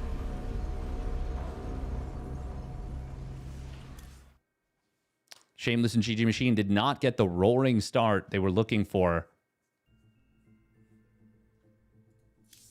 It was still a pretty good start, but it wasn't... GG Machine committed pretty hard to the early speedling play, and it didn't pan out right away. It was the follow-up that got some work done. But by that point, there'd already been a pretty decent income advantage in aggregate.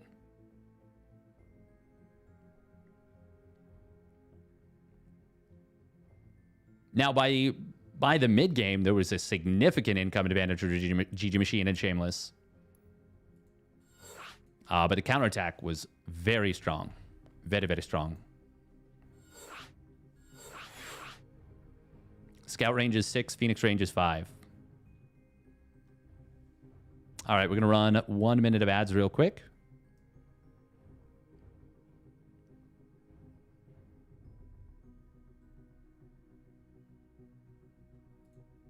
Oh, yeah, I can definitely cancel the prediction.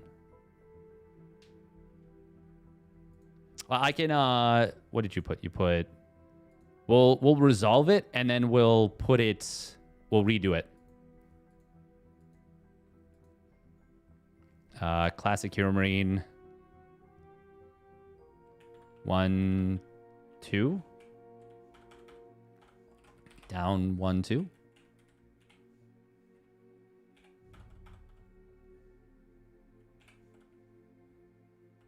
Is SCEVO balanced differently? Kind of.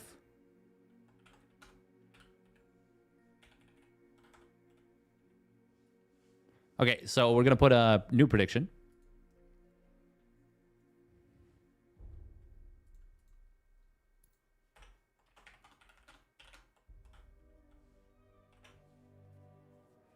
Pretty cool seeing it in this. Yeah. Yeah, it's so the way it's balanced is the SC2 races all follow just the regular patch, and then they adjust the Brood War races from there.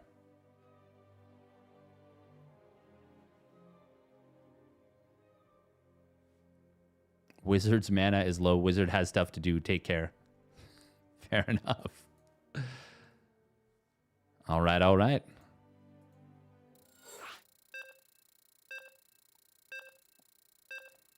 Bum, bum, bum.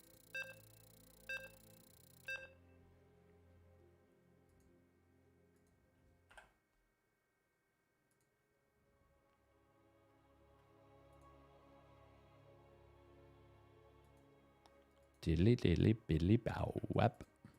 All right, Undercurrent, and this is going to be Shameless and GG Machine with the race pick, and they have picked double SC2.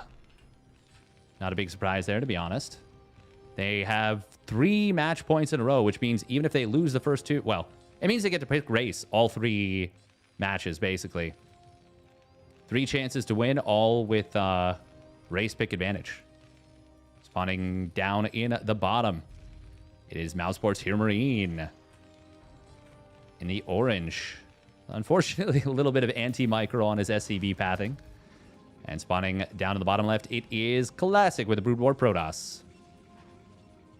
And their opponent spawning up at the top right, it's GG Machine.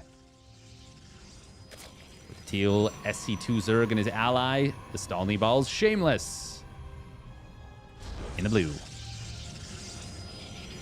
All 3, aren't there just 2 games left? That is correct, yes. So, yeah, no, that couldn't possibly be what I said. The 2 games left, if it does go to 2, to game 5.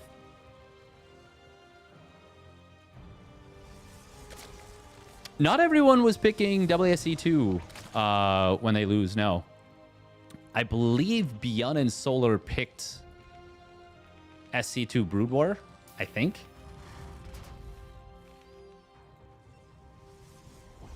But the vast majority have been picking double SC2.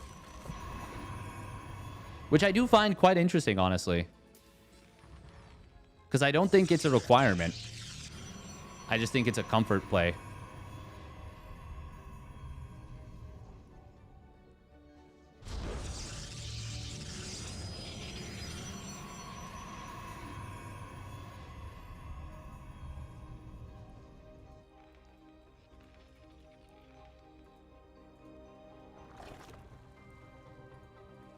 We'll see if there's going to be more aggression coming out from GG Machine and Shameless. Oh. Oh, that sends like a shiver up the spine, you know, in a good way. Once again, it is going to be Hero Marine opening up with a factory opening, a double factory opening. With the Brood War Terran. He's been a big fan of this. Meanwhile, I think we are going to see, yeah, double Stargate Scout. It's not quite Phoenix Mech, but it may as well be. Now, you're not going to be able to raise and lower Brood War depots. But you can still set up a nice little wall.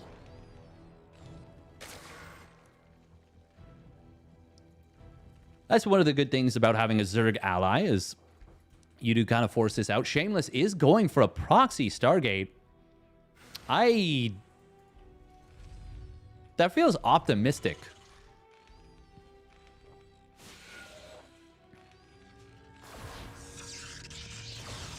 Adept just swinging away at the Zealot. Marines not letting it retreat. Zealot, once again, is going to be regenerating shields in an active way. Oh. Okay, they do scout the double Stargate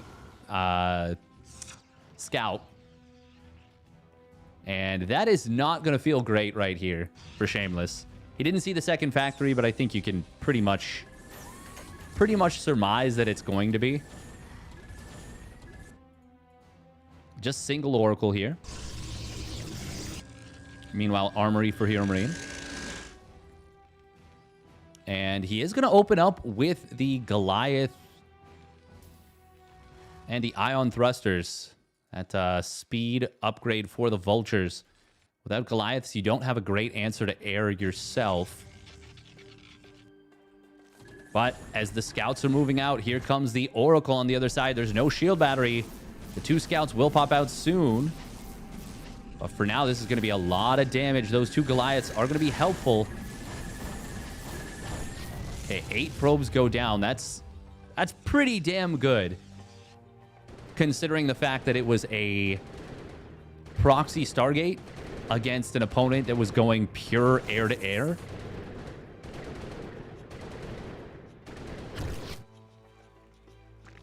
I do love this, by the way. It's depowered. Oh. Ovi. Gonna get blasted.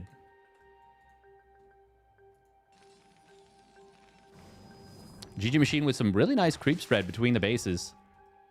Scan comes in. We'll see the timing of the double EVO of GG Machine. And did see the layer just completing. Blink is about to complete. We do have these scouts looking for an opening. Oh, they've already found a few probes in the natural. They're going to find a couple more. They're, like, deceptively good.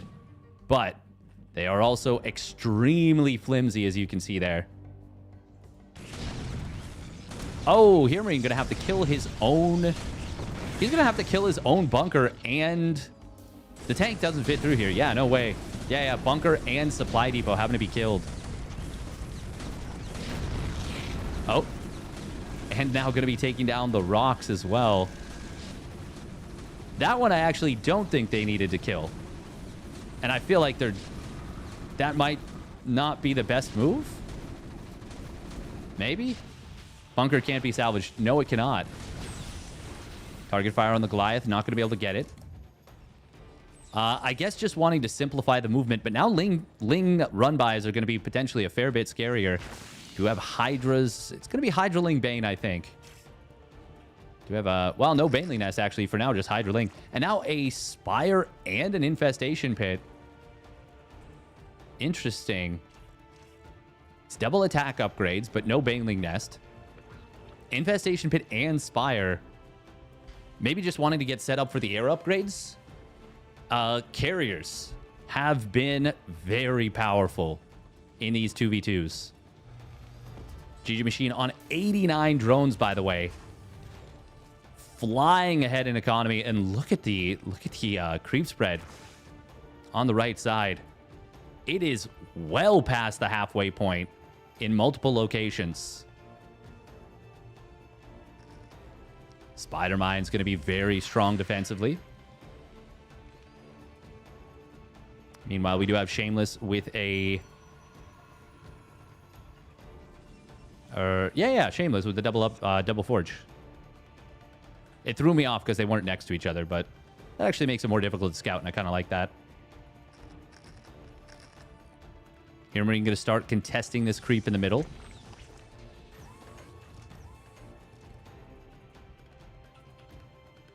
Kind of funny that this can't see the creep tumor. But there's going to be some confusion when suddenly the creep starts to repopulate. Good to go, sir. God, this creep spread is actually nutty. Okay, so it is going to be a hive. It is going to be for the air upgrades. And we've got the double attack upgrades coming in behind this. Classic. Single core. Yeah, single cyber core.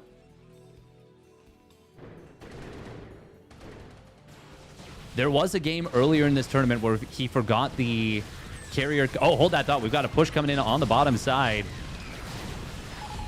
Observer does get taken down. There was an Overseer still here. GG Machine did have an Infestor available to potentially fungal the scouts. But they decide not to attack in. Carriers are very, very tanky. They're not as powerful straight up as the SC2 carriers in the sense of SC2 carrier DPS is bonkers. But with 4 base armor, the carriers take a lot to kill. And the interceptors are a lot smarter as well. I actually don't know what would win, if it would be the SC2 carrier or the Brood War carrier. I'm not sure. Classic is going to start transitioning in towards ground. And he tried for Maelstrom before. It was not particularly effective. I think it used to be a bigger AoE. Brood War carrier wins versus SC2 carrier. Ah, okay.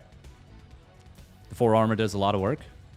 That makes sense. Yeah, that would make sense. Yeah, the carriers... Yeah, the interceptors are crazy. Oh, that's a lot of stalkers, and they're not particularly great here, but it is the tanks on their lonesome. They do get abducted because these are not the SC2 tanks.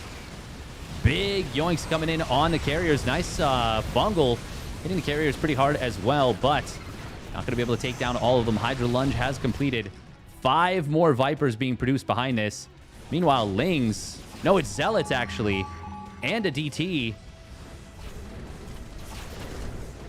Oh, I hear more swiping.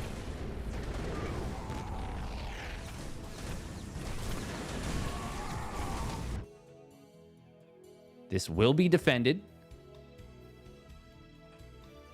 Not the worst setup either.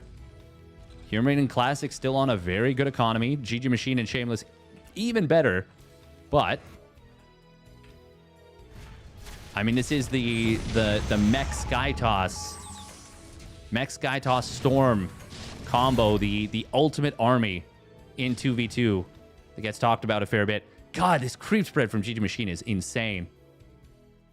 Like, he's actually covered so much of the right side of the map in creep. Oh, Blinding Cloud going to find a bunch of these tanks. And this is very, very nice, getting an abduct on a couple of the carriers.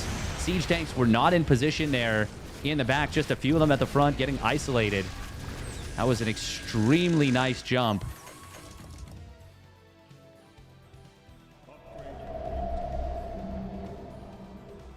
Oh, we do have a Prism on the left side.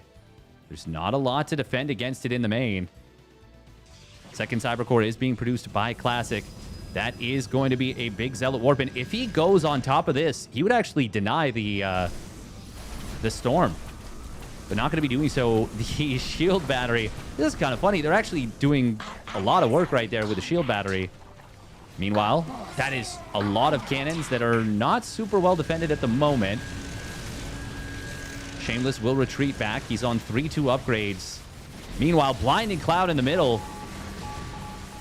It doesn't last a crazy amount of time. Look at the Changelings. They're body blocking so much of this army. GG Machine and Shameless are really picking away at their opponents. 3-3 mech on the way now for Hero Marine, as well as a Radiate for the vessels. Oh, Storm on the Stalkers is a funny thing to see. Zealots were left on top of the Nexus. They kill it. Meanwhile, now Hydras and Lurkers moving in on the front line. We've got range and adaptive talents done for these Lurkers. They are fully upgraded, fully loaded for bear. GG Machine and Shameless are looking like they are cooking. Oh, as I say that, big tank shots on the Hydras.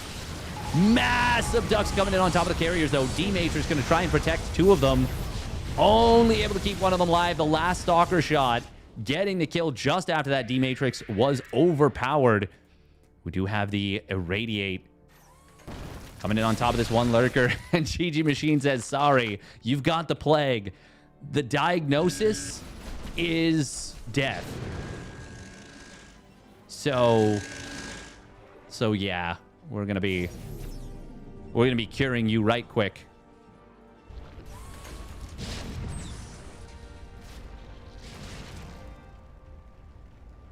Look at the army. And look at just the map. How much of the map is being taken right now. Now, Classic and Hero Marine, this is still a game that they could win if they manage to max out and get across the map. But that is a tall order right now. It is important to note that the Broodlord carriers attack twice, right? Like for each interceptor. It is important to note that the Carapace upgrades for GG Machine. No, they don't. Okay, very good to know. Still, I'm going to assume that the armor is important. Maybe not to the same level, but it's going to be important nonetheless.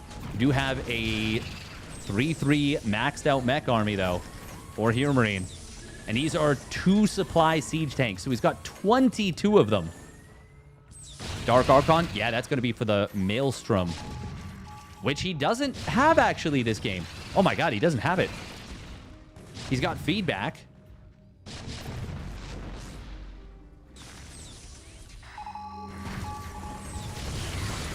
D-Matrix going to get dropped, but even as these tanks get D-Matrix, they get yoinked in and immediately obliterated.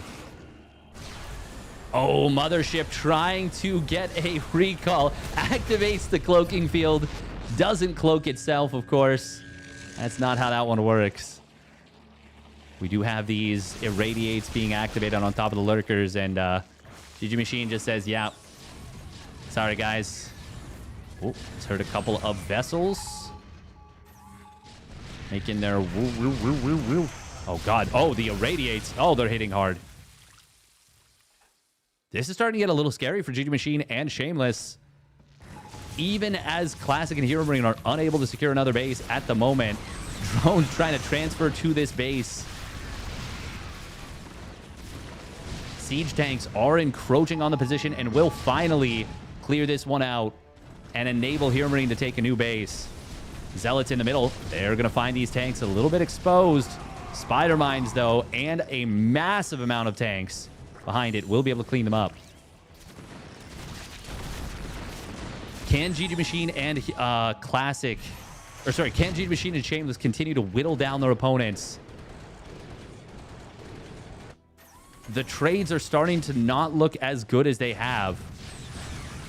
Even though I think they're still in a good position at the moment. Oh, abduct on a couple of tanks. He actually over-abducted here. Does have to drop a blinding cloud, a couple of them. No, oh no, there is a Junior Lance. And in fact, we are now on 3-3-2 for the ground. Also, +3 Flyer Carapace being rushed out off the single spire. He's now on the... Oh, more than halfway towards +1 air weapons.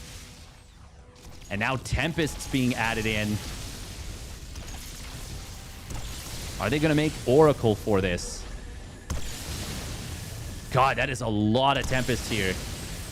D-Matrix on Archons, not something you see every day.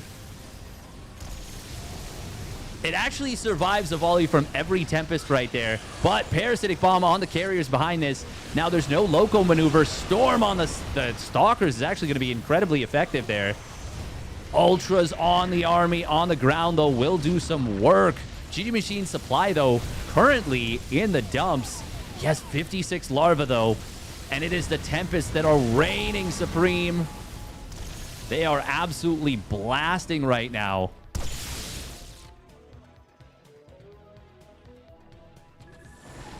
I think this is still GG Machine and Shameless in a very comfortable position. But, well, in a lead, GG Machine might not be feeling super comfortable right now. He's lost a ton of stuff. Oh, Lings will come in on top of the back of the Vultures. Gonna be able to take care of business there. Yeah, right now there's just not a great answer to the Tempests.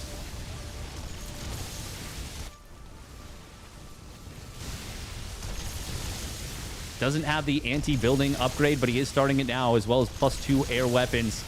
And this is starting to look more and more dire for Hero Marine and Classic. They have been way behind in eco for a very long time. I mean, what is there? There's like 3-4 extra bases that have been taken. We do see a snipe on one of those bases for GG Machine, but Classic is now down to just, what? One, well... Okay, important to note that the Brood War economy and the SCEVO economy work differently. Hold that thought, actually, we see a big attack coming in. Parasitic Bomb does hit the Science Vessels. Decent split from Hero Marine. But a lot of this army getting caught unprepared, unsieged. And even with some big irradiates on top of the Lurkers, it is not going to be enough.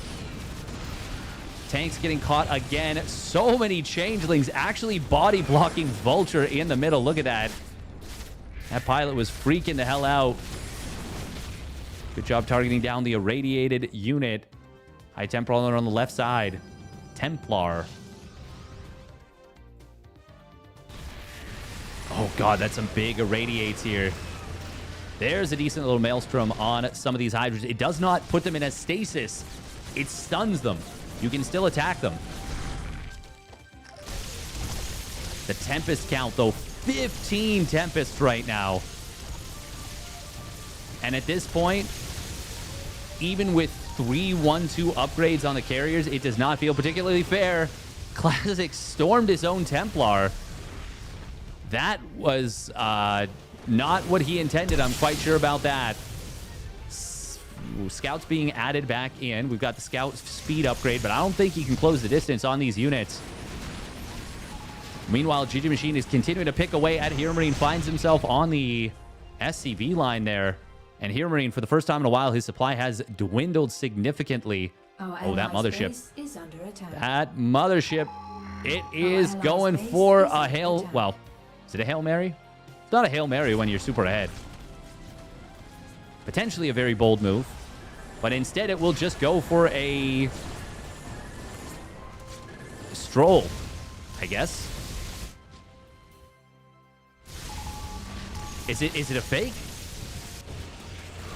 Oh, Maelstrom Storm combo. If the game ends shortly, trying to remind me to go back to that one. Yeah, Mothership does not achieve what it's looking for. Well, actually, I don't know. I don't even know what it was looking for. Oh, Storms. Mostly getting denied there. High Templar got to be careful about walking into tanks. Can they get the cleanup on these Tempests? That's a lot of scouts. They will get on top before the recall goes through. He did save a lot of them, but not all. I mean, Shameless's bank, though, right now is just insane. It is just insane. He can build so much. It's actually GG Machine short on minerals. And Shameless flush with minerals. Still has a lot of gas, too, so he's fine. but they could coordinate their resources a little bit better if they need to. However, I don't really think they need to at this point. What they do need to do, though, is watch out for losing this whole army. I mean, this still feels like there's nothing that can actually be done to win this game. But that's Luca di Supply. Oh, Luca di Parasitic Bomb.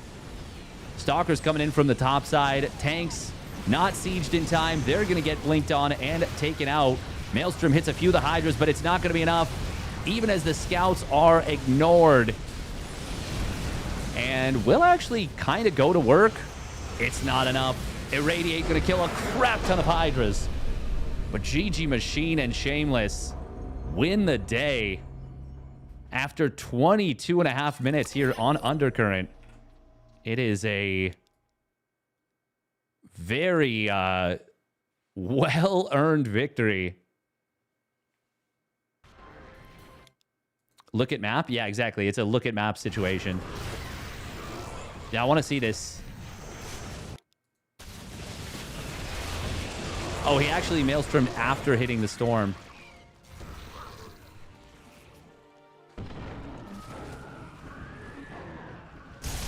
I actually wonder what would happen if he commits forward.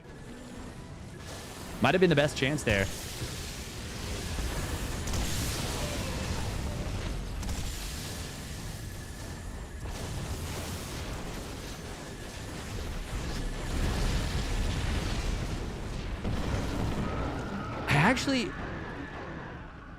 I do wonder what would have happened there. Like, yeah, there's a crazy bank for Shameless, but GG Machine Supply was actually kind of hit hard right there. I don't think they can kill the bases fast enough. I don't think there's any chance they kill the bases fast enough.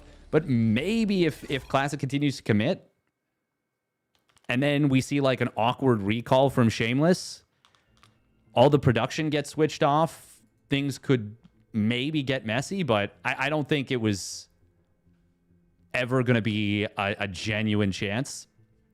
GG Machine Shameless, though. Whew. That was some very sick play. That was really cool.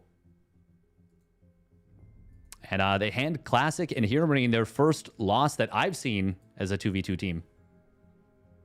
Who gets to pick races? Well, you get to pick whatever race you want, but in order of picking factions, the loser of the previous map. It starts off as SC2 plus Brood War versus SC2 plus Brood War, and then you go from there.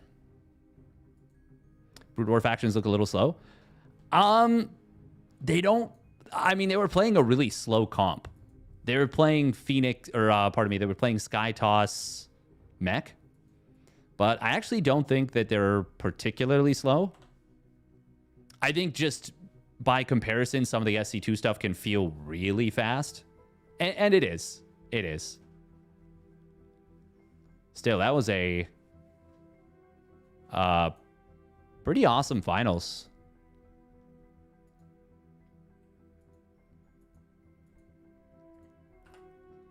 Once again, big thank you to uThermal for putting these ones on, and to the SCEVO folks for making a magnificent mod and putting a lot of hard work and time and effort into it. It's been really, really fun. Really, really fun. I do plan to get a lot more... Yeah, I plan to do a lot more SCEVO stuff.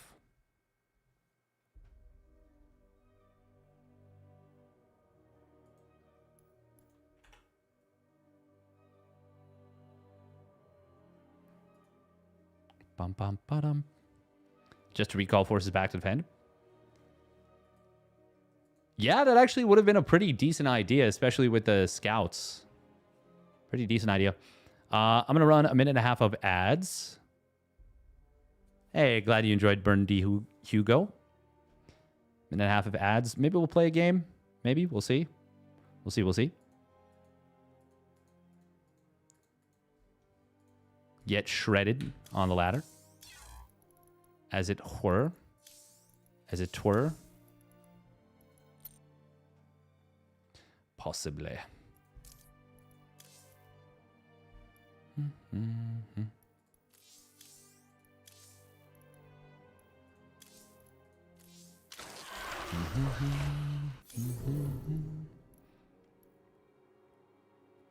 I do want to give co-op a try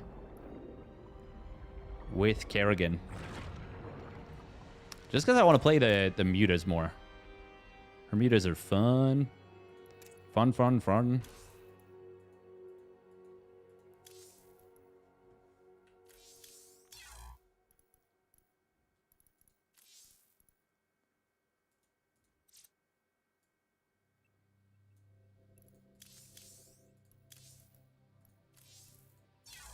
Okay, that did forget stuff if you hit cancel. Good to know. Who else we got streaming right now? Wonder if Firmarine's going to be playing anything more. Ooh, Grubby's playing some Warcraft 3. Warcraft Trey.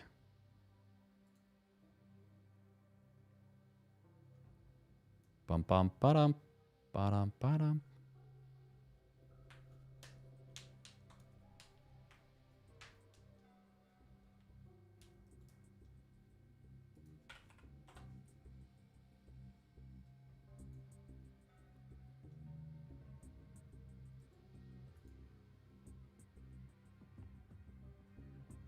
By the way, if you guys are enjoying the stream, have enjoyed my casting, obviously would appreciate a follow. And if you do want to support, there are plenty of ways to do so. And I'm sure you know them all. Convince him to come back to SC2 so BlackRock can get added to the map pool. Convince Grubby. That would be the dream, wouldn't it?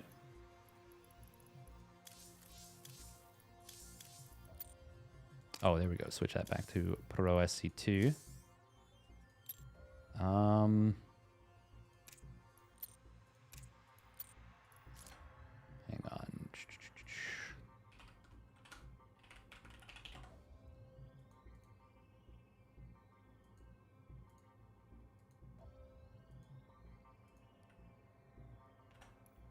High, low. High. Low, off, low, medium, low, off, low, 2D. There we go. Cool. We'll leave on high violence. Re. All right. One Zerg ladder game, but for real, though.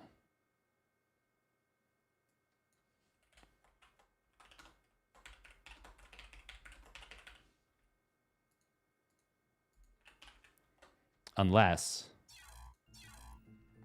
Yeah, I miss Grubby. I mean, Grubby's he's just a class act, you know? I don't know why I'm saying I miss him, like. We used to hang out all the time. Like he moved away. Why did he stop? If you mean way back when, he was playing during Swarm Host, and that was the worst. Oh, we are going to switch off YouTube stream. So bye-bye, YouTube. Bye-bye. Thank you for tuning in. Bye-bye. Wave bye-bye to YouTube.